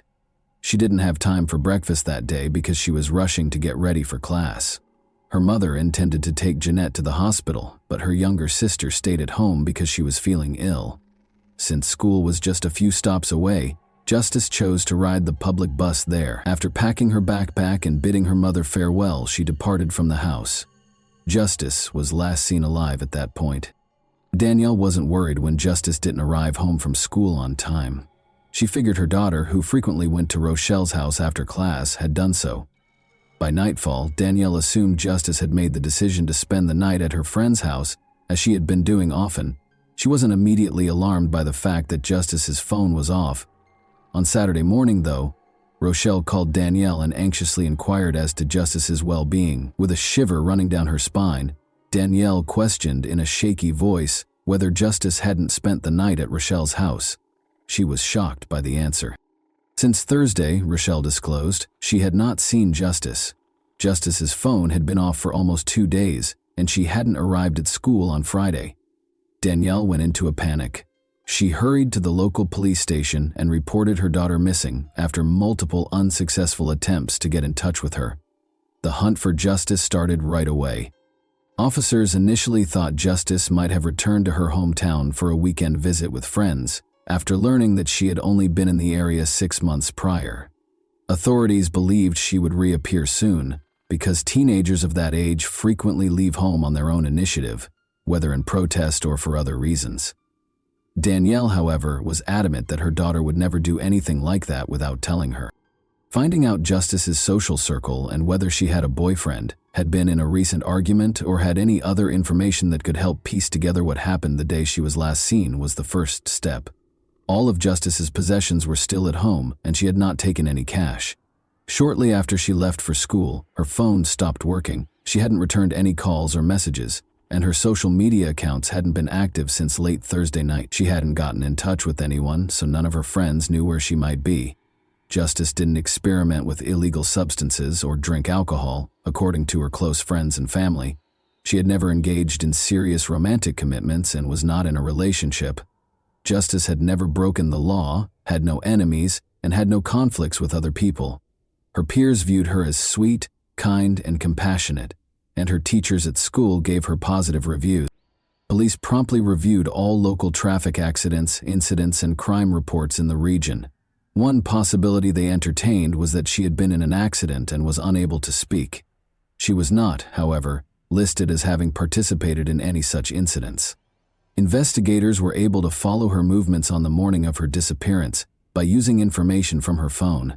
Justice left her house at 7:30 a.m. and started to walk in the direction of the school. After about 15 minutes, she started acting strangely. After a brief pause, she made a sudden direction change. Her phone was switched off shortly after.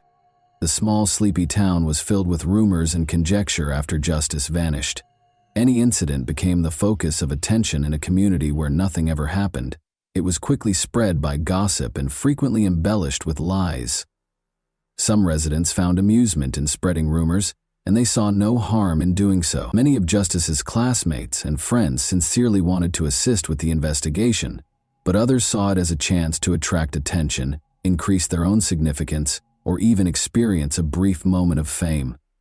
A number of people reported seeing Justice Garrett in various locations around town.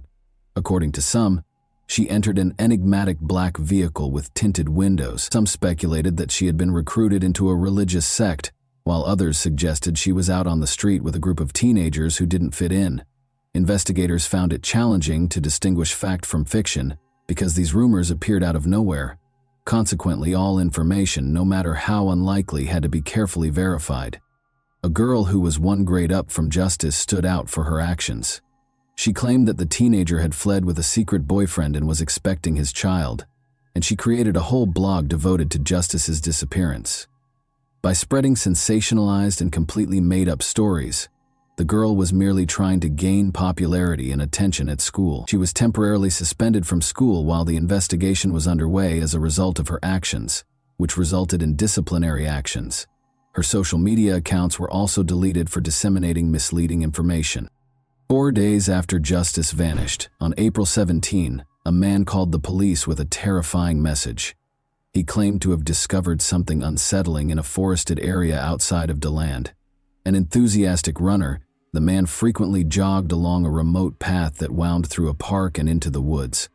As he made his way farther into the woods that morning, he detected a potent, disagreeable stench of decay. He initially believed it to be a dead animal's carcass and considered reporting it to the proper authorities so that it could be taken out. But his curiosity overcame him, and he made the decision to look into the odor's origin on his own. The runner left the trail and ventured into the brush for roughly 15 feet. He saw a horrifying scene there, a severely decomposed human body that was completely deformed.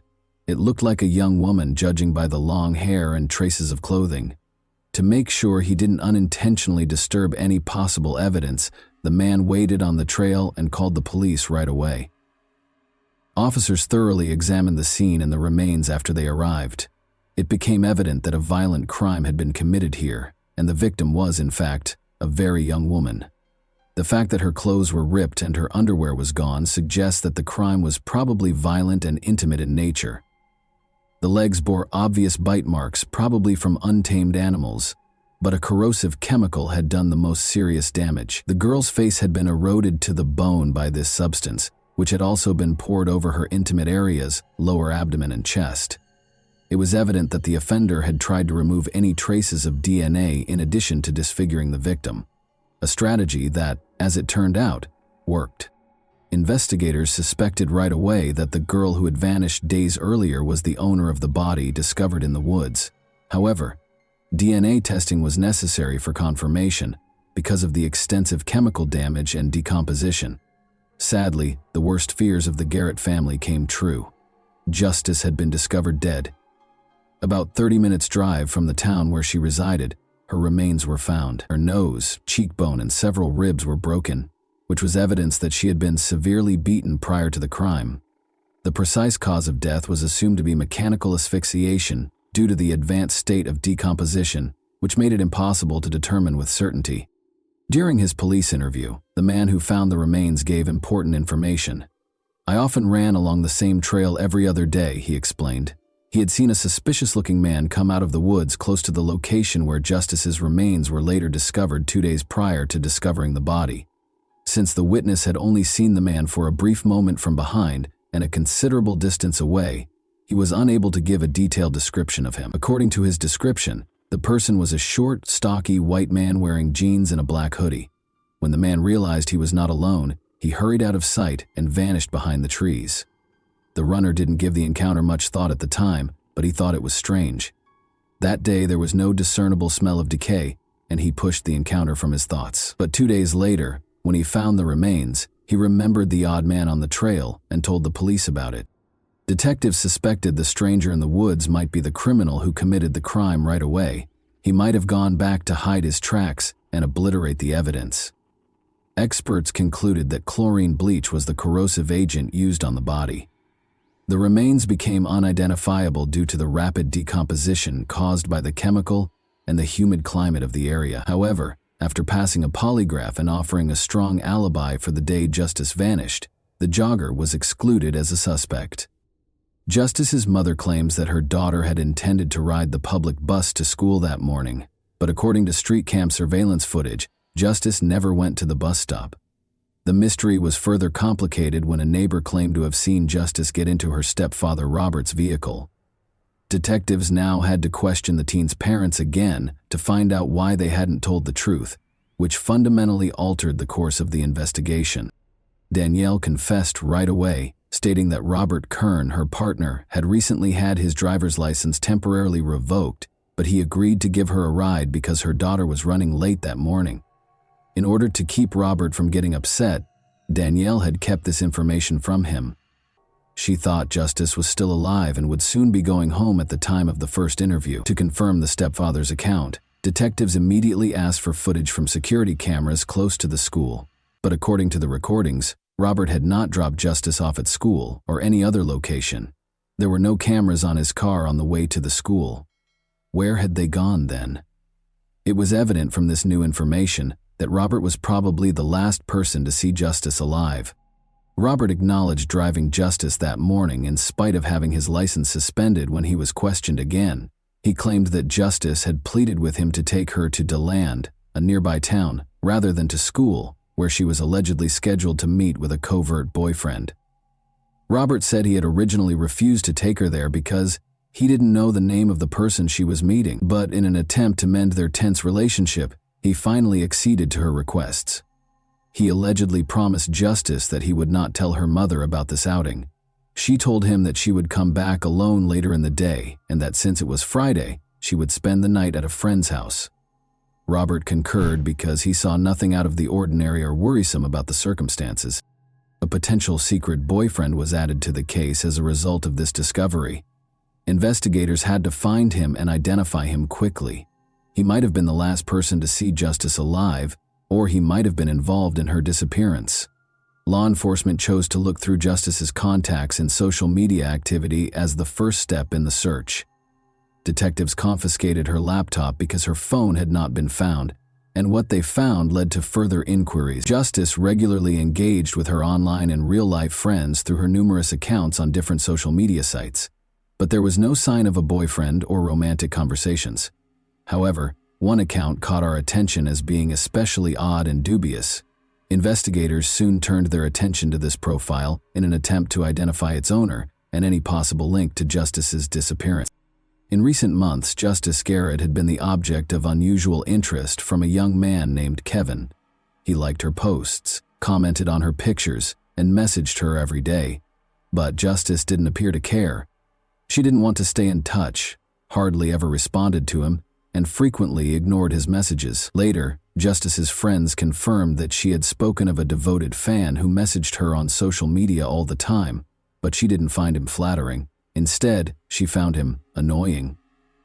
According to his profile, Kevin lived in the same town as Justice and seemed to be 2 years older. Only a few pictures of a young athletic man were included on his page, but Justice's family and friends had never laid eyes on him. The photos had been stolen from the internet, and the account was soon found to be fraudulent. Experts swiftly gained access to the account and tracked down the information that led to its creation. The inquiry showed that the account was linked to an adult man, Robert Kern, Justice's stepfather, rather than an adolescent. Robert was summoned back for interrogation. Investigators questioned him about why he hadn't told them sooner and why he had made a phony account to communicate with his stepdaughter. Although he seemed taken aback that investigators had discovered his involvement with the account, Robert soon collected himself and provided an explanation. He claimed that he had created the account to help Justice feel better about herself because she was the new girl in town and at school and might value the praise from a young man who seemed attractive. As was previously mentioned, Justice was new to the area, but she had already assimilated into her school community and made a lot of friends. But her behavior had changed recently. According to those close to her, the formerly upbeat and carefree teen had grown more tense and anxious. She frequently stayed over at her best friend Rochelle's house, but she kept the reasons for this change a secret. Though she never told Rochelle what was bothering her, Justice spent so much time there that it seemed like she had moved in. Rochelle claimed that Justice's stepfather had visited her home multiple times to collect her and take her home.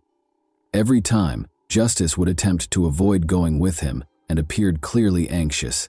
She would call her mom and beg to stay at Rochelle's for a couple more nights, pledging to finish all of her chores and concentrate on her studies in return. Danielle frequently complied with these demands. It was well known among her friends that Robert and Justice had a tense relationship from the beginning. But Justice never charged him with being aggressive or acting inappropriately. Additionally, nobody in her immediate vicinity, including her mother, had ever noticed anything that appeared inappropriate in Robert's interactions with his stepdaughter. Robert Kern emerged as the sole suspect in the investigation into Justice's untimely death as suspicions about him grew. Police investigated his background and way of life while holding him for additional interrogation. Robert, 43, had a lengthy criminal record that included convictions for physical altercations, possession of illegal substances, and burglary. It had been almost impossible for him to find steady work because of his criminal record. He took on odd jobs to make ends meet and occasionally worked illegally as a carpenter at a nearby sawmill. Now, investigators were trying to piece together Robert's dubious past, his actions toward Justice, and the circumstances leading up to the horrifying crime. Danielle was unaware that she was living with a man who had a criminal past because Robert had taken great care to hide it from everyone around him. She was shocked and eventually spoke up when investigators told her the truth about him. Despite Justice's protests, Danielle acknowledged that Robert had offered to drive her to school that day. Danielle became concerned when Justice failed to come home, but Robert reassured her that Justice was staying overnight at her friend Rochelle's house. He even prohibited her from contacting Rochelle or the police. After looking through Robert's devices, investigators found that Justice had been regularly looking up information about drugs that could make someone unconscious or immobile online in the months before his disappearance. Additionally, he had investigated buying such drugs on the dark web, and it seemed he had been successful. That wasn't all, though. Additionally, Robert had investigated methods of removing DNA from a body, concentrating on common household chemicals like bleach and disinfectants. He had even looked at satellite images of the wooded areas in the area, especially the DeLand outskirts, where Justice's body was eventually discovered. It became evident that Robert had spent months carefully preparing to commit his crime, dispose of the body, and remove any evidence. From the start, his motivation appeared to be clear. Robert had become unnecessarily fixated on justice and understood that using force was the only way to fulfill his perverted impulses. He had made the decision to eradicate her completely in order to escape legal repercussions for his actions. When investigators examined the geolocation data from Robert's phone that day, they were able to eliminate any remaining doubts regarding his involvement. Together with Justice, he had driven away from their house toward her school before turning suddenly and coming to a stop in a remote location. Robert most likely turned off Justice's phone at this point and rendered her unconscious with a chemical, most likely chloroform. But he neglected to turn off his own gadget, which later recorded his movements. After being tracked toward DeLand, Robert's car came to a halt for about an hour. He would have had enough time during this period to attack Justice, cause her physical harm, strangle her to death, and conceal her body in the woods. In order to destroy any possible evidence, he poured a tiny bottle of a chlorine-based substance over her face and other parts of her body that day. But Robert started to worry that he might have left traces. He brought a big container of bleach back to the scene 2 days later. In a last effort to eliminate any last traces of Justice's involvement in the crime, he then liberally doused Justice's head, chest, and lower body with the chemical. The jogger later found Justice's body and reported it to the police after spotting the attacker when he returned to the crime scene for the second time that morning. Kern's alibi, meanwhile, was soon discredited.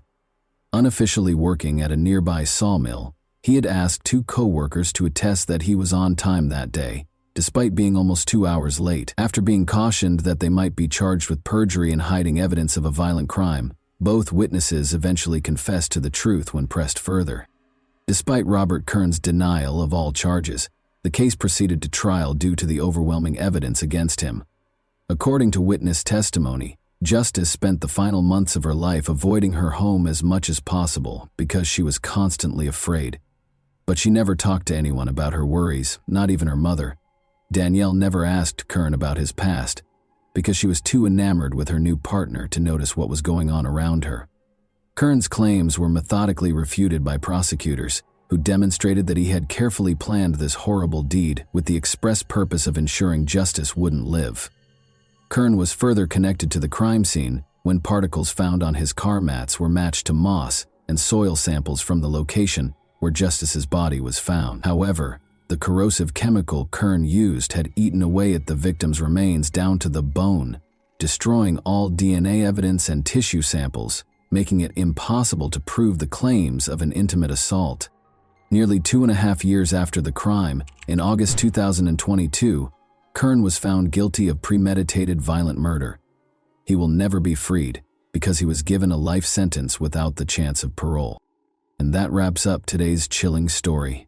If you enjoyed this video, don't forget to like and subscribe so you never miss a new upload. Also, let me know in the comments, what part of this story shocked you the most?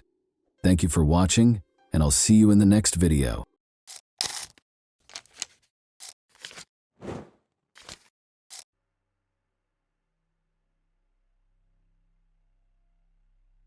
A 24-year-old girl went missing from the store where she worked the evening shift. Police discovered traces of blood in the back room and signs of a struggle, but it was not a robbery. The unknown perpetrator had left a fully stocked cash register. A few days later, the girl's body was discovered 5 kilometers from the store. The investigation into this terrible case lasted nearly 25 years. Lisa Sievert's fate was unknown for nearly a quarter of a century. Lisa Marie Seeger was born March 24, 1968, in Holyoke, Massachusetts. She was raised in a close-knit family with 3 other children. Aside from her, they lived in a town called Agawam. The girl has always been interested in music and has learned to play a variety of instruments. She was even a part of the school music group. Lisa attended Westfield State University after graduating from high school and earned a teaching degree in 1990. As an intern, she works multiple shifts as a counselor at a children's camp, while also teaching Sunday school at her church. After that, she works as a teacher's aide at Agawam High School, where she previously studied. At 24 years old, she spent the majority of her time working with a group of special needs children. She understood her students better than any other teacher, and she was also very professional, ensuring that each of her students received the best education possible.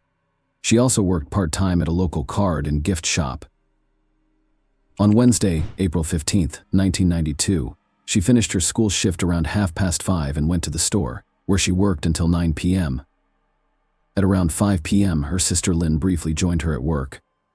Lisa recalled being in a good mood that evening, and nothing foretold trouble. The next morning, saleswoman Sophia Maynard arrived at the store and was scheduled to start her shift at 9 a.m. Lisa was surprised to find her car in the parking lot.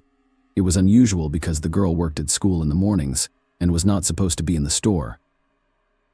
Sophia thought Lisa might have been out for the morning shift due to the approaching Easter. They were planning to inflate balloons for sale for that holiday. Sophia walked in the store and called Lisa by name, but there was no response. When she approached the counter, she saw her things there, including her wallet and car keys. It all looked very strange, so if she decided to call the police, a squad arrived at the store and began their inspection. Everything seemed normal.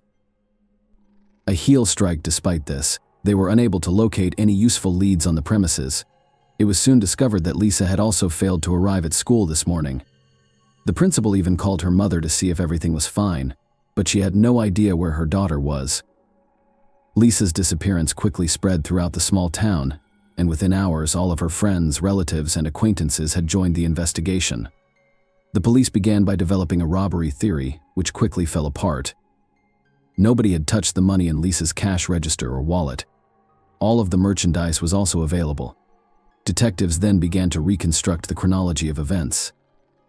That evening, they learned that Lisa's sister had left the store at around 6 p.m. After talking to employees at neighboring stores, they obtained more information at about 7:20 p.m. Lisa spoke with the owner of the carpet store next door. They discussed a pressing problem with the local parking lot, which was being occupied by bowling alley customers. The owner told her that he himself would not risk voicing his displeasure with the drivers who parked in front of there. The door was open, but the clerk never emerged. The woman thought she heard noise in the back room, but she decided to leave. As a result, the police determined Lisa's disappearance occurred around 8:20 p.m. She served her final customer, and by 9 o'clock, something had happened to her. The detectives were to figure out what had happened during those 40 minutes. The local investigators were assisted by the FBI and state police, who coordinated a massive search. Foot squads searched the area surrounding the store from helicopters. The more distant terrain police dogs were also brought to the store in the hopes of tracking Lisa down. Unfortunately, none of this led to any results. Investigators concluded that Lisa had clearly not left the store of her own free will, so on April 17th, the head of the local police announced a reclassification of the case, which had previously been classified as a missing person case. 2 days after her disappearance, police were already looking into a kidnapping. On Sunday morning, April 19th, all local churches prayed that Lisa would be found alive and unharmed. It was Easter, but there was no holiday spirit whatsoever. At around 2 p.m., the police received a call. A man was walking his dog on the outskirts of town near Highway 75, walking along a wooden area when he noticed a woman's body and immediately contacted law enforcement. Officers arrived on the scene and identified Lisa Sievert. They found multiple wounds on her body from a sharp object. Later, medical experts determined that the girl had also been abused. Her body was about 5 kilometers from the store, which meant that the perpetrator most likely drove the girl here in a car. A farewell ceremony was held at the church where the girl taught on Sundays. It was attended by nearly 1,000 people. The residents of the small town, who were accustomed to a quiet and safe life, panicked. Many store owners eliminated single shifts, and employees walked each other to their cars. The self-defense sections became overcrowded in a matter of days. In addition, approximately 300 women applied for firearm ownership permits. The entire town feared that an unknown criminal would strike again. The police and FBI were working on the case almost all day and night. It soon became clear that they had obtained a DNA sample from the crime scene that could belong to the killer. They developed the theory that Lisa's boyfriend was involved, but he had an alibi and his DNA did not match the sample. They discovered that the girl's friends, coworkers, and relatives had all undergone DNA testing, but there were still no matches. The police also received numerous tips from local residents. Some reported seeing a suspicious car on the night of Lisa's murder, while others claimed to know the identity of the perpetrator. However, all of these leads led nowhere, and detectives sifted them from the tire tracks on the road near where the body was discovered. The police determined that they were abandoned by a van or large SUV. Detectives questioned all drivers of similar vehicles and were no closer to apprehending the perpetrator, but they did locate a witness who may have seen the same vehicle. At around 9:15 p.m., an employee from a store near Lisa's workplace drove home. Standing at a traffic light, she noticed a large SUV pull off the road and head toward the location where Lisa's body was later discovered. The woman was unable to describe the car in greater detail because it was dark outside. She only mentioned that she thought there were a man and a woman in the car. She also mentioned that when the car pulled onto the dirt road, the woman's head twitched unnaturally, as if she were asleep or unconscious. Because this information did not aid in the identification of the suspect, all leads have been exhausted. The police continued to investigate the case, but with each passing month, the prospect of solving this macabre mystery faded. It took 1.5 years before Lisa's family and friends were given another chance to discover the truth. In October 1993, national television aired an episode about the caves. The popular program aired stories about unsolved cases, which drew a lot of attention. This sometimes resulted in new witnesses for the police. The case got a second wind. Lisa's case was no exception. Within an hour of the broadcast, the police had received hundreds of calls from people with information. As is often the case, the majority of these leads led nowhere, but the police pursued each one thoroughly. The detective stated that they had identified a few valuable leads, but did not specify which ones. Unfortunately, it did not go anywhere. The chances of solving the case decreased steadily over time. Lisa's family went to great lengths to ensure that her legacy was never forgotten. Although Lisa's teaching career was cut short early on, her relatives made significant contributions to the Agawam educational system in 1995. Lisa's parents donated $11,000 to the science division of the school where she worked. These funds were used to buy equipment and support genetics classes. The parents also established a fund to assist gifted students, which distributed approximately $35,000 in awards. Lisa was murdered 10 years ago. Her mother refused to give up hope that the case would ever be solved. She went to great lengths to honor her daughter's memory. Her mother participated in all interviews and answered reporters' questions. Every year, hundreds of people gathered to light candles in Lisa's memory. Meanwhile, police had only one piece of significant evidence in their possession: a DNA sample from the alleged killer. They kept cross-referencing it with known criminal databases, hoping that the right person would show up sooner or later, but it never happened. A new method of DNA phenotyping essence is as follows. Using the information embedded in a person's DNA, experts determine the features of his appearance and construct an assumed portrait at the time. Specialists can use DNA to determine sex, approximate age, eye and hair color. The portrait created from this data is not always accurate, but the coincidence with a real person's face can be amazing. Experts presented 2 portraits of Lisa's alleged killer, aged 25 and 50, based on DNA evidence. When the police department posted these portraits, they received over 170 calls. These individuals reported seeing a similar man, but the majority of these leads also led nowhere. Only a year later, on September 18, 2017, police issued a high-profile announcement that the perpetrator had been apprehended. Gary Shara, 49, was the man who revealed himself. The news quickly went viral in the American media. When the police find the killer after a quarter of a century, it is extremely rare, so such stories immediately piqued the public's interest. Investigators revealed how they located Cher shortly after his arrest. It turned out that the man was considered a suspect in 1993, a year after Lisa was murdered. Remember the federal television program that prompted the police to receive hundreds of calls with potential leads? A lawyer from Seattle was among those who called in. He informed detectives that his client may have information about Lisa's murder. She was a woman in the process of divorcing her husband. They lived in the town of Long Meadow, which was near Agawam. According to the woman, her husband was paying more attention to Lisa Sievert's case. If this murder were on television, he would rush into the room and stare blankly at the screen, completely unresponsive to those around him. As you may have guessed, this man was Gary Shara. He was 24 years old at the time. He was in a very troubled marriage with a 1-year-old son. He and his wife were constantly fighting and had begun divorce proceedings shortly after their child's birth. According to the police statement, they developed a theory that Gary was involved in 1993, but found no evidence to back it up. On the contrary, using his ex-wife as a source of information raised concerns. The truth is that she suffered from a variety of mental disorders and had a long history of alcohol abuse.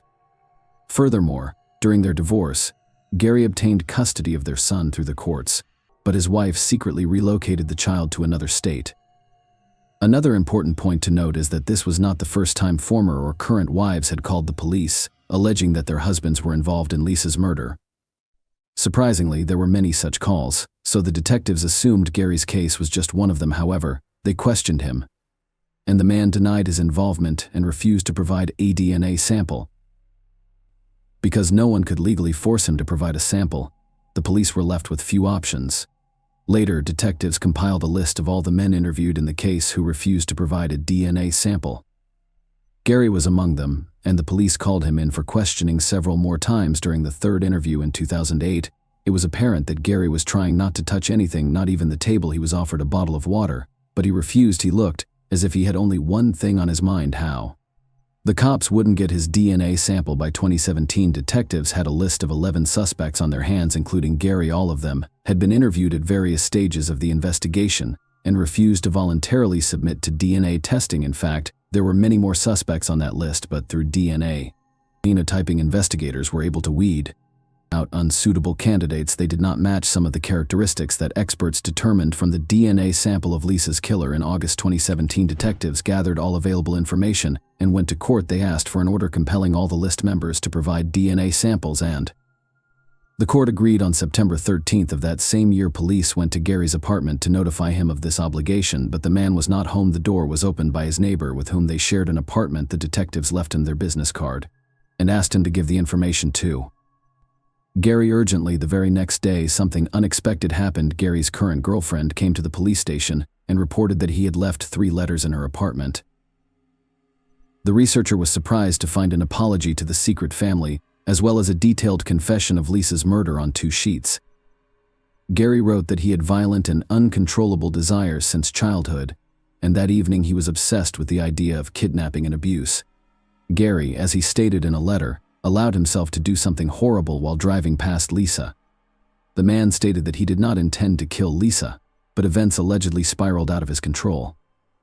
Gary stated that he wanted to surrender to the police hundreds of times but was unable to do so due to cowardice. He admitted to having suffered from self-loathing for many years. At the end of the letter, he stated his intention to commit suicide. Police immediately began looking for Gary, and his car was soon discovered in. Another suicide note was found on the windshield of a car in Stafford Springs Hospital parking lot. The man had ingested some powerful drugs, but he immediately got into his car and drove to the nearest hospital, where he was pumped out. When the doctors finished helping Gary, the police arrested him and took him to the station. At the same time, a judge issued a search warrant for both his and his girlfriend's apartments. The police discovered several objects containing his DNA.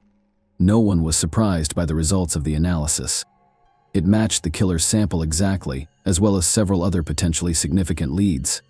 Gary's wife, who had reported suspicions about him back in 1993, died in 2014. However, investigators discovered documents drafted by her lawyer in which the woman revealed numerous gruesome details. One day, Gary told her in plain language that he could not engage in intimacy with her unless he had a knife in his hand. The day after Lisa's murder, the woman called her sister and told her that Gary had come home late at night, was extremely disturbed, and his body was covered with scratches. He also gave his wife a music box and said that he had bought it at the very store where Lisa worked, except according to Gary himself, it was an older woman with gray hair who sold it to him. The problem is that no such employee has ever been there. It is not clear why all these details were not reported to the police in 1993, and it is impossible to find out now. While in custody, Gary suddenly proclaimed his innocence and refused to confess to what he had done. In all likelihood, he was driven by simple fear, but with that kind of evidence, there was no chance of getting away with it. The only thing he was able to achieve was a postponement of his sentence. The trial was not to begin until 2 years later, But Gary, who had been in a cell the whole time, suddenly decided to confess on September 21, 2019. He appeared before a judge and pleaded guilty to the murder of Lisa Sievert. This charge qualified as first-degree murder, and in Massachusetts, a defendant on such a sentence faces life in prison without parole. Lisa's family was present in the courtroom. Her mother, who had waited 25 years to learn the truth, spoke. She thanked everyone involved in the investigation, as well as the ordinary concerned people who had been there for her family throughout. As a result, the killer went on to live the rest of his life. Despite taking a quarter of a century, one of the state's longest-running criminal cases was finally closed behind bars. The harsh reality in such a situation is anything but endless ignorance. Take care, and thank you for watching.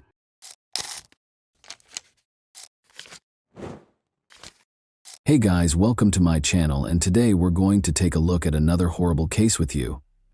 A terrible crime is depicted in the tragic events of November 28, 2014 in Fort Worth, Texas. An apartment complex resident named Ashley Ann Harris, 31, was the target of a vicious and premeditated attack. The events that transpired on that fateful day raised troubling doubts regarding the motivation behind this barbaric deed. The incident started when a worried apartment complex resident called 911 on December 12th. Having called day 1 on a telephone, she called day 209. Emergency personnel hurried to the scene after they reported a fire in one of the units. The fact that this incident would turn into a murder investigation was unknown to them. The apartment was occupied by Ashley Ann Harris when it caught fire. Nobody was able to verify at first whether Ashley was in the burning apartment. Firefighters fought the fire with courage and were able to contain it. The terrible truth was revealed only after the fire was extinguished. Since Ashley had been in her apartment the entire time, police concluded that the fire was not an accident because of Ashley's body. Ashley had been severely beaten, as evidenced by the pool of blood surrounding her lifeless body. Her ankles suffered the same fate as her hands, which were brutally bound with duct tape, leaving her helpless. There were more indications of violence. Her body was scarred by burns, and she had endured the pain of strangulation. Moreover, her throat had been brutally cut, adding to the horror. As the investigation progressed, it became evident that this was a carefully thought out and horrifyingly carried out murder, rather than merely a tragic accident or an isolated act of violence. After committing this horrible crime, the evidence suggested that someone had purposefully set the apartment on fire. The offender had also sprayed rubbing alcohol on Ashley's bed and other parts of her apartment, seemingly in an effort to cover up any evidence of their actions. But the horrific reality had not been hidden by the fire. The case's apparent lack of motivation was one confusing feature. Since Ashley's keys were the only item missing from her apartment, investigators were left wondering, what could motivate someone to attack an innocent woman in such a vicious and heartless manner? As law enforcement looked for answers, justice, and closure for Ashley Ann Harris's bereaved family, the murder investigation would surely be a difficult and heartbreaking one. The police started looking for answers. Interviews with Ashley's neighbors marked the start of their adventure. One of them, Stephen Lee, lived in an apartment next door. He described an odd sighting at around 6:30 a.m. that fateful morning. He was smoking a cigarette on his balcony when he spotted an unknown car parked close by. The car in question was a sleek black Infiniti G35, which was unusual in their peaceful neighborhood. This observation would turn out to be a key clue in the mystery that was developing. But Stephen Lee's story wasn't the only piece of the puzzle. At around 7:30 a.m., Ashley's neighbor Patrick Sweet, who lived directly below her apartment, told the police a terrifying revelation. A spine-tingling scream reverberated from above, startling and upsetting Patrick as he was startled out of his morning routine. After that, he heard a number of disturbing sounds, such as what sounded like a heavy thud and frantic, gasping breaths. He was terrified, but his carbon monoxide detector's blaring alarm was what finally got him to act.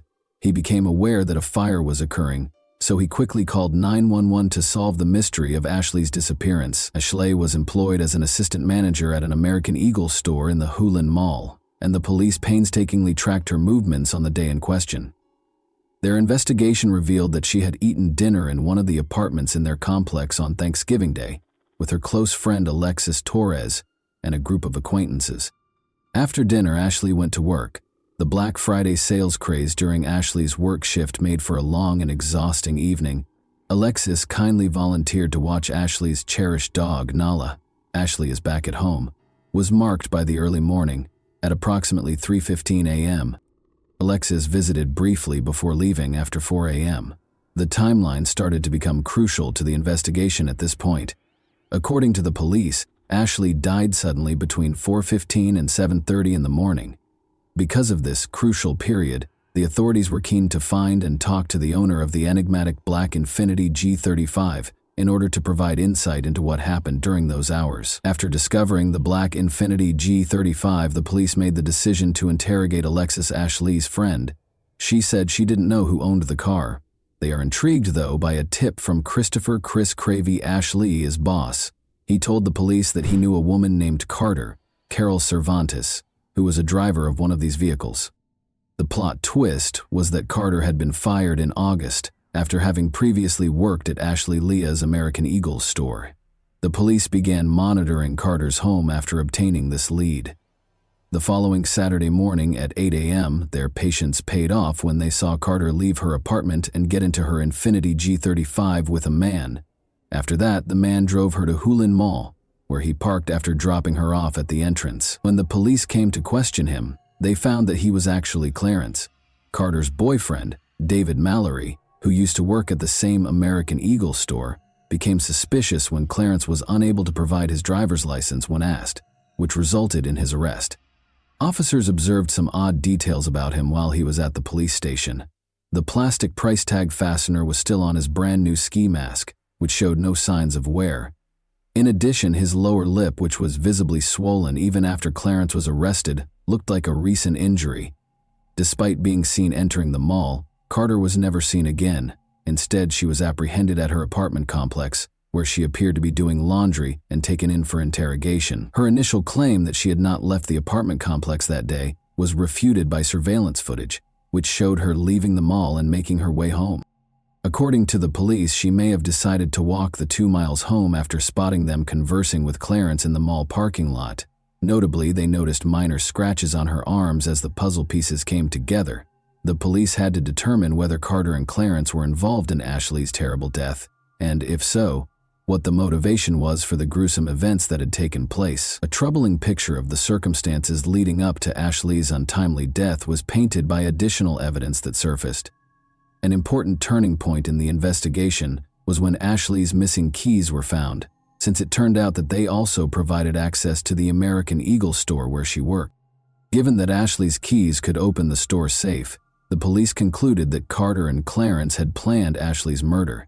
Stealing what they thought was tens of thousands of dollars, presumably amassed from Black Friday sales, seemed to be the crux of their evil scheme. Armed with Ashley's keys, they carried out their plan on a fateful Saturday morning, but when they got to the store, they ran into an unforeseen problem. Their attempt at robbery was foiled by the fact that the locks had already been changed. Additional incriminating evidence was discovered during the search of Carter and Clarence's apartment. They discovered a taser box, a plastic tub with bungee cords and a rope, a lock in a kitchen drawer, and some discarded duct tape.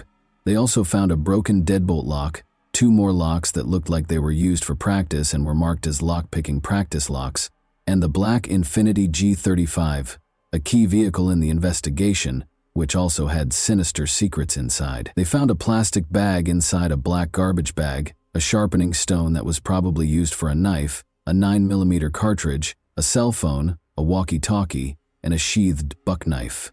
Notably, they also discovered a kitchen knife, an unopened tarp, and a toboggan with a hole cut in it. The finding was perhaps the most concerning. 3 of a loaded Glock 19 concealed beneath the driver's seat with a bullet in the chamber. The disturbing picture of Carter and Clarence's role in Ashley's murder was painted by these strong pieces of evidence. The state decided not to pursue the death penalty after both defendants were charged with capital murder. Instead, it sought life in prison without the possibility of release for both of them. Carter and Clarence upheld their not guilty pleas in spite of the overwhelming evidence against them, paving the way for a torturous court battle that would ultimately decide their fate. Although the prosecution gave both defendants a largely consistent story, the court cases of Carter, Carol Cervantes, and Clarence, David Mallory, developed independently. But after Carter's case was heard, attention turned to proving that she was the alleged mastermind of the crime. The prosecution believed that Carter and Clarence had several reasons for wanting to hurt Ashlia. First, they thought the two wanted Ashlia's keys, which would allow them to enter the store safe and the large amount of money they assumed was kept there, especially after the Black Friday sales. The prosecution also claimed that Carter and Clarence wanted to exact revenge on Ashley. An additional layer of personal animosity was introduced into the situation when they blamed her for their dismissal. The court proceedings explored the individuals' personal histories. In June 2014, Ashley took over as store manager while her boss, Chris, was on medical leave. An important part of the operation had been played by Carter, the store's assistant manager. Notably, on August 24, 2014, she had also employed Clarence, her boyfriend, to work with her at the same place. A sizable amount of $18,000 inexplicably vanished from the American Eagle store's safe.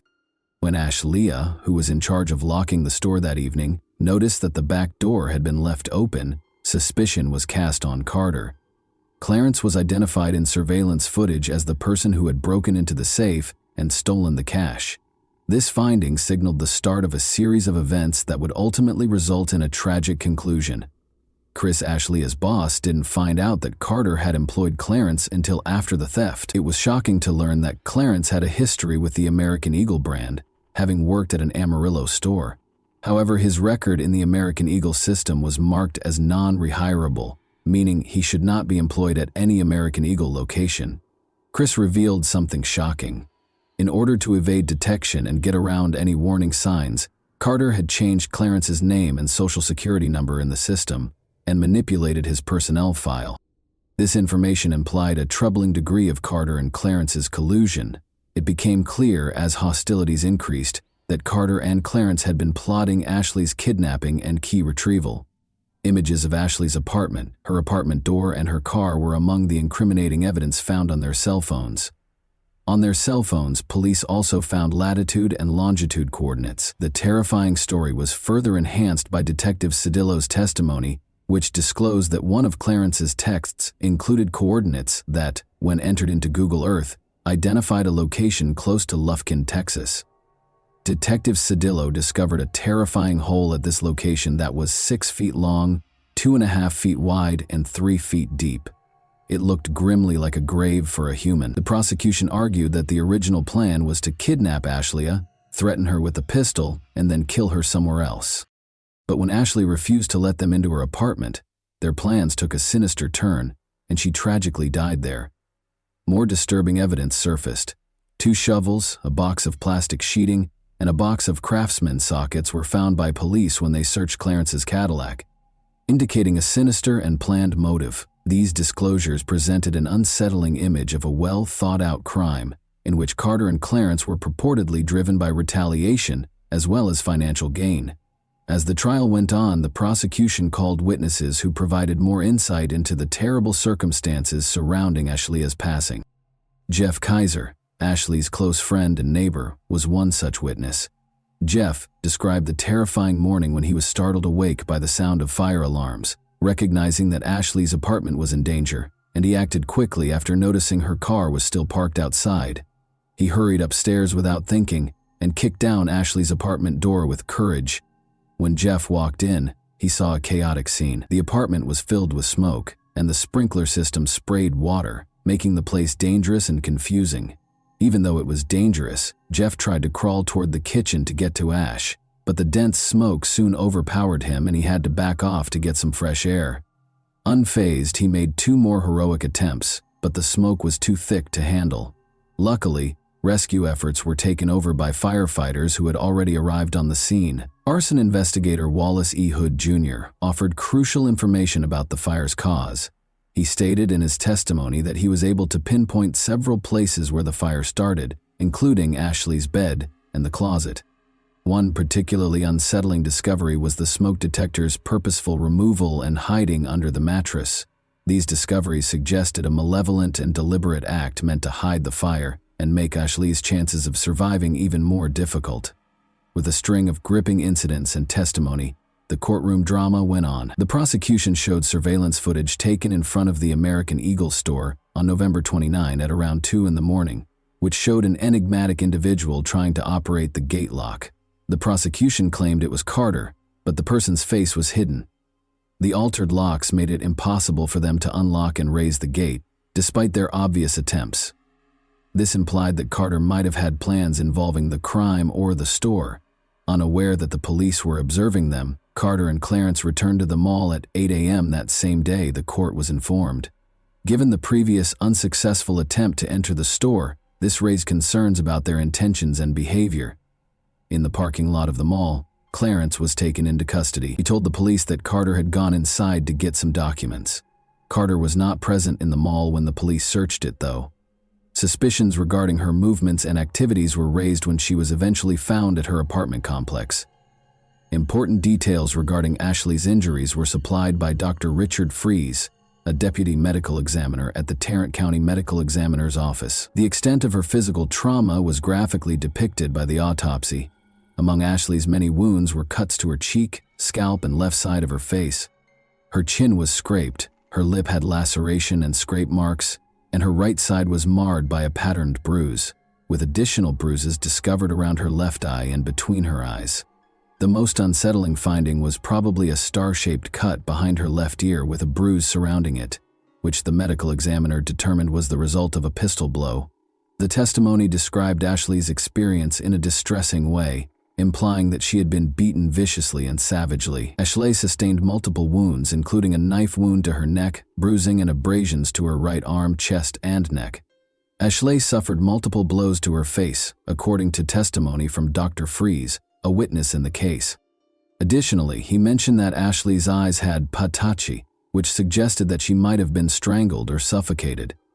Dr. Fries clarified that a fractured cricoid, a neck cartilage, is more frequently linked to severe force or auto accidents and is rarely observed in asphyxia or strangulation cases.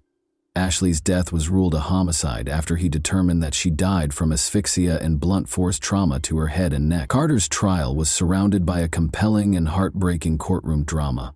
The foundation of her defense was the claim that she was not responsible for Ashley's untimely death. She bravely removed the layers of fear and manipulation that had surrounded her life by taking the stand to testify in her own defense. Carter's testimony portrayed Clarence as a domineering and dangerous man, painting an unsettling picture of their relationship. She disclosed that he had a terrifying amount of control over her day-to-day activities, including deciding when she was allowed to eat and drink, as she admitted to trying to rob the American Eagle store.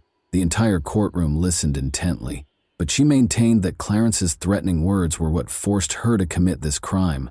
She told of the terrifying time he pulled out a gun and gave her the order to steal. To make matters worse for her, he claimed that if she refused to accept the money, a dangerous threat would be waiting outside her parents' house, threatening their lives. Carter's story took a darker turn when she described a horrific experience in which she was raped by two unidentified men. She claimed that Clarence himself had allowed these attackers to enter her apartment, and she had to endure the unspeakable cruelty of their acts. Carter adamantly insisted that Ashley was innocent on the fateful night of her murder.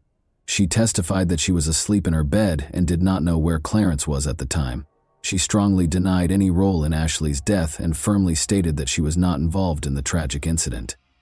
In a remarkably quick decision that took only 2 hours, the jury remained skeptical despite Carter's compelling testimony and returned a guilty verdict. Carter was given a life sentence without the chance of release as a result. That was not the end of the case. Clarence also appeared in court, arguing that he was innocent of Ashley's murder, but the same lack of response was given to his claims. He was sentenced to life in prison without the possibility of parole, just like Carter, after the jury, clearly unimpressed by his claims, found him guilty as charged. And that wraps up today's chilling story. If you enjoyed this video, don't forget to like and subscribe so you never miss a new upload. Also, let me know in the comments what part of this story shocked you the most. Thank you for watching, and I'll see you in the next video.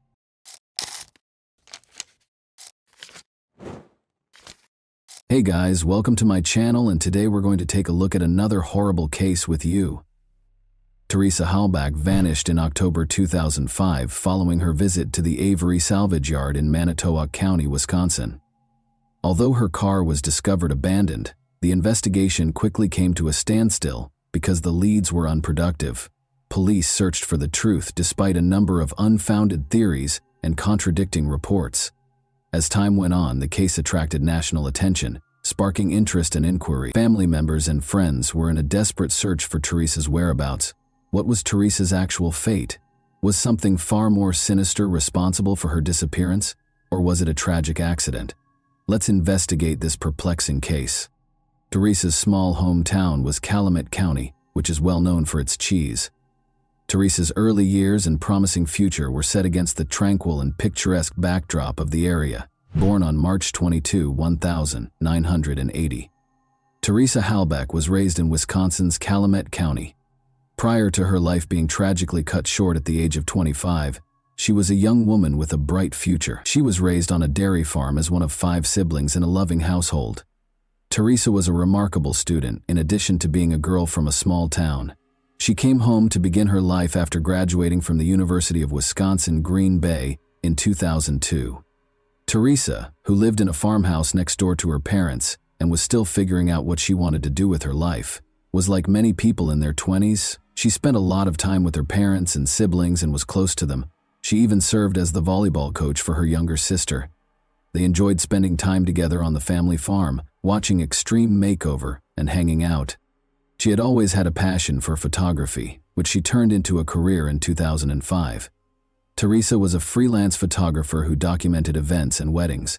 She even took pictures of cars for sale while working for Autotrader.com, an American online marketplace for auto buyers and sellers.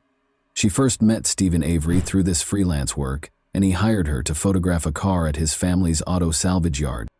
Wrapped automobiles, parts, and equipment were strewn all over the 40-acre Avery auto salvage yard. Their sister Barb lived on the property with her 3 sons, Brendan Dassey and her boyfriend Scott Taddick, while Stephen and his brother Charles managed the yard. Earlier in the year, Teresa had made multiple trips to the salvage yard to take pictures of cars for Stephen, but she wasn't particularly eager to return. According to reports, she once told a coworker that she found it unsettling that Stephen had answered the door while only wearing a towel. Who wouldn't be uneasy in that circumstance? On Halloween Day 2005, Teresa consented to return for one last photo session despite her discomfort. She would, regrettably, be seen alive for the very last time.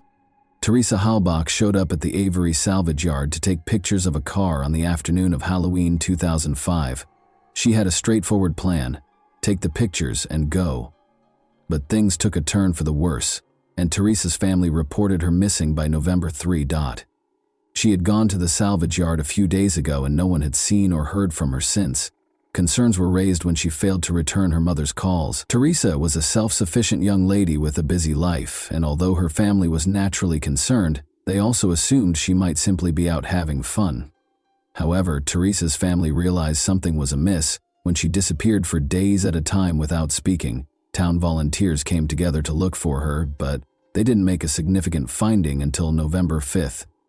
Teresa parked her Toyota RAV4 on the Avery property. Strangely, wood, branches, and even the hood of another car were all over the car. Was the car concealed? That has been the subject of conjecture. The car appeared to have been attempted to be hidden, but it was unsuccessful. Why would anyone need to conceal a car when there are so many on the property? It made people wonder why the car was covered, but it was never made clear why.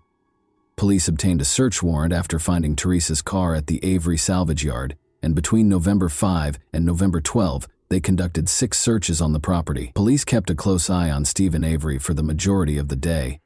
Officers seized a flatbed truck and a car from his family's retreat in the North Woods. Several troubling pieces of evidence were found during these searches. Investigators discovered burned bone fragments in a burn pit behind Stephen Avery's garage.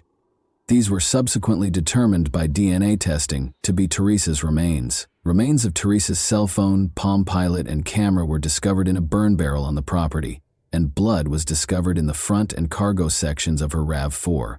Police discovered 2 firearms, including a rifle, and Teresa's car key in Stephen Avery's bedroom during a search of his home. After several months, additional searches turned up a bullet and pieces in Avery's garage that were connected to the rifle that had been found in his house. Even though the bullet contained DNA evidence, it was still unclear whose DNA it belonged to, which led to more questions about the case. Although this body of evidence eventually strengthened the case against Stephen Avery, it raised controversy and left many questions unanswered. Stephen Avery made an initial statement without legal representation when he was questioned. That was the last time he saw her, he said. Law enforcement, however, soon began to doubt his account. Things quickly got out of hand when he was first arrested on suspicion of possessing illegal firearms on the property. On November 15, a few days later, Stephen Avery was formally charged with Teresa Halbach's murder. The amount of his bail was $500,000. Investigators had little reason to doubt the evidence, especially the blood, bones, car key, and firearm. The fact that Stephen Avery was no stranger to law enforcement is what makes his case so remarkable. This brings us to Stephen Avery's troubled past. He was raised on his family's 40-acre salvage yard in rural Gibson after being born in Manitowoc County in 1962. He had a reported IQ of 70 and struggled academically, attending special education classes. Avery served 10 months after being found guilty of robbing a bar when she was 18. He was imprisoned for a year in 1982 after being found guilty of animal cruelty for burning a cat alive. Avery was given a 6-year sentence in 1985 for threatening his cousin with a gun. But soon after, in 1985, Avery was falsely convicted of the vicious sexual assault and attempted murder of Penny Bjornson, marking the beginning of the most important chapter in his criminal history.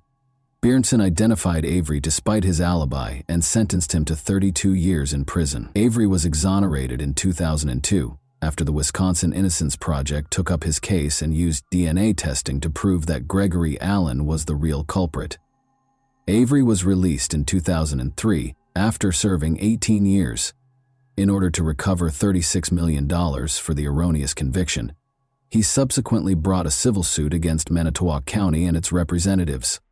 When Teresa Halbach vanished in 2005, the lawsuit was still pending. In 2006, the case was resolved for $400,000. Investigators interviewed a number of people who lived or worked at the Avery salvage yard while Stephen Avery awaited trial for Teresa Halbach's murder. Stephen's 16-year-old nephew Brendan Dassey was one individual who attracted their attention. Although Brendan Dassey was not initially considered a suspect by the police in February 2006, they thought he might have some information regarding Teresa Halbach's disappearance. They believed he was keeping his uncle safe. However, Brendan started making statements during the interrogation that weren't consistent with the actions of an innocent person, which raised questions. Police believed Brendan had important information after an initial interview. Brendan had a borderline IQ, which is lower than the average. Brendan was 16 years old, but his comprehension and skills were more akin to those of a younger child. Brendan was interviewed twice more by investigators without his mother or legal representative present. They got his mother's approval prior to the last interview. The date of this controversial interview was March 1, 2006. Brendan admitted to taking part in Teresa's multiple-hour sexual assault, murder, and mutilation during this session. Brendan was told by police that they were already aware of the specifics. Brendan gave a detailed statement, clearly frightened. He said that after coming home from school, he was asked to enter his uncle's trailer where he discovered Teresa bound. As Teresa begged for assistance, his uncle allegedly encouraged him to sexually abuse her. Brendan claimed that his uncle convinced him to comply, and that after that, his uncle shot and stabbed Teresa. Brendan cut Teresa's throat at his uncle's order. A startling change occurred when Brendan was arrested and charged with sexual assault, murder, and corpse mutilation, but at that time, there was no supporting evidence for his confession. In any event, Stephen and Brendan were put on trial, and it went forward independently. The trial of Stephen Avery started first. Blood in Teresa's car, a spent bullet that matched Stephen's rifle and Teresa's DNA, and a key to her car discovered in Stephen's trailer that contained his DNA, were among the many pieces of evidence the prosecutors produced. Stephen's blood was found inside Teresa's car, and his DNA was found beneath the hood fastener. On Avery's land, Teresa's burned remains and possessions were discovered. Stephen made 2 calls to Teresa's cell phone, one with and one without the 67 feature to hide his identity, according to phone records. The 67 feature makes the call appear private or unknown and prevents your phone number from appearing on the recipient's caller ID. These sparked suspicions and implied that Stephen might not have known the 67 call could be traced by the police.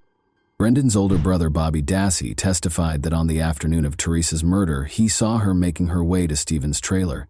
He also gave critical testimony after overhearing Stephen talking about Teresa's body disposal in a subsequent conversation. Stephen's defense team contended that Manitowoc County Police framed him because of his $36 million lawsuit against them, despite the evidence appearing to be against him. They claimed that police used evidence from a prior wrongful conviction case to plant blood in Teresa's car. The main evidence, according to the defense team, cast doubt on it. Only Stephen's DNA, not Teresa's, was present in the key to Teresa's car that was discovered in Stephen's trailer. This was odd, because the key to Teresa's car should have contained her DNA. It was possible that the key was planted and Stephen was framed because Teresa's DNA was missing and Stephen's DNA was present, indicating evidence tampering. The jury's decision was unambiguous. Stephen Avery was found guilty of all charges and given a life sentence. Brendan Dassey's trial, which lasted only a few days, came shortly after in April 2007. Brendan's confession was a key component of the prosecution's case against him, and its veracity was hotly contested. There are concerning indications when examining Brendan's police interview in detail. After being questioned for hours, he made statements that appeared to acknowledge his guilt, but many people thought they were fabricated and unreliable. Investigators questioned Brendan for more details after he described the alleged assault and murder. "That's all I can remember," Brendan said hesitantly when asked about Teresa's head injuries. The officer pressed him further and asked who had shot her in the head. After a while, Brendan acknowledged that he had done it. Brendan responded that he was unable to think of it at the moment when the officer questioned him about why he hadn't brought it up earlier. This conversation sparked worries that Brendan's answers might have been swayed by the investigators, who may have led him to divulge information that wasn't entirely consistent with his own memory. Brendan withdrew his confession during his trial and said he was under pressure from the police. At first, his involvement had been supported by physical evidence, such as bleach stains on his jeans. Brendan, however, provided a different explanation, claiming that the stains were the result of cleaning a garage rather than a crime scene. Notably, Brendan was not directly connected to Teresa's murder by any DNA or supporting evidence. Brendan's conviction raised questions about the fairness of his trial because it was based primarily on his dubious confession. Despite his lower intellectual capacity, he was tried as an adult at the age of 17. In 2048, he received a life sentence with the possibility of release. There were continuous discussions concerning the validity of his confession and the fairness of his conviction, which kept the case contentious. Avery's request for a new trial was denied by a state appeals court in August 2011, and the Wisconsin Supreme Court affirmed the ruling in 2013. In 2012, Avery was transferred to the Waupun Correctional Institution after 5 years of service at the Wisconsin Secure Program facility in Boscobel. Dassey's attorneys petitioned for his release in December 2015, claiming his confession was coerced and that he had incompetent legal representation. The documentary Making a Murderer, which followed the legal disputes between Stephen Avery and his nephew Brendan Dassey, was made available on Netflix in 2015. It questioned their guilt by looking into their arrests, trials, and convictions. Brendan's confession, the dubious evidence against Stephen, and the tense relationship between Avery and the local police force, which resulted in his erroneous conviction in the 1980, were the main topics of the series. Many people questioned whether Stephen and Brendan had fair trials after watching the documentary, which sparked a lot of discussion and drew a sizable audience. Although it highlighted potential injustices, some detractors believed it might have been biased and omitted important information. In 2016, Stephen Avery's case was taken on by famous lawyer Kathleen Zellner, who fought for wrongful convictions. A Chicago-based attorney named Kathleen Zellner ascended to the Hall of Fame by defending numerous people who had been unfairly convicted. With a track record of overturning convictions, Zellner started investigating alternative explanations for the case. She sought to demonstrate that other suspects might have been involved in Teresa Halbach's death, and that the evidence used at trial did not support Avery's guilt. Together with her public advocacy, Zellner's efforts brought the case back into the public eye and maintained the debate over Avery's innocence. The process of making a murderer was not totally impartial. Some critics contend that the prosecution's decision to not participate distorted the facts. They allowed the documentary to mostly represent the defense's viewpoint and left many questions unanswered. Some viewers speculated that the prosecution's decision to remain out was made in order to avoid re-examining the validity of Avery's prior erroneous conviction. The documentary spurred discussion and increased awareness, but it omitted crucial information. For instance, it didn't go into detail about the calls Stephen Avery made to Teresa Halbach's phone, which some consider to be important pieces of evidence. Additionally, it ignored Teresa's prior interactions with Avery, including rumors that she felt uncomfortable around him. Additionally, Making a Murderer minimized Stephen Avery's past violent actions, especially against women. Even though this does not establish his guilt on its own, it does point to a troubling pattern of aggression that should not be disregarded when looking into the case.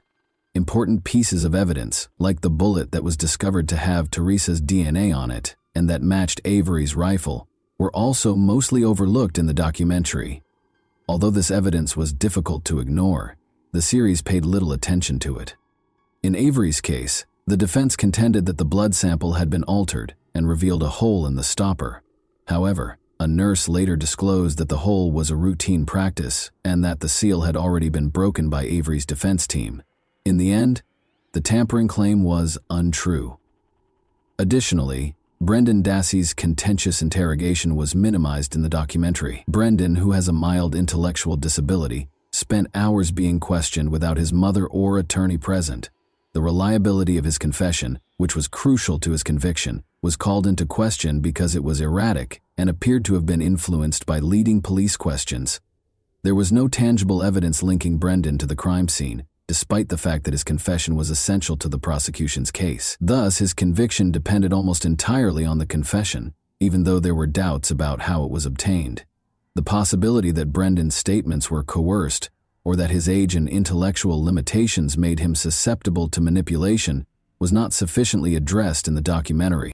The documentary left viewers with more questions than answers, even though it may have ignited a global movement for justice. The question of whether these two men were genuinely guilty or the victims of a seriously defective legal system was once more complicated. Parts of Brendan's confession were later allegedly misplaced in the Making a Murderer documentary, which, when watched in its entirety, may provide additional insight into the way the police interrogated Brendan. Notwithstanding the media attention, the question still stands: what is the current status of the cases, and have Teresa Halbach and her family received justice? Brendan Dassey's supporters had hope when his conviction was momentarily overturned in 2016. The courts determined that his confession was not coerced, which was the primary question at hand. Experts contend that the courts did not fully take into account concerns regarding his age and intellectual disability, which raised concerns about his vulnerability during interrogation. 2018 saw the U.S. hopes for federal relief were dashed when the Supreme Court decided not to hear Brendan Dassey's case. His legal options are limited because the governor of Wisconsin has also declined to pardon him.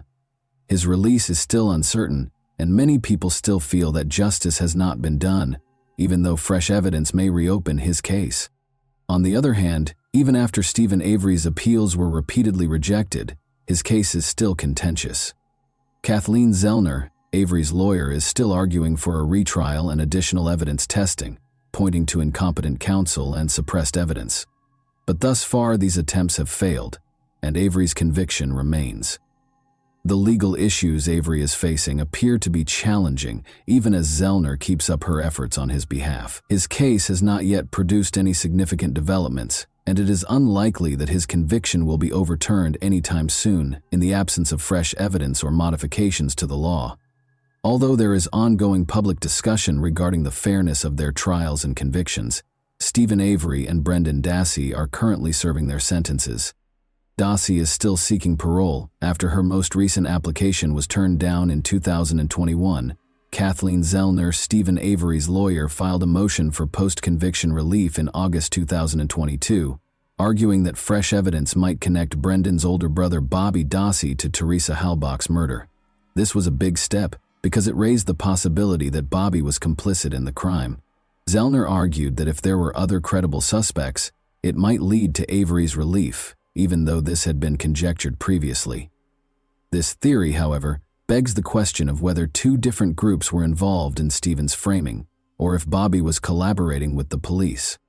Zellner presented an affidavit from Thomas Brez, a truck driver, who stated that he saw Bobby Dassey driving Teresa's RAV4 with someone other than Stephen in the passenger seat a few days after Teresa passed away. Although this testimony provides additional context, it does not prove Bobby's involvement in the murder. Furthermore, Bobby is not directly connected to the crime, despite his computer history containing searches for violent pornography. Additionally, Zellner cited Bobby's alibi, which was offered by Scott Tadich, his mother's boyfriend, a man with a criminal record and a reputation for being irritable. Zellner implied that Tadich might have been complicit in the crime, either by lying or by taking part in it. However, in the absence of concrete proof, this remains conjectural. Zellner has also looked into Teresa's ex-boyfriend Ryan Hillegas's involvement. Ryan was heavily involved in Teresa's search and lacked an alibi. Zellner thought it was strange that Ryan had access to Teresa's voicemail and had not told the police about his previous relationship with her. There isn't any concrete proof that Ryan was involved in the murder, though, despite these suspicions. The court rejected Zellner's request for a hearing based on these other suspects, finding that there was not enough evidence or motivation to imply that Ryan or Bobby Dassey were involved in Avery's framing. In essence, the court decided that the defense had failed to show how these people could have committed the crime or fabricated evidence. Avery was transferred to the medium-security Fox Lake Correctional Institution in 2022. Although the case is still complex, Zellner intends to appeal to the Wisconsin State Court of Appeals. In addition to voicing concerns about Brendan Dassey's coerced confession, some experts doubt Avery's innocence because of his violent past and possible corruption. There are still unanswered questions regarding Teresa Halbach's death and the family's ongoing legal battles because the case has not been settled. And that wraps up today's chilling story. If you enjoyed this video, don't forget to like and subscribe so you never miss a new upload. Also, let me know in the comments, what part of this story shocked you the most? Thank you for watching, and I'll see you in the next video.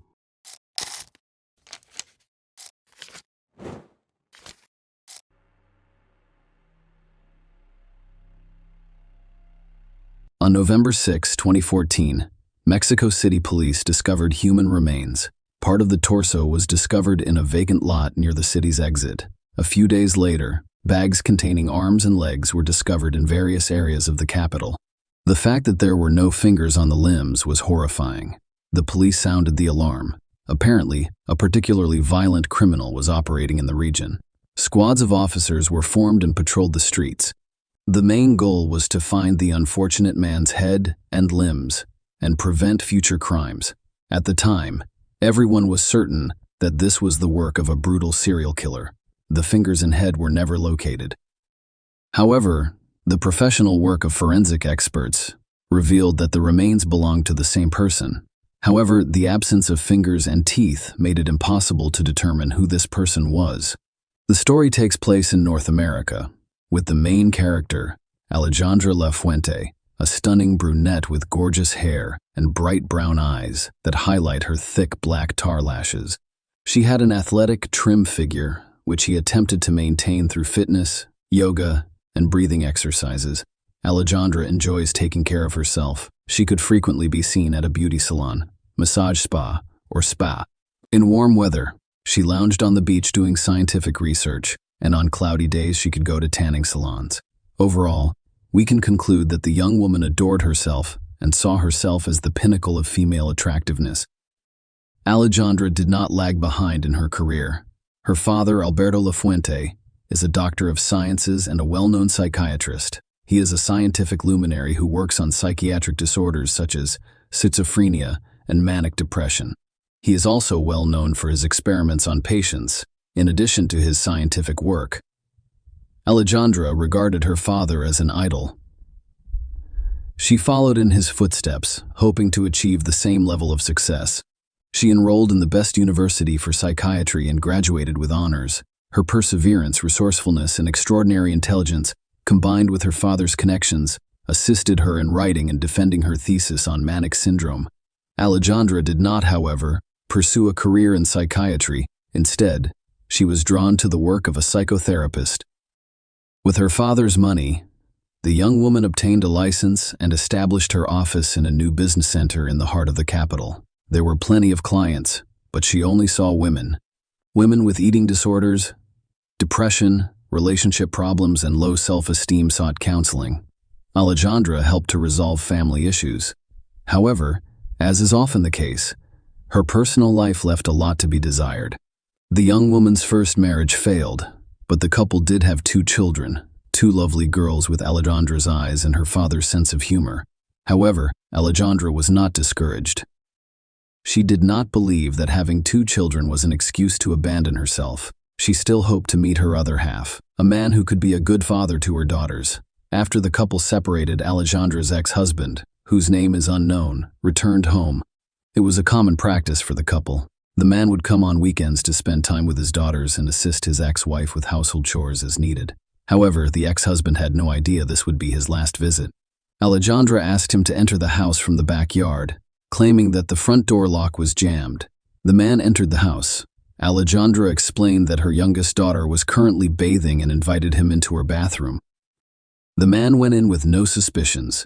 There was a ringing silence throughout the house. There were no sounds, just the usual cartoons and children's laughter. The man entered the bathroom. There was tape on the floor and no daughter in the filled bathtub. He became aware that something was going wrong. Right at that moment, his ex-wife appeared behind him, wielding a hammer, and delivered a powerful blow to his head. The man fell, and blood poured out of the gaping hole in his skull.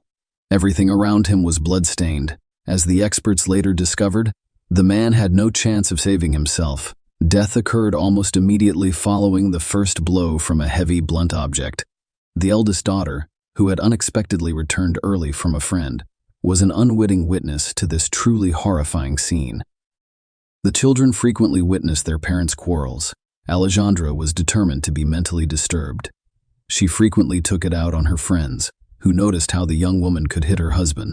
They frequently noticed scratches on his arms and neck. The housemates were constantly observing her temper tantrums and poor behavior, but this time the situation spiraled out of control. The daughter dashed out of the house and began calling for help.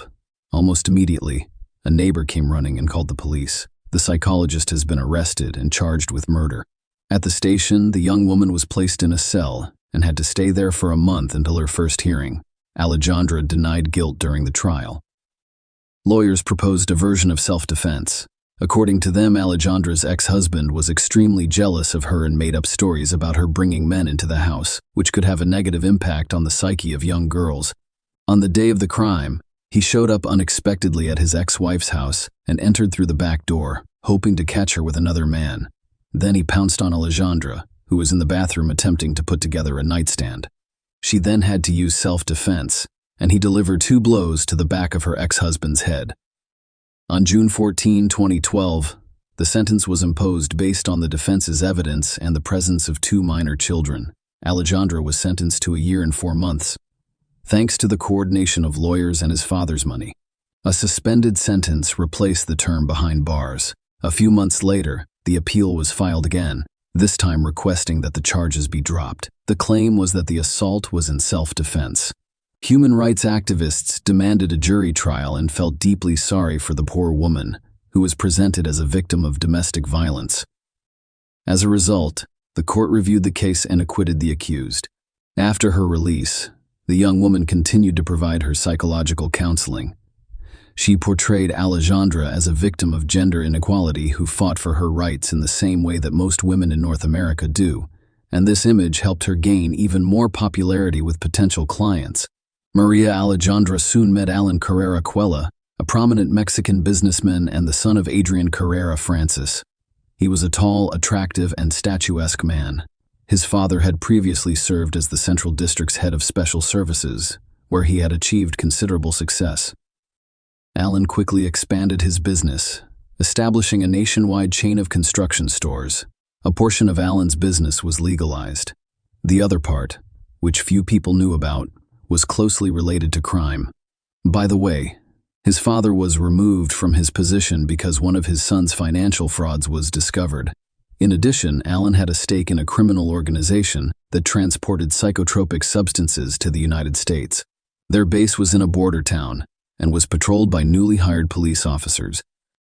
This group controlled a small portion of the South's psychoactive substance trafficking. Alan's father was proven to be involved in his son's affairs. The police were able to obtain a statement from him, and he faced a 20-year prison sentence. However, Adrian Carrera was released early on July 18, 2000, as a result of the Witness Protection Program. Following his release, he devoted all of his time to his son and his legitimate business. The son matured quickly, adopting his father's perspectives and experiences. After graduating from college, Alan Carrera decided to follow in his father's footsteps as an entrepreneur. He was very interested in the store of household appliances, and despite his young age, he completely let himself in. This business was not as large as his father's, but it provided a good income. There were always a lot of women around him, but Alan had been in love with a classmate who he thought was smart, beautiful, and came from a good family since childhood. The marriage was brief but bright. Daddy had a gorgeous daughter. However, a lot of work and Alan's almost complete absence from home caused this marriage to end. It was extremely difficult for Alan to part with a woman he had loved since high school. New novels did not bring pleasure, and loneliness and sadness drove the man to drink. This became a bad habit over time. Alan tried many things to cope with his long-term depression and addiction to alcohol, including books, circles, and drips, until fate led him to a consultation with the famous psychiatrist Alberto, Maria Alejandra's father. Alan's now ex-wife was also dealing with a difficult divorce. Alan was the only male in the young woman's life. Despite their separation, she could not allow anyone else to be with her. To alleviate her loneliness, Alan's ex-wife also decided to see a therapist.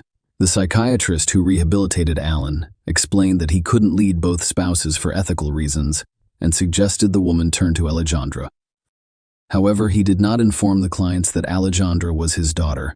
Alejandra quickly realized that her patient's ex-husband could be an ideal match. He was described as a pleasant man in his prime and quite wealthy. Alejandra did not think long before asking her client to bring her ex-husband for another consultation. According to the therapist, she would be able to resolve their issue in one session and break the former spouse's strong bond.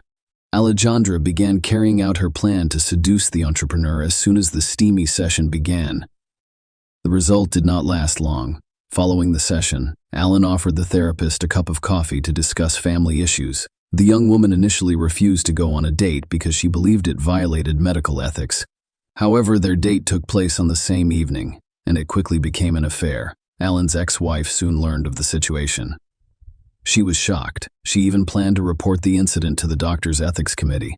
However, she didn't. Alejandra was a highly competent specialist who was able to persuade her client to let the situation go. After all, it indicates jealousy and a refusal to let go of the former spouse. As a result, the doctor believes that a happy future will be ineffective. Alan's ex-wife decided not to apply both during and after the commission sessions. Meanwhile, the relationship with the newly married couple progressed quickly. A few months after their first date, the young couple decided to live together. After 2 more months, they decided to formalize their relationship, but Alan had no idea what skeletons he had in his closet that were hiding his fiancée.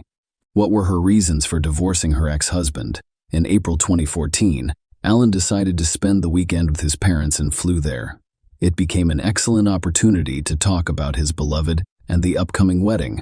Alan's parents were taken aback that they would learn such important information so late. They had never heard of Alejandra in their son's life, which seemed strange. A week after meeting with the parents, the marriage was registered. Interestingly, Alejandra asked her husband not to contact her friends and family. No invitations were sent. The wedding was supposed to be modest, and the budget didn't allow for inviting everyone one would have liked.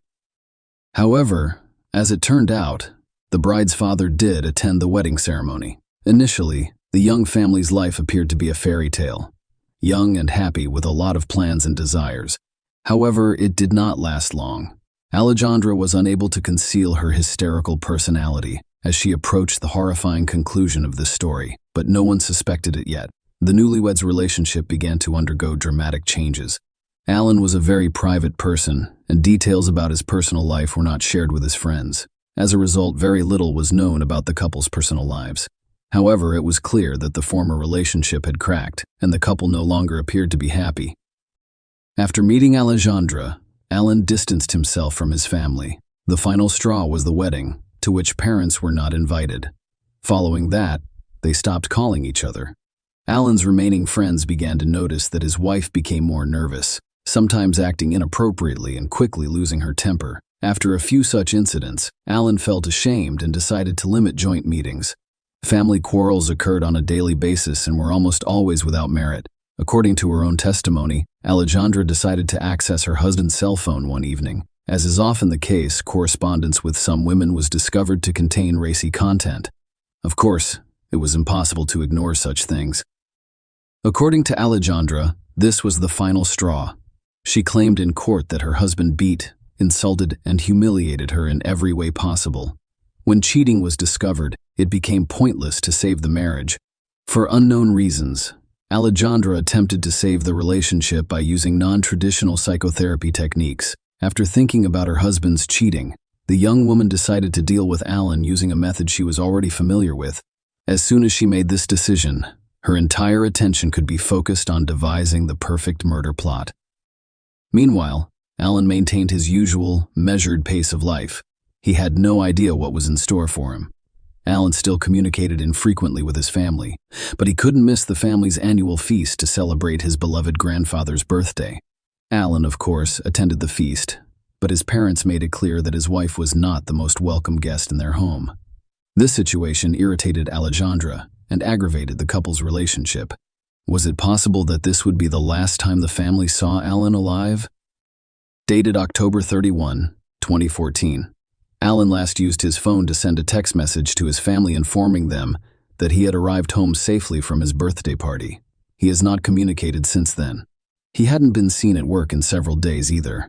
This was quite unusual because it had never happened before. The entrepreneur took extreme responsibility for his work. And soon, the opening of a new store was anticipated, making the presence of the head absolutely necessary. The reason for this was the spouse's terrifying plan, which she carried out. After Alan returned from his vacation, there was another scandal, which prompted Alejandra to immediately dispose of her husband. She added a powerful sleeping pill to the milky tea she used to drink before bed. Then she smothered him with the pillow. She enjoyed watching her husband gradually lose consciousness in a pitiful attempt to remove the pillow and breathe. Then came the most difficult part, getting rid of the body. She had not had time to prepare for this moment. Alan was too heavy, so she had to make do with what she had. The time was short. So Alejandra dashed to the neighbor's vegetable garden to retrieve an electric saw. With a grim smile on her face, she attempted to cut her husband's body apart. Only a genuine sadist would do such a thing. She then placed the body parts in garbage bags and had the foresight to cut off fingers and pull teeth. It was these that would aid the investigation in identifying the person, if the body was discovered. Alejandra attempted to remove the corpse from the house without suspicion by stuffing all of the bags into suitcases, but she was unsuccessful. As dawn broke, Alejandra was unable to leave the house with the suitcase unnoticed. An elderly neighbor with insomnia watched her from her window. She was a little concerned about the young woman's early departure. Besides, for some reason, her husband did not help lift the heavier suitcases, and Alejandra was acting strangely. She was constantly looking around. Alejandra returned home around dawn. This surprised the vigilant neighbor even more. As it turned out, she had scattered bags containing her ex-husband's remains throughout various neighborhoods to conceal her tracks. As the new day dawned, she resumed her normal life. On November 6, 2014, Mexican police officers made the first horrifying discovery, a human torso with no teeth and no fingers on the hand. The entire police force was put on high alert because the incident was so brutal. Less than a day later, other body parts were discovered throughout the city. It is also noteworthy that the distance between the locations where the packages were discovered was quite significant. Later, this would be attributed to Alejandra's prolonged absence from home. All body parts were sent to the best forensic laboratory, where experts quickly determined that they all belonged to the same person. In order to avoid suspicion, the perpetrator began sending messages to Alan's relatives. She attempted to avoid suspicion, But she only made matters worse. She had no idea that her husband had recently distanced himself from the family and had no contact with his relatives. Alejandra informed Alan's parents on his behalf that they were going on vacation and would be out of contact. Alejandra's father ruined the entire plan. Alberto began calling Alan's father's house, wanting to know if his son-in-law's family knew where Alejandra was. Alberto hadn't heard from her in a while, and the patients are concerned about not being able to attend counseling sessions. Later, he calls Alan's relatives again to inform them that his daughter has been found and has been forcibly admitted to the clinic because she is depressed as a result of her husband's infidelity. This alarmed the relatives, who attempted to locate Alan but were unsuccessful, prompting the businessman's family to contact the police. The laboratory experts decided to compare the recently discovered corpse to Alan's characteristics. The similarity was 100, and his relatives also identified him. It was especially difficult for Alan's grandfather immediately following the identification. He became ill with heart disease because he was his only grandchild. The investigation issued a search warrant for Alan's residence and office. A hillock of fresh earth was discovered in the backyard of the house. After some digging, the man's fingers and teeth were discovered. The discovery further shocked the capital city. Alejandra was immediately apprehended. Blood traces were discovered in one of the rooms, as well as in the car's trunk and garage. Alejandra initially tried to avoid admitting her guilt. She hoped she'd be able to get away with it as freely as she had with her previous husband. But the investigation quickly resolved the case. The testimony of an elderly witness was helpful. The time she gave matched Alan's estimated time of death. Alexandria took advantage of her position to obtain a powerful sleeping pill, the type of medication that only doctors could obtain. This aggravated the situation. The evidence obtained helped to establish a link between Alexandria and her husband's brutal murder. CCTV cameras also helped to determine that the man entered the house and never left. CCTV footage confirmed that the suitcases had been taken out. On December 10, 2014, the jury returned its verdict. Alejandra was sentenced to life in prison for murder, with brutality, and attempted to conceal the fact by using her official position. All of this was unfavorable to her father, the former psychotherapist who attempted to save his daughter from imprisonment through connections and bribes, but was also unable to assist. However, he was only able to keep the trial hidden from the public and the press in order to avoid further publicity. However, he did everything for the sake of his own career. Now, few people will consult a specialist who raised such a ruthless monster and failed to diagnose problems with his own daughter in a timely manner. The death of Alejandra's first husband was also brought up during the trial. However, due to the passage of time, the evidence in this case was not discovered. The version about Alejandra's father's involvement in the events was also considered.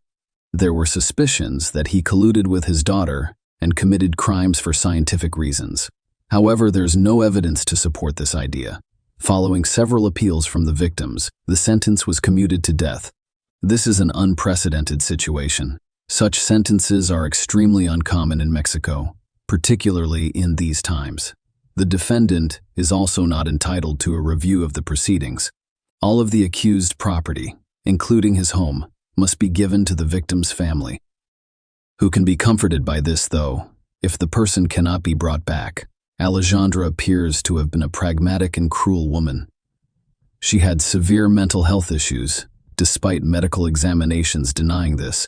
She also relied on her father's influence and used her official position to carry out her maniacal plans. Impunity for her first crime had only released her. Alejandra felt invincible and continued to do evil. Perhaps Alan would still be alive if this horrible woman hadn't been acquitted the first time, but it was too late to discuss it now. Share your opinion with us in the comments and subscribe to the channel for more.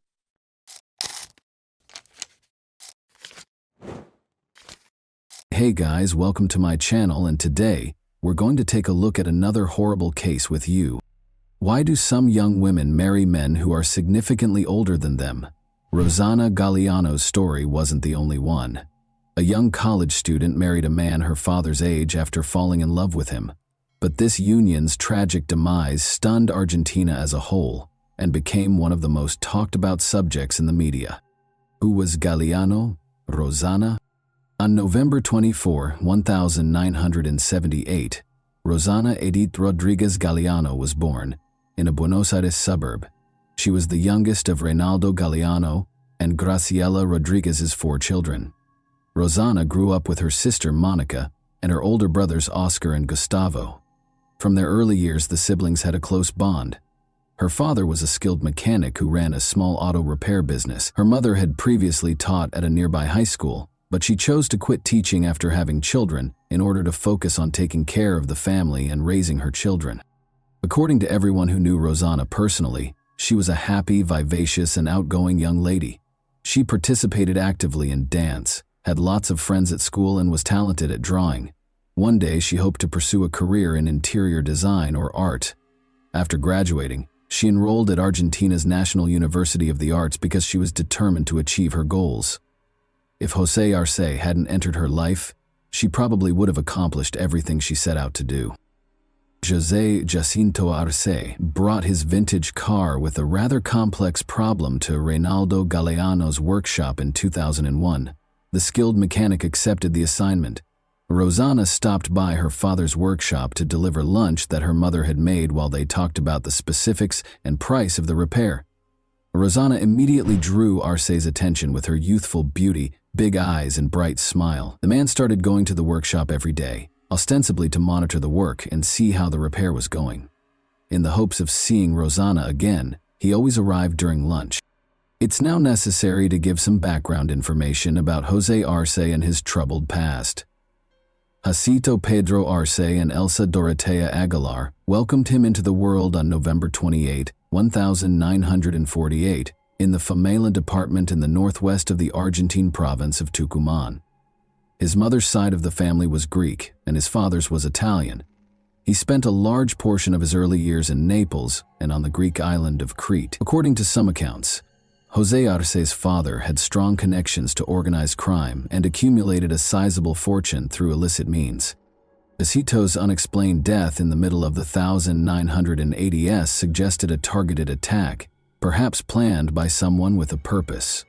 José was incarcerated for smuggling illegal substances at the time of his father's passing. José and his mother resided in the United States until 1996, but he was in danger of being deported for breaking immigration laws. But Elsa, his mother, became a citizen of the United States, purchased a house in Boston, and stayed there with her sister. José had been married twice, but he didn't stay in touch with either of his previous spouses or their kids. He disliked discussing his past and preferred to keep his marriages, criminal history, dubious family background, and the mystery surrounding his father's death a secret. José, who was over 50 at the time of the events detailed here, had 3 expensive cars, multiple properties in Buenos Aires and its suburbs, and a fashionable, opulent wardrobe. He was skilled at projecting an air of sophistication and charm that made an impression on others. Young Rosana was soon won over by his charm. After exchanging phone numbers, Rosana asked her out on a date a week later. Rosana didn't fully comprehend how deeply she had fallen for a man who could have easily been her father, because their relationship developed so quickly. Rosana's parents were initially unaware of the couple's covert relationship. Her older sister, Monica, was immediately concerned when she told her, but she also pledged to keep it a secret from their parents for the time being. José showed up at the Galeano home 6 months later to formally request Rosana's hand in marriage.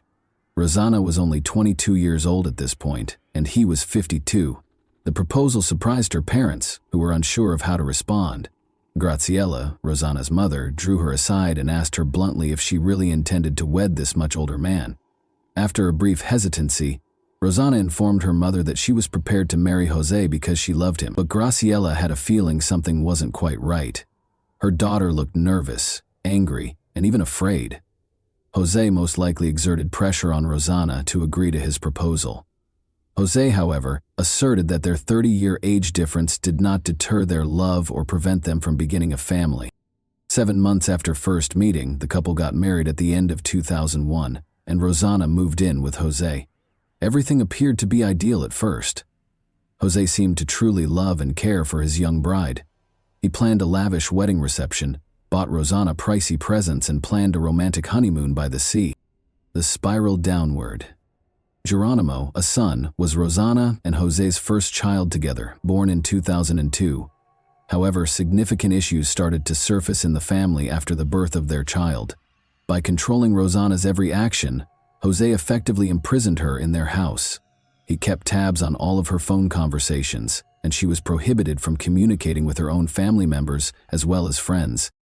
Rosanna initially made an effort to hide her problems from her family. She hoped the problems in her marriage would be resolved and felt she could manage the situation on her own. However, the situation only got worse over time. Jose showed himself to be a controlling tyrant who was prone to violent outbursts and was jealous and cunning. In addition to verbally abusing Rosanna and disparaging her family, he even implied that she should be thankful for everything he did for her by saying that he had chosen her out of the trash. As Rosanna's fear of her husband grew, she made every effort to avoid upsetting him. In order to prevent upsetting Jose, she was prepared to forgo communication with her parents, brothers, and sister. However, he didn't really need an excuse to lose his temper or turn violent. The emotional abuse eventually became physical.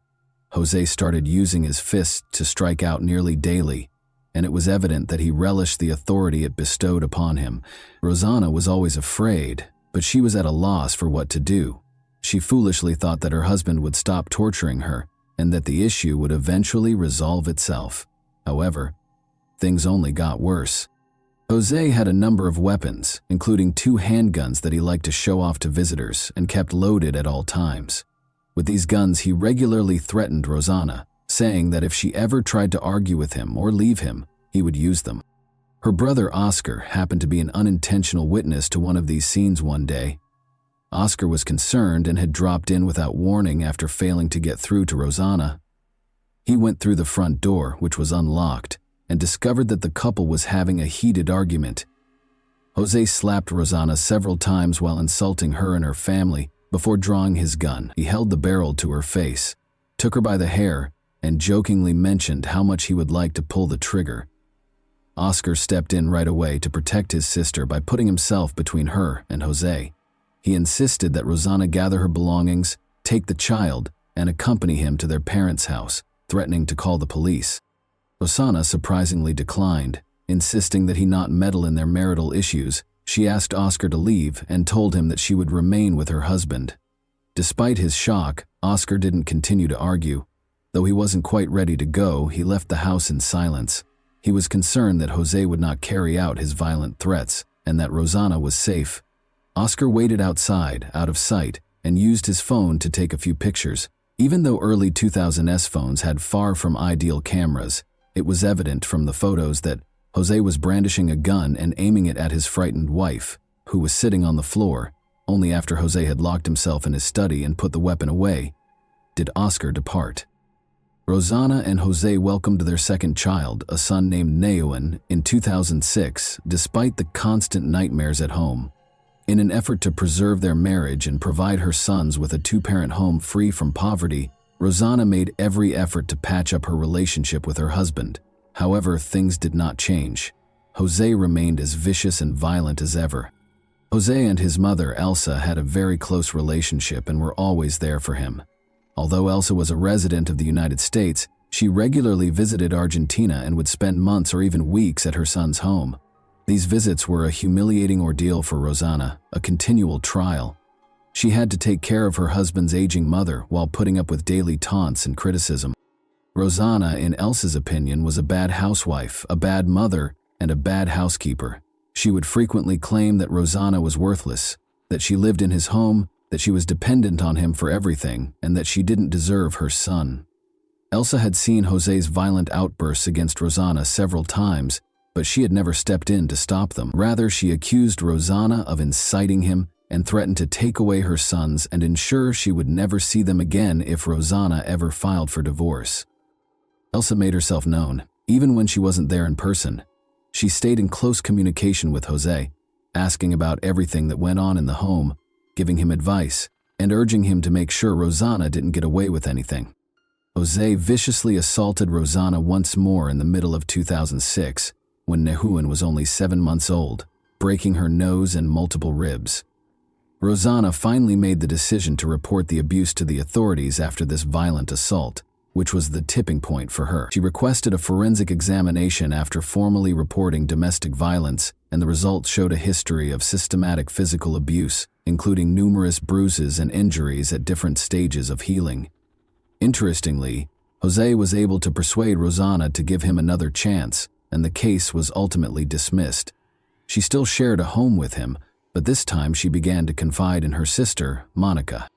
Rosanna called Monica whenever something happened to let her know what had happened, and she even began sending her messages with the threats she had received from Jose and Elsa. For more than a year, Monica recorded these discussions in a journal.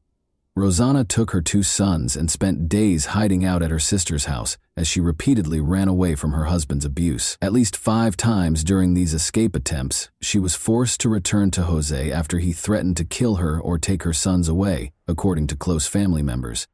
Rosanna filed for divorce at the end of 2007 and was successful in getting a court order that barred Jose from being around her and their sons. Jose, however, filed a countersuit, asserting his right to see his sons. For these visits, the court set a schedule that had to be adhered to. They agreed that Jose's vacant country home would be the venue for the meetings. Rosanna was afraid of Jose and felt safer with someone who could step in if something went wrong, so she frequently went to these meetings with her brother Asghar. Rosanna became friends with Daniel Gonzalez, a local gardener, and told him about her terrifying ordeal. Daniel was sympathetic and saw multiple instances in which Jose used derogatory language to publicly humiliate Rosanna. He would subsequently testify in court regarding these incidents. Rosanna met Oscar Lugo, a young man, in August 2007. They soon developed a romantic relationship. Despite being only 3 years Rosanna's senior, Oscar was considerate, kind, and perceptive. He took to her sons right away. After her divorce from Jose was finalized, the couple even began organizing their wedding, giving the impression that she had finally found the right partner. Jose, however, persisted in keeping a close eye on his still lawful wife. When physical violence and threats failed to control her, he turned to bribery. Rosanna adamantly refused his offer of a car in exchange for her return. Jose, who remained in close contact with his mother, confided in her out of desperation that he intended to hire someone else to kill Rosanna. Elsa not only endorsed the concept but also gave her son financial support, sending him a sizable sum of money to commit the crime. Jose had to come up with a thorough plan and locate a hitman for almost 2 months. Rosanna, her sons, and her sister Monica visited Jose at the country house on January 16, 2008, as part of a planned visit. Jose left the women in the house that day to wait for the boys to return after taking them for a walk. Jose sent a message around 9 p.m. stating that he was taking Geronimo, one of the boys, to the hospital because he was feeling ill and had a fever. Rosanna became worried and texted Jose multiple times in an attempt to find out what was happening, but he didn't pick up. Hosanna gave Rosanna a call at around 10 o'clock. The phone call would prove to be a fatal trap. Rosanna would go outside to get a signal, and he knew that cell reception was bad in the house. Monica hurried to investigate after hearing 6 gunshots as soon as she left the house. On the vacant lot next door, she noticed a shadowy figure slipping behind a fence. She discovered Rosanna bleeding profusely on the ground a short while later. Monica dashed back inside to retrieve her phone, but she was unable to immediately connect to emergency services. She called her brother in a panic, told him what was happening, and urged him to call the police and emergency services right away. Rosanna had no chance of surviving after 4 of the 6 shots that were fired struck their target, striking her in the neck and chest. She had already stopped exhibiting any signs of life by the time emergency personnel arrived. Doctors were only able to confirm Rosanna's death after she bled out in a matter of minutes. Rosanna's close relatives were all certain of the person responsible for this terrible incident. When Jose was questioned that same night, he pretended to be shocked and denied any role in his wife's passing. He was released pending additional investigation because he had an alibi. Rosanna's family feared that Jose would just pay someone off and get away with it if there was no publicity, so they chose to take the case to the media. The publicity, though, could have backfired. Rosanna actively conducted interviews and engaged prestigious attorneys, damaging Rosanna's and her family's reputations. He asserted that Rosanna had cheated on him by having multiple lovers, all of whom might have desired her death.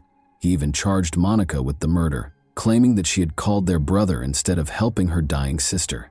However, Monica's potential involvement in the shooting was thoroughly investigated. Ballistic tests showed that the shots had been fired from a .45 caliber pistol, which would have been difficult for a thin woman like Monica to handle, and there were no signs of gunpowder residue on her hands or clothing.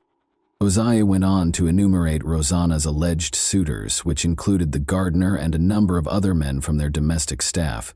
At first, the investigation proceeded slowly, but with the help of multiple witnesses' testimonies, Monica's thorough diary, and images on Oscar's phone, authorities were able to prove that Hosea had been physically abusing his wife for years. Subsequent inquiries turned up multiple instances in which Rosanna had reported domestic abuse to the police, accompanied by medical documentation. Jose's mother Elsa took care of the couple's sons while he was in custody, even though he was the main suspect in his wife's death. The Galliano family was not allowed to see the boys for almost half a year. Graciela and Monica were denied custody, but were given visitation rights only in the fall of 2008. Oscar, who had pictures of Jose pointing a gun at his sister on his phone, was put under witness protection and started getting anonymous threats. He was fitted with a tracking device so that authorities could keep tabs on his movements.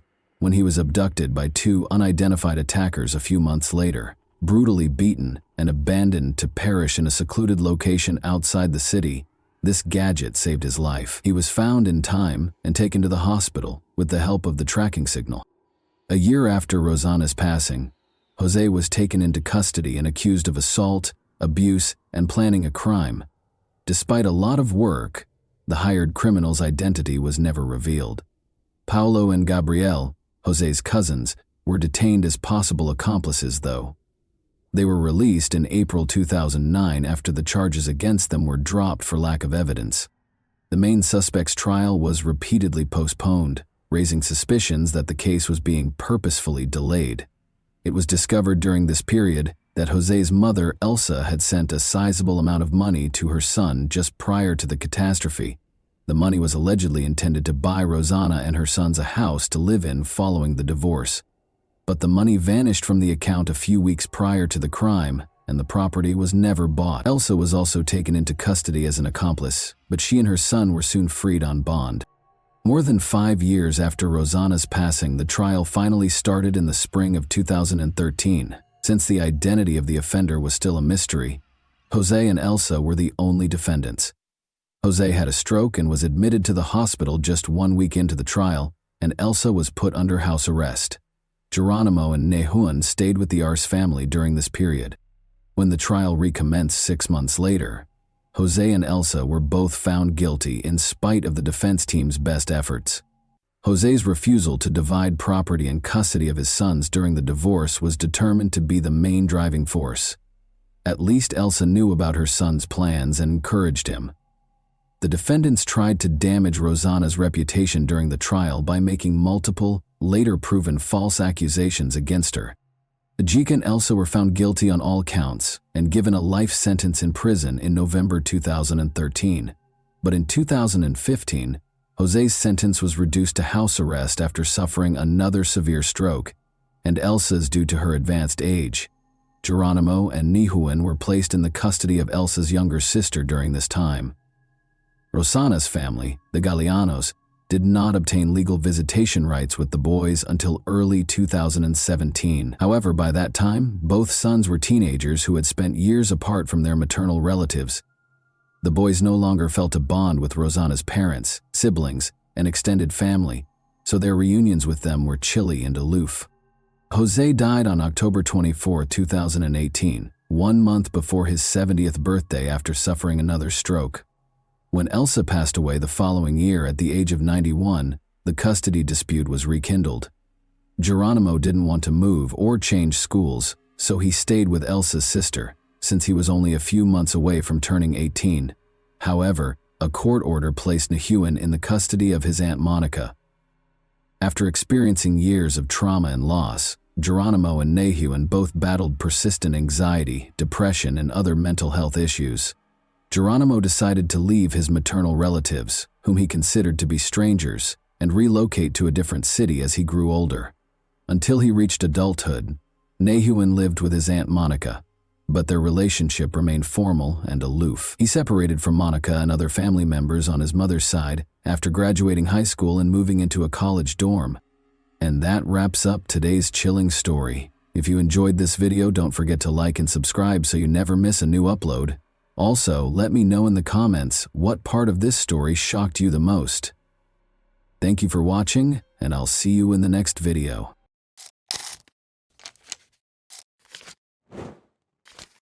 Hey guys, welcome to my channel, and today we're going to take a look at another horrible case with you. We'll talk about what happened in Everett, Washington, on September 20, 2017 at 1:55 a.m., when multiple people called 911 after hearing loud explosions as soon as the police showed up. They discovered a horrifying image on the doorstep 10 minutes later. Directly outside the door was Alicia Canales McGuire, 24. Sadly, she had already passed away. Thanks to CCTV footage and social media, investigators were able to solve this tragic case. Alicia was born on October 29, 1992, in Mount Vernon, Washington, to Manuel and Michelle Canales. She spent a significant amount of her adult life working as a caregiver because she enjoyed caring for others and always wanted to assist everyone. Raised on a farm, Alicia began working at the age of 5. She frequently went back to assist on the family farm because she understood the importance of hard work. Alicia loved spending time with her family, and she saw and talked to them often, always remembering to say "I love you" when she said goodbye. She and her spouse, Bradley, resided in Bird's View. In July 2017, Alicia and Brad tied the knot in a stunning beach ceremony at Deception Pass. As a result, investigators quickly discovered that Alicia did not reside in the home where she passed away. It belonged to her sister, Amanda Canales, who shared it with her 3 kids. Amanda asked Alicia to watch her kids while she was away because she had to travel to New York for work. Alicia was glad to assist because she loved her nephew and nieces. 2 months prior, she had tied the knot and was eager to begin a family of her own. One of the people who called 911 was the stay-in nanny who was in the house with her. When she went downstairs after hearing gunshots, she discovered Alicia motionless and lying at the front door. When the police officers got to the scene, they looked at the house first. They had to see if the criminal was inside. They made sure that the only people in the house were Amanda's kids and the nanny. By closely inspecting everything, the police began searching for evidence after the terrified kids were removed from the house. The house had a car parked in front of it. Beside it were shell casings. It indicated that the person who shot Alicia was standing close to the vehicle, just in front of the front door. The door frame was struck by several bullets. Just outside the door, Alicia was lying face down. It did not appear to be a robbery. The house was not a mess. Furthermore, it appeared that the criminal had not even gone inside the house. However, why and by whom would someone wish to kill Alicia? The detectives suspected that it was a case of mistaken identity after learning that it was her sister's home. The investigators questioned Amanda, who may have been the target, but she was in New York when the nanny, who was also present in the house when the crime was committed, relaxed. They inquired as to whether she knew who would want to harm her or if she saw the person who shot Alicia. The nanny claimed that when she heard gunfire, she was upstairs. She noticed that Alicia was motionless and face down on the floor when she looked down. She called 911 because she was afraid and didn't see the person who had shot Alicia, the nanny.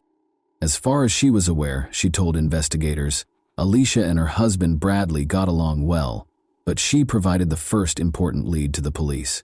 According to her, there were issues between Amanda, Alicia's sister, and her former spouse, Kevin Lewis. The detectives discovered from looking through the local sheriff's office reports that this was not the first time the police had been called to this address. Every incident had something to do with family disputes between Amanda and Kevin Lewis. The detectives were therefore intrigued by this version. Kevin Lewis lived in a different area of Everett, so they located his home address and went there before dawn to speak with him. It was dark in his home.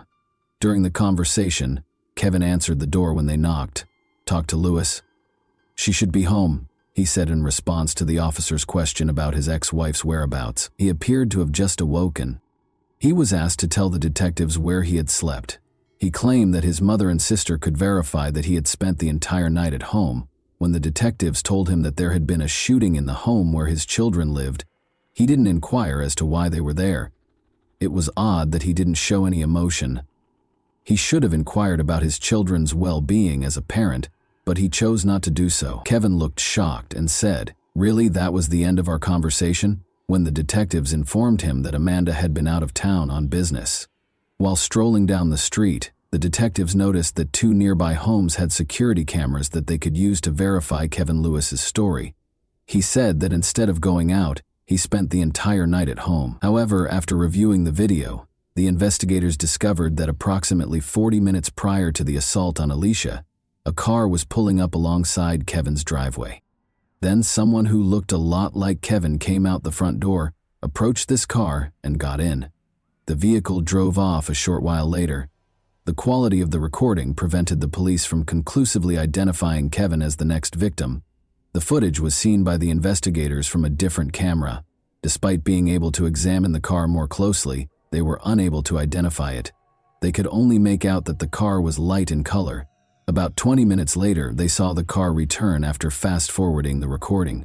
But they had one important detail to notice. This car's front right rim was different from the other 3. The front right rim was dark, while the other 3 were light. Kevin Lewis, who was in the first recording, got out of the car and went back to his house when the car came to a stop close to it. Approximately 20 minutes prior to the 911 calls regarding a shooting, this man, whoever he was, entered the house. The car then drove off and never came back. The drive from Kevin's house to Amanda's was 15 minutes. This could indicate that the car had enough time to reach Amanda's house, or it could indicate that the car was unrelated to the shooting. It was too soon to say. Amanda learned of her sister's passing. She was in New York a few hours later when their father called to inform them that Alicia had passed away. Alicia married, was content, and hoped to start a family of her own, but now her family had to grieve for her. Amanda said she had no doubt that her ex-husband Kevin was the one who shot Alicia when the investigators asked her if she believed he could have done it. Amanda Canales wasn't prepared to publicly acknowledge how toxic her relationship with her ex had been, even after her 8-year marriage ended. Despite having 3 young children, 2 girls and a boy, and spending 10 years with Kevin Lewis, Amanda had been extremely unhappy and continued to live in fear of him even after their June 2017 divorce. Amanda had been bruised by Lewis's previous physical abuse, and even after they had parted ways, he continued to threaten her.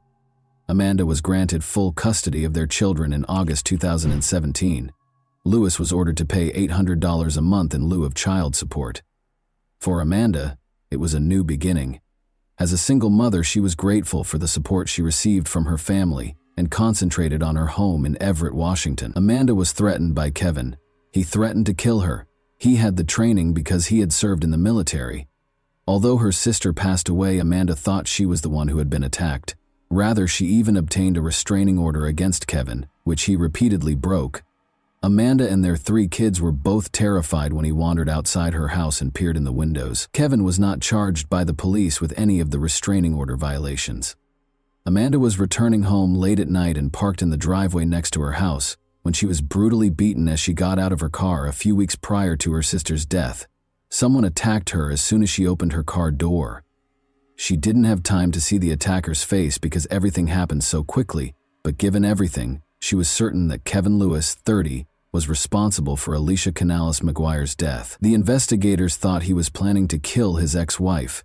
At the time, Kevin was unaware that she was in New York. He was unaware that Alicia had been asked by Amanda to watch her kids while she was away. Today, though, this version contained an error. Kevin would have been at his house when the shooting occurred, if the man in the video was indeed him. He was also given an alibi by his mother and sister. As a result, the police kept looking into the incident and took into account various theories.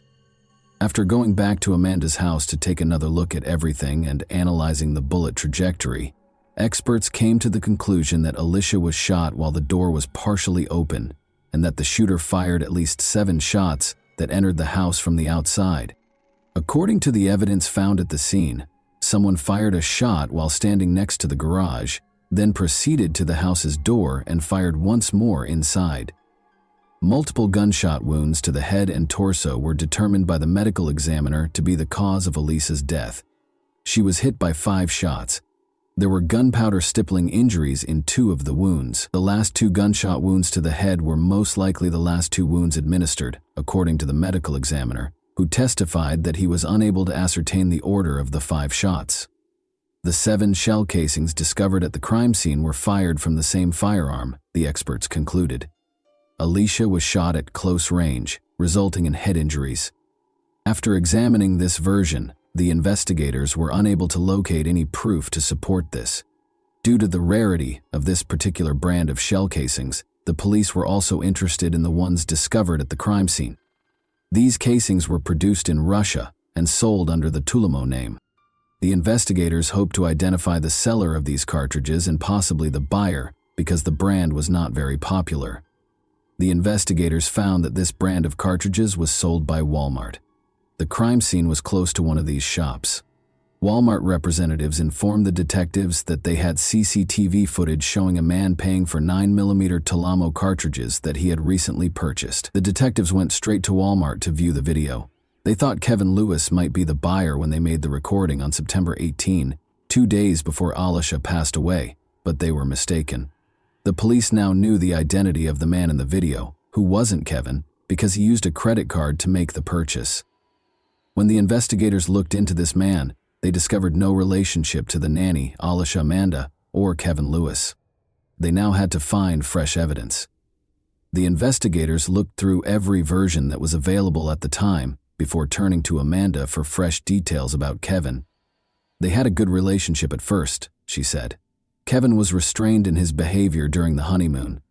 She didn't anticipate that he would start hitting her and grow more hostile over time. After their relationship ended, Amanda was granted full custody of the children, a restraining order was issued, and they got divorced. However, a distraught Amanda was aware that Alicia wasn't supposed to be killed in the shooting and thought it was a case of mistaken identity. She told police that Lewis had somehow planned the attack and that Kevin was home when it happened. The footage from the night of Alicia's death has been examined by the investigators once more. They saw something now that they had never seen before. The man who left his house, Kevin, can be seen approaching the car and settling into the back seat behind the driver in this grainy video. Why, though, did he not take the front passenger seat? As the investigators searched for a solution, they came to the conclusion that someone else was already occupying the front passenger seat. As a result, by the time the car arrived at Kevin Lewis's house, there were most likely 2 people inside, which may have been the reason he had to take the back seat. There was insufficient evidence for the police to connect Kevin to Alicia's demise. But after gathering proof of Kevin's assaults on his ex-wife Amanda, they detained him in November 2018 and gave him a 3-year prison sentence. In the meantime, Alicia's case was still unresolved over a year after her death. The only break in this case came in 2019 when a woman with crucial information called the police station. A girl from nearby Spokane who had attended a party and boasted about being hired to kill someone on York Road, the street where Alicia was shot, was the source of the detective's tip. Given that Spokane was roughly 5 hours away from Everett, the police were unsure of what to believe. According to the caller, she was at a party when a young woman walked in. Angelica is who she is. The latter boasted about her involvement in the crime with her boyfriend. This woman claims that Angelica stated that a person died as a result of being shot in the head. They were hired to shoot from around the corner by the children's father. Additionally, according to Angelica, they killed the wrong person. A case of mistaken identity was involved in the incident. The specifics of this case have never been made public by the police.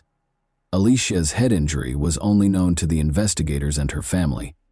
Angelica's knowledge of numerous details about the crime piqued the police's interest as they searched for her.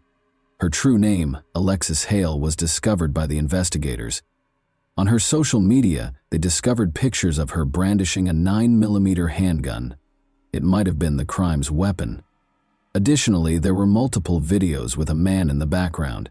It was Jaredon Phelps, Alexis's boyfriend. Alexis Hale shared a video taken through a car's windshield that examined the road signs the night before Alicia passed away.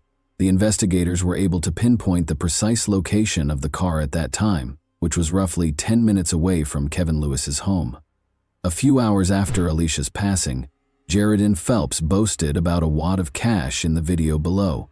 One of the 5 comments that the investigators saw on Phelps's social media photo was from his aunt. They identified his aunt as Kevin Lewis's mother after clicking on her social media profile. As it happened, Kevin's cousin was Jaredon Phelps. The police had good reason to make an arrest. Alexis Hale was the first to be placed in handcuffs. She screamed and claimed that because she was only 17 years old, the police were unable to arrest her. She demanded a lawyer because she understood why she had been arrested. Jaredon Phelps was taken into custody by the police in a different area of the city at the same time. Phelps and Hale had driven from Spokane to Everett to carry out the shooting, according to the investigators' phone records. Additionally, early on September 20, Lewis's neighbor's security footage captured someone getting into a car. At 1:13 a.m. EM, the man in the white top departed, and at 1:37 a.m. he returned. Following Alicia's passing, Lewis was wearing a white top when the police visited him. Alexis kept everything from the investigators. At the time, Kevin Lewis was serving a 3-year prison sentence for assaulting Amanda. As a result, the researchers were hoping that Phelps would provide some information. The investigators suspected it was Kevin Lewis, and now the police had a confession and the name of the man who hired Hale and Phelps. Phelps provided them with additional information about the crime when they brought him to the scene. Following Alicia Canales McGuire's death in September 2017, Kevin Lewis, who was already incarcerated on an unrelated charge, was charged with aggravated murder with a firearm, conspiracy to commit murder, and solicitation to commit murder in July 2020. At the age of 20, he entered a guilty plea to first-degree premeditated murder. He was given a 31-year prison sentence by the court. At age 18, Hale entered a guilty plea to the same charge and received a 15-year sentence. During the trial, Phelps testified that he had committed the crime for financial gain and to gain notoriety. Lewis gave Phelps money, which he used to purchase a Ferragamo belt buckle, Timberland boots, and some tattoos. He asserted that he had given his ex-girlfriend $200 after she obtained the pistol from a family member. Later that year, Lewis entered a not guilty plea and was put on trial by the prosecution. Claimed that in order to get his ex-wife out of the way, he had given $2,400 to his cousin and his girlfriend. Although he had made them into adolescent killers, Alicia had unintentionally opened the door in a tragic case of mistaken identity. Lewis gave Phelps an envelope of cash on the way back. Phelps said Lewis had led them to the house, but that he didn't know who the target was. Phelps and Hale dropped Lewis back at his house and then went back to the spot Lewis had indicated. After getting out of the car, the two headed for the house. Hale went to knock on the front door and Phelps stopped beside the garage. Hale left as soon as Alicia opened the front door, and Phelps fired the gun until it was empty. The gun's muzzle crossed the threshold as Phelps fired the first few shots from his position close to the garage, and the final 2 after approaching the front porch. The final 2 shots were directed at the head and neck region. Phelps and Hale returned in their vehicle because of a glove that might have been left at the scene. They turned around and departed when they saw police cars upon their return. After getting GPS directions, they returned to Spokane by car. The defense contended that Lewis had only said to move the target out of the way and had never used the word kill in his conversation with his cousin. However, the court was reminded by the prosecution of Kevin's violent past and his threats against Amanda. They claimed that power and control are at the heart of this case, and it was obvious what the goal was. Amanda described him as pure evil. He had played with their kids, who were in the house when she was supposed to die, she remembered incredulously. I assumed you loved them, but a person who truly cares for someone would never want to put them in danger or cause them any trauma. Did you care that they would have woken up to find their own mother dead, lying in a pool of blood, if it had been just me home that night? She asked. She also discussed finding her kids a safe place to live. She informed Louis that, in spite of all the harm you caused, they are recovering and moving on. In case you were wondering, they never inquire about or discuss you. The jury found Lewis guilty of first-degree murder in less than 3.5 hours after a 6-week trial in November 2021. In January 2022, 34 Kevin was given a life sentence without the possibility of parole. Records show that Lewis is still incarcerated at the Washington State Penitentiary in Walla Walla County, where Judge Thompson also ordered him to have no contact with his former wife, his children, Phelps, or Hale for the remainder of his life. And that wraps up today's chilling story. If you enjoyed this video, don't forget to like and subscribe so you never miss a new upload. Also, let me know in the comments, what part of this story shocked you the most? Thank you for watching, and I'll see you in the next video.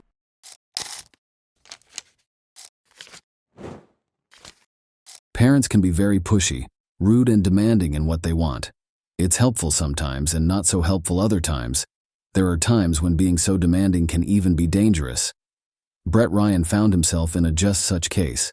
He grew up in a wealthy and big Canadian family with 4 other sons. His parents were Bill and Susan. It might seem like having a lot of kids, especially boys, is a lot of hard work as a parent, but it wasn't for everyone. Their parents tried to show the younger Ryan the right way to do things. In addition to his well-known job at the Toronto Star daily newspaper, his dad was interested in many things, like sports, yoga, and psychology. In terms of Susan, she worked very hard, and the whole family home depended on her. She spent all of her time with her husband and children and kept their huge house in a nice part of Toronto in perfect shape without any help from gardeners or craftsmen. As people walked by the family home, they would stop and look through the fence at the huge flowering garden. It's not fair to say that Brett was the family favorite, because Susan loved everyone the same. However, it might have looked like Brett got in the most trouble for disobeying. He was always able to get out of trouble, even when there was a lot of proof that he was involved. He found a way to show that he wasn't fully involved, and it's amazing how that skill helped him make a lot of friends. Brett was well liked at school, and everyone wanted to be friends with him or at least be able to handshake with him like his brothers. Brett went to college after high school. With the goal of being better than his brothers, he put an ad in the newspaper offering to paint people's homes and fences in Toronto. Things were going great at first, and the young man made his first dollar. Susan was so proud of her son that she used him as an example for other people. It's one thing to make this much money from a part-time job, though, and quite another to quit college and paint houses full-time instead of going to school. Brett stopped going to college after a while. In the beginning, Brett felt sure of himself around his older brothers. But once Christopher and Leland graduated and got jobs in their fields, Brett's authority started to slip. Christopher worked as a transit officer for the city of Toronto, and Leland became an artist and designer for the family. After school, they moved out of their parents' house. Brett stayed with his father, mother, and younger brother, who went to a school for gifted kids so he wouldn't have to spend some of his money on rent. Brett was getting more and more desperate as the years went by because he couldn't pay off his debts. He fell into depression. Brett owed more than $60,000 by 2007 when he was 26 years old. People thought Brett was smart, but he didn't know how to use his brain. He didn't show how bad he was either. He always had a smile on his face, helped everyone, and took part in volunteer work. His soul was such a huge black hole that no one could believe it. At last, the terrible moment arrived when there was no way out. At least, not legally. Brett did not have any work around the house or paint the house on October 28, 2007.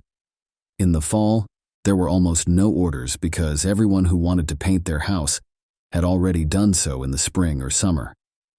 Winter was coming, so you shouldn't expect to make a lot of money. We couldn't wait for anything. Brett put on all the old clothes in his closet, like a hat, a long sweater that his older brother had given him, and a scarf that his mom had knitted. The scarf was way too long, and Brett had never worn it before, but it came in handy in the end. It fit around his face just right, leaving a small opening for his eyes. He then walked to the bank on the edge of his neighborhood. He walked funny on his right foot while holding a thick folder. Brett waited his turn at the bank. When an employee finally called for him, he went up to her and told her in a low voice that he had a gun on him. Besides that, he told her to get all the cash from the bank register and give it to him. If she didn't, he said, he would shoot her and kill her first. He took all the cash from the register from the girl, whose hands were shaking.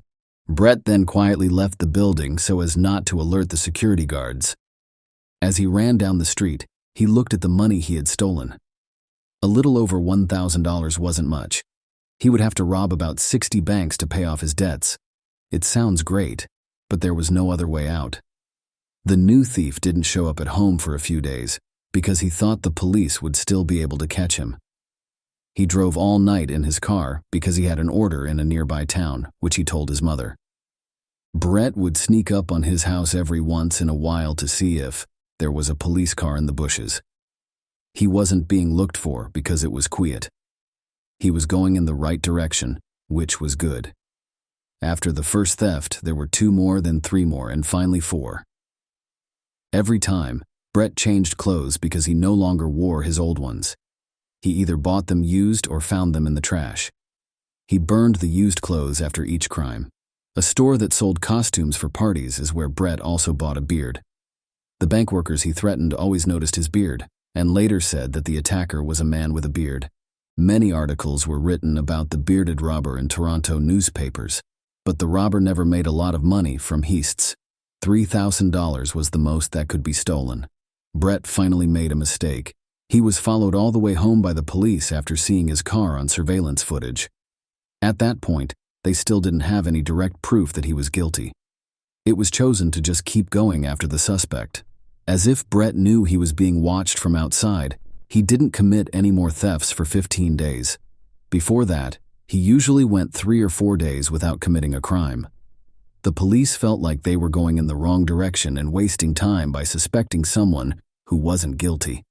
But finally, good luck came their way. After leaving the house, Brett got into a car and drove off. He got out of the car near the bank wearing a new, strange outfit. He went into the branch and stayed there for a while. When he came out, he was met by police who handcuffed him and said that the much-talked-about bearded robber had been caught. Brett was being looked into for 7 months. It was charged against him to rob with a gun. The bearded robber always came to the bank empty-handed, even though he had a gun permit. He didn't even have a knife with him in. He was told he was guilty on 19 counts and sent to prison. After that, Brett and his family filed several appeals. Only 8 of the 19 counts were upheld after this was done. Brett didn't stop there, though. As soon as he had the chance to ask for parole, he did so. Brett asked that the fact that he committed these crimes while he was deeply depressed from 2 failed relationships and having a lot of debt be taken into account in his petition. But he also said again that he didn't bring any weapons to the crimes and wasn't planning to hurt anyone. His comments were taken seriously, but he had to meet with a psychologist in order to get out of jail early. It was good for Brett that the sessions helped him. While he was in jail, he didn't talk to his family. Now that he was out, he had taken a step toward getting closer to them and fixing things with them. The commissioners saw the changes for the better. Brett was finally freed on November 24, 2010. The young man had fought so hard for freedom, but it turned out to be even more bitter and hard than before. Brett. What was his name before? A painter who has a lot on his mind. What was he doing now? Brett, the thief. Brett is the former prisoner with such a bad past. He was never hired by a business, and people who hired him to paint houses turned him down as soon as they saw the suspicious beard. Even Susan's neighbors who used to visit and compliment her garden started to spread some bad rumors about her. The Ryan family sold their house quickly and moved to Scarborough. Susan got back to working in her new garden, and Brett did get a job with a trading company, but the pay wasn't great. His parents also gave him money to help pay for his college education again. Brett kept seeing a psychologist, and every time, the expert told him the same thing: don't cut ties with your family. Brett's advice from the psychologist really helped, but his money situation still needed a lot of work. It was September 2011 when he had his first lucky accident. His name is Kristen Bechter. Kristen was a really great girl. She had her own apartment with windows that looked out over the sea, so the young couple could enjoy the view. And most importantly, she didn't care about Brett's past. She played sports, which kept her body in shape. They also took trips together from time to time and had even been to Australia. While Brett was seeing the girl, his parents were very happy about his relationship with her. For another thing, they were sure that their son would finally grow up and find his place in society. Kristen would push him to do so. Brett thought things were getting better, but something bad happened that he couldn't change, which slowed down the start of a new phase. Brett was shocked when his father died. Brett started going to see a psychologist more often because his depression started to come back. He also had to help his mother with money, which he didn't have much of, and spend a lot of time with her. He had to build a long-term relationship with Kristen. The young people weren't teenagers, for whom it's enough to hang out and have fun. Brett decided to take a big step because he was deeply in love with this beautiful blonde. He had some money saved up and had told his mother that he wanted to start a family with Kristen. To do this, he knew he had to make her an offer she couldn't refuse. She would remember this day for the rest of her life. She understood what her son meant and gave him money to buy a ring. The couple had already talked about their plans for the future. And no, Kristen didn't need an expensive gift or anything like that. She only needed Brett to make a proposal for her to know that he was serious. He spent a lot of money, though, and got his love a gold ring with a big diamond. It was clear that Kristen would say yes. Then, as young people do, they started making plans for their wedding. Brett agreed with all of Kristen's choices and nodded his head. However, he was shocked by how much it cost and how much he had to think about his job. He looked on the internet for an engineering job opening at a big tech company, put together a resume, and sent it in. He did so well in the interview that they accepted him. At that time, Brett was glad. When he told his fiancée and mother about it, they were thrilled. He then asked his mother for money to buy an expensive suit for work. Once more, his mother did not say no to her son. Brett got a call from the company after the suit was already bought to say they had to turn him down because the security service knew about his criminal past. Brett felt like thunder hit him. Right away, his mood started to get worse and he finally gave up. Why go through all of these interviews and wait for answers when no one wants to hire a criminal, even if they have changed? The most important question is, why study? Brett thought that the money his mother and older brothers gave him for college should be used for his wedding to Kristen, so that's what he did. Brett was back in the situation he had just gotten away from. Not only did he not tell his counselor, but he also did not tell his family that he had quit college. He also didn't tell anyone that an engineering job had turned him down. He dressed up with a shirt, tie, and suit, and went to paint houses. On the way, he changed his clothes. He told his family that he was at work in an office. Brett also constantly shared different photos from the office or business events on his social networks. Of course, these were downloaded from the web before. When he was with his family, he often pretended that his phone was ringing and that he had to get to work right away. No one would have thought Brett was just a normal painter because he was so good at getting dust in their eyes. Brett was going to get married in September 2016 after being with Kristen for 5 years. Even more, he agreed to rent a fancy restaurant where each guest would have to pay $100. Brett finally took matters into his own hands, got a great job, moved into a nice apartment, and married a beautiful woman. This made the whole Ariane family very happy. But they didn't know that Brett's lies had gone too far, and there was no way out without getting hurt. That time the wedding was only a month away, and it would cost a lot to put on. It happened over and over again. Our hero borrowed money from his mother. When he realized she could no longer help him, he told her she had to get a better-paying job. Another thing he did was plan a bachelor party for August and invite all of his brothers and friends. Brett still chose to tell his counselor everything, even though the bombshell was about to go off. Brett had been telling his family lies for a year about being an engineer at a tech company. The psychologist felt bad that the client he had been working with for a long time had gone off track again. He told Brett that he had to tell his mom the truth. Brett put it off for a long time and thought about it for a long time. His mom was so mad because she had spent so much time telling everyone what a great son she had.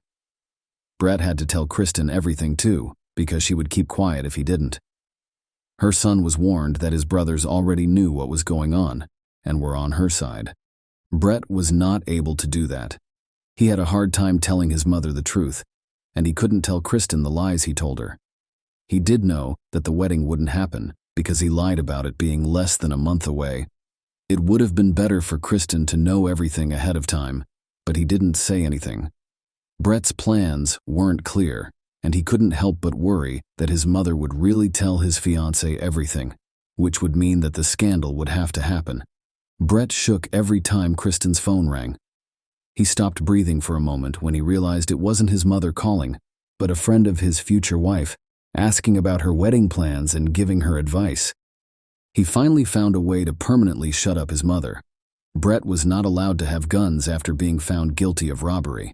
That's why the boy chose to use a crossbow as the best way to carry out his plan. Also, it's a pretty quiet way to kill someone. Brett's late father liked to shoot crossbows at targets in the garden, and he taught Brett how to do it.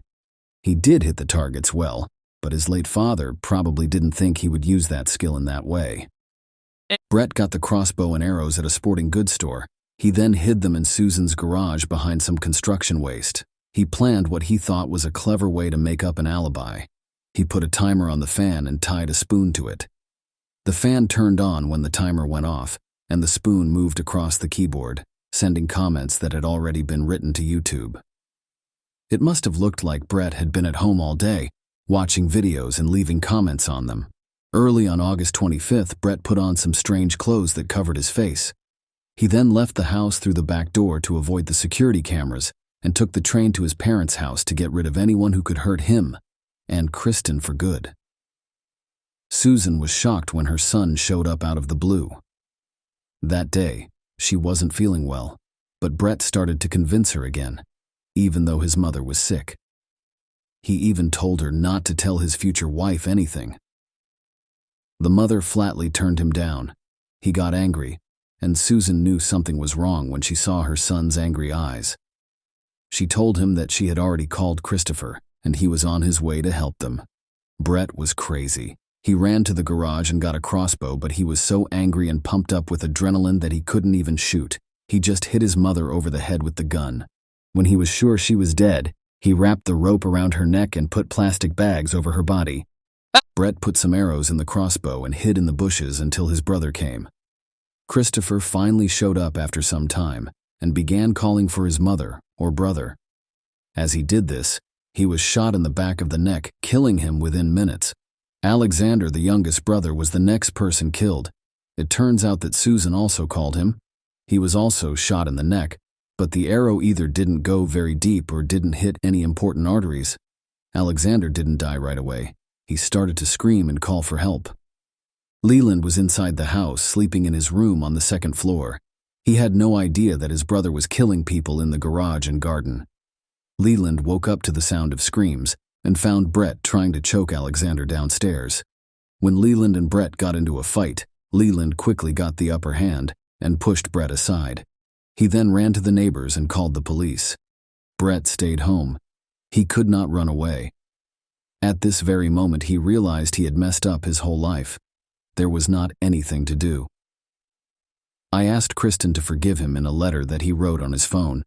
When the police got to the scene of the crime, they saw Brett, who was badly hurt, sitting next to his brother Alexander, who was also badly hurt but still alive.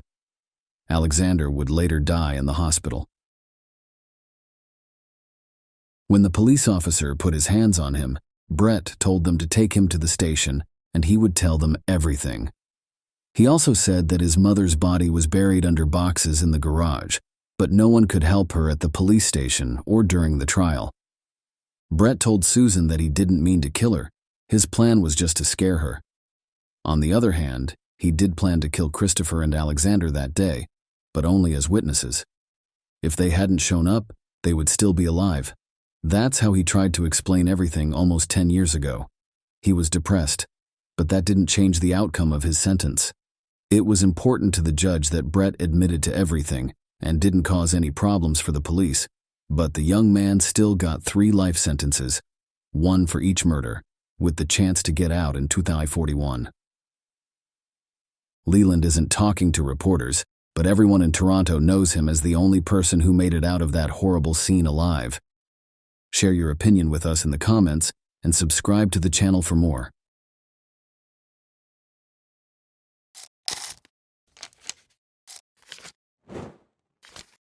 Hey guys, welcome to my channel, and today we're going to take a look at another horrible case with you.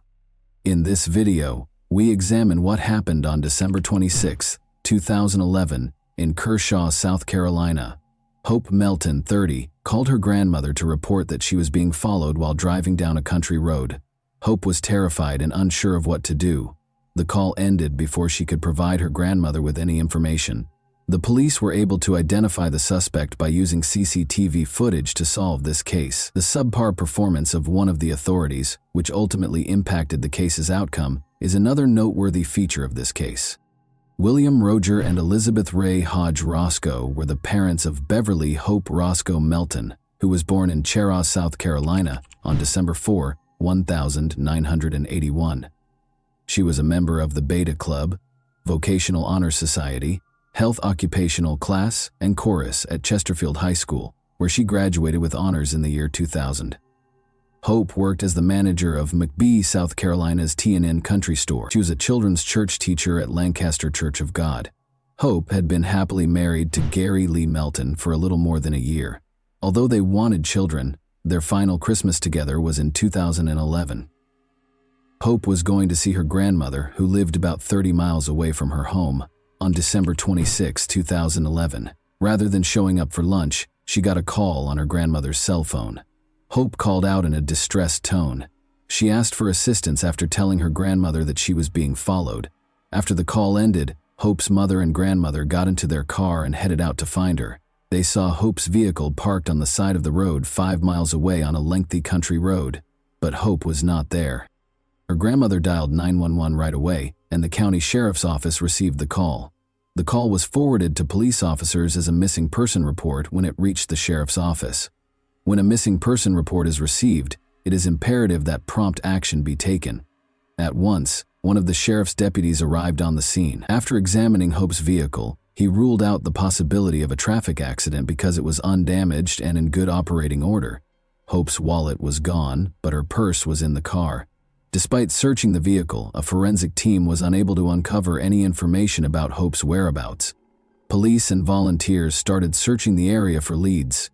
Gary, Hope's shocked and upset husband, showed up on the scene. He told the police that Hope was going to visit her grandmother and had planned to stop at a gas station. At the time, that was the detective's only lead. Hope's grandmother lived about 30 miles away from her home, and there were 4 gas stations along the way. The detectives made the decision to examine each one sequentially.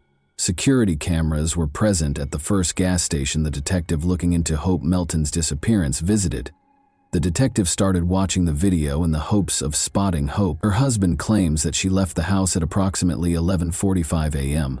The manager was asked to show the detective the video from an hour prior to Hope calling her family in a panic. When a male customer entered the store at 12:19 p.m., everything appeared to be as usual. The investigator kept watching the footage. A woman entered the picture 3 minutes later. Hope weighed around 140 pounds, stood 5 feet 5 inches tall, and was blonde. She had on blue jeans and a pink shirt. The detective knew right away that it wasn't Hope because the woman in the video was taller than her. At 12:45 p.m., they continued to scroll through the tape, but Hope never appeared. This implied that she had most likely refilled her vehicle at a different gas station. The members of Hope's family were in shock. They looked for logical reasons why she might have vanished. There was a slim chance that she had just become stuck in the mud and gotten out of the car. Maybe someone had come to get her and taken her to a rescue location. They wished Hope well and a speedy return home. A second gas station, just 10 miles from the location where Hope's abandoned car had been discovered, was visited by the detective looking into her disappearance. Additionally, there were security cameras that might aid in the investigation. The detective informed the manager that they were searching for a missing woman when they first arrived at the gas station. The manager recalled possibly seeing Hope around 12 p.m. when the detective described her appearance and the vehicle she was driving. There was no question that Hope Melton had visited this gas station prior to her disappearance. Thanks to a security camera placed outside, she had filled up her car and nothing seemed to be bothering her at the time. Another camera captured a man holding the door open for Hope as she entered. Hope left the store after paying for her gas. She appeared content and in a positive frame of mind. She appeared to be eager to spend the remainder of the day with her grandmother. The man who held the door open for Hope was the one who caught the detective's attention when he re-watched the video. She was followed into the store by a man wearing a white cap, according to surveillance footage. He glanced over at Hope. The detective watched the man in the cap while Hope paid for her gas and walked away. The man left the store after making his payment at the counter. Regretfully, nothing in the video could be used to identify the man. In an attempt to identify this man's vehicle, the detective once more looked at the surveillance footage. Hope was seen walking toward the store to pay for gas on one of the tapes. Just then, a dark minivan arrived and a man in a white cap climbed out. Regretfully, his car's license plate was hidden. Hope was seen driving away from the gas station when the detective flipped to another outdoor camera. She made her way back to her car, and just as she was ready to leave, a gray car arrived. Hope was not followed out of the gas station by the man in the white cap, or the man who got out of it and turned to watch Hope's car drive away. The detective repeatedly viewed the segment in an attempt to capture every detail. He had to locate the other hints he was certain were concealed in the gas station video.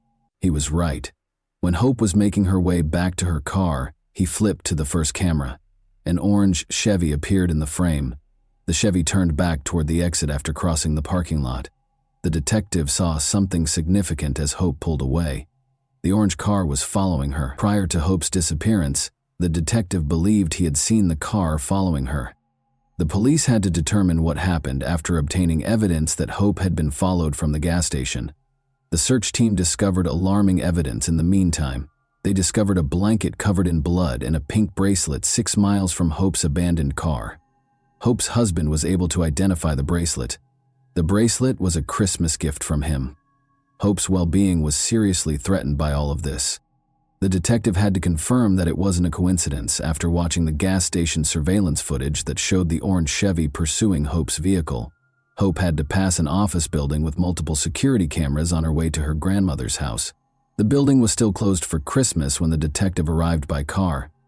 Finding an office manager with keys and knowledge of the CCTV system took some time. The parking lot and the road Hope could take to get to her grandmother's house were both covered by numerous security cameras on the building.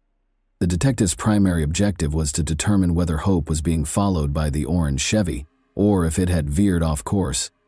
The cameras were programmed to record only when they detected movement because the offices were closed for Christmas. The detective started watching the video, which had been taken shortly after 12 p.m. At 12:06 p.m., the detective noticed Hope's car enter the frame. An orange car that had been spotted at the gas station earlier entered the frame 2 seconds later. The orange Chevy can be seen in the video trailing Hope's vehicle by only a few yards. Hope's car was discovered in the woods, and both cars were traveling north toward the road. Although the license plate numbers could not be seen due to the poor quality of the video, the car was identifiable, and police issued an APB. The orange car was stopped by police on a Jefferson, South Carolina street. After an hour or two, Nicholas Miller, a 23-year-old local, was the driver. He was the only person in the vehicle. Perhaps because he had something to conceal, he was extremely apprehensive when the police stopped him. After being taken to the police station, he was questioned by a detective. Miller gave evasive answers to every question. Miller was asked by the detective to describe his day, including his activities and whereabouts. Miller retorted that he had gone shopping at a Walmart 30 miles away in the morning. After that, he returned to Jefferson by car. The detective looking into Hope Melton's disappearance went to Walmart, where Miller claimed to have shopped after police requested a search warrant for Miller's vehicle. His story had to be confirmed by the police. Every action on the sales floor is captured by the store's many cameras. Walmart's video surveillance footage was a relief to law enforcement since it supported Nicholas Miller's account. At around 10 in the morning, his orange Chevy pulled into the parking lot. The detective recognized Miller when the driver got out. His story had been verified thus far. Like hundreds of other customers, he entered Walmart like any other, and nothing unusual appeared to be going on. He seemed to be going about his everyday business. He didn't bring a basket or shopping cart. The detective discovered, however, that Miller was no typical shopper. As the tape continued to play, he didn't appear to be interested in the goods being sold there. He was just loitering around the store. Maybe he had a completely different reason for being in the store. At one point, the detective saw that Miller was not wandering around the store but was actually following a blonde woman who was ignoring him and going about her own business. After watching the video again, the detective was certain that his suspicion was right. Miller followed the woman everywhere. She did, however, reappear in the video a short while later, this time with a man. It would be reasonable to assume that Miller now understood that this was an impossible goal for him. The couple left the store a few minutes later. According to investigators, the woman might have been fortunate to get away. Cameras caught Miller leaving the store a few minutes later. It looked like he was upset that a possible target had escaped his grasp as he left Walmart. At this point, we can only presume that he was returning to Jefferson, probably to meet Hope at a gas station. Although Hope's family had hoped she would return home safely, it became evident that something horrible had happened to her when police were able to obtain a search warrant for Miller's vehicle. Forensic investigators discovered blood spatter on the driver's side bumper and the passenger side fender while inspecting the vehicle. Hope's wallet was also discovered in Miller's vehicle. The decision was made to question Miller once more in light of the new evidence. It's crucial to remember that Chesterfield County Sheriff Sam Parker conducted the interrogation. Keep that name in mind, it matters. Miller initially denied any involvement in Hope Melton's disappearance during the interrogation, but after learning of the evidence, he eventually acknowledged his guilt and consented to accompany the police to Hope's body.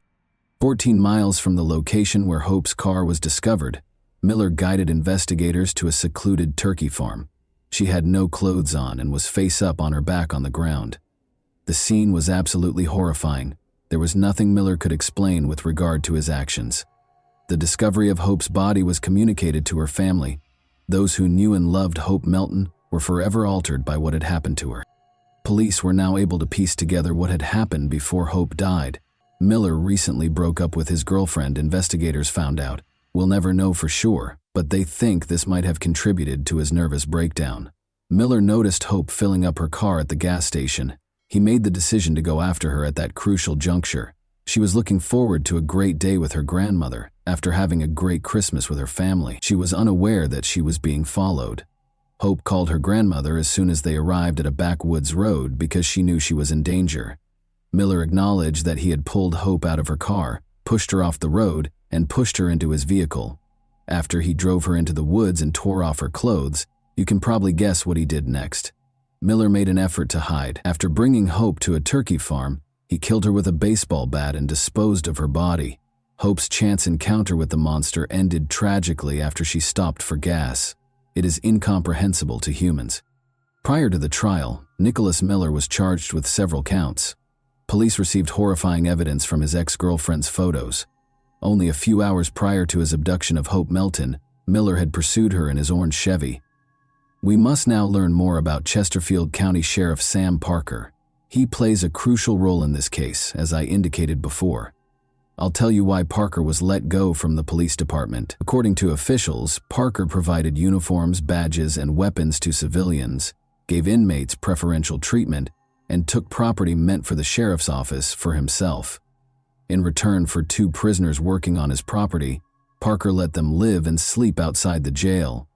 With the former sheriff's knowledge, the prisoners had access to phones, the internet, and an unlimited number of unattended visitors while they were sleeping in the armory. Additionally, prosecutors claimed that Parker provided special treatment to jail inmates, including alcohol and unsupervised visits with women. They were permitted to eat at restaurants and shop. The prisoners allegedly worked on the home and personal belongings of the former sheriff in return. The former sheriff was put on trial as a result. Mike Lee, who was serving a 15-year sentence for arson, testified against the former sheriff during Parker's trial. According to Lee's testimony, he was able to outfit his cell with a refrigerator, a new mattress, and flat-screen TVs while he was incarcerated in Chesterfield County.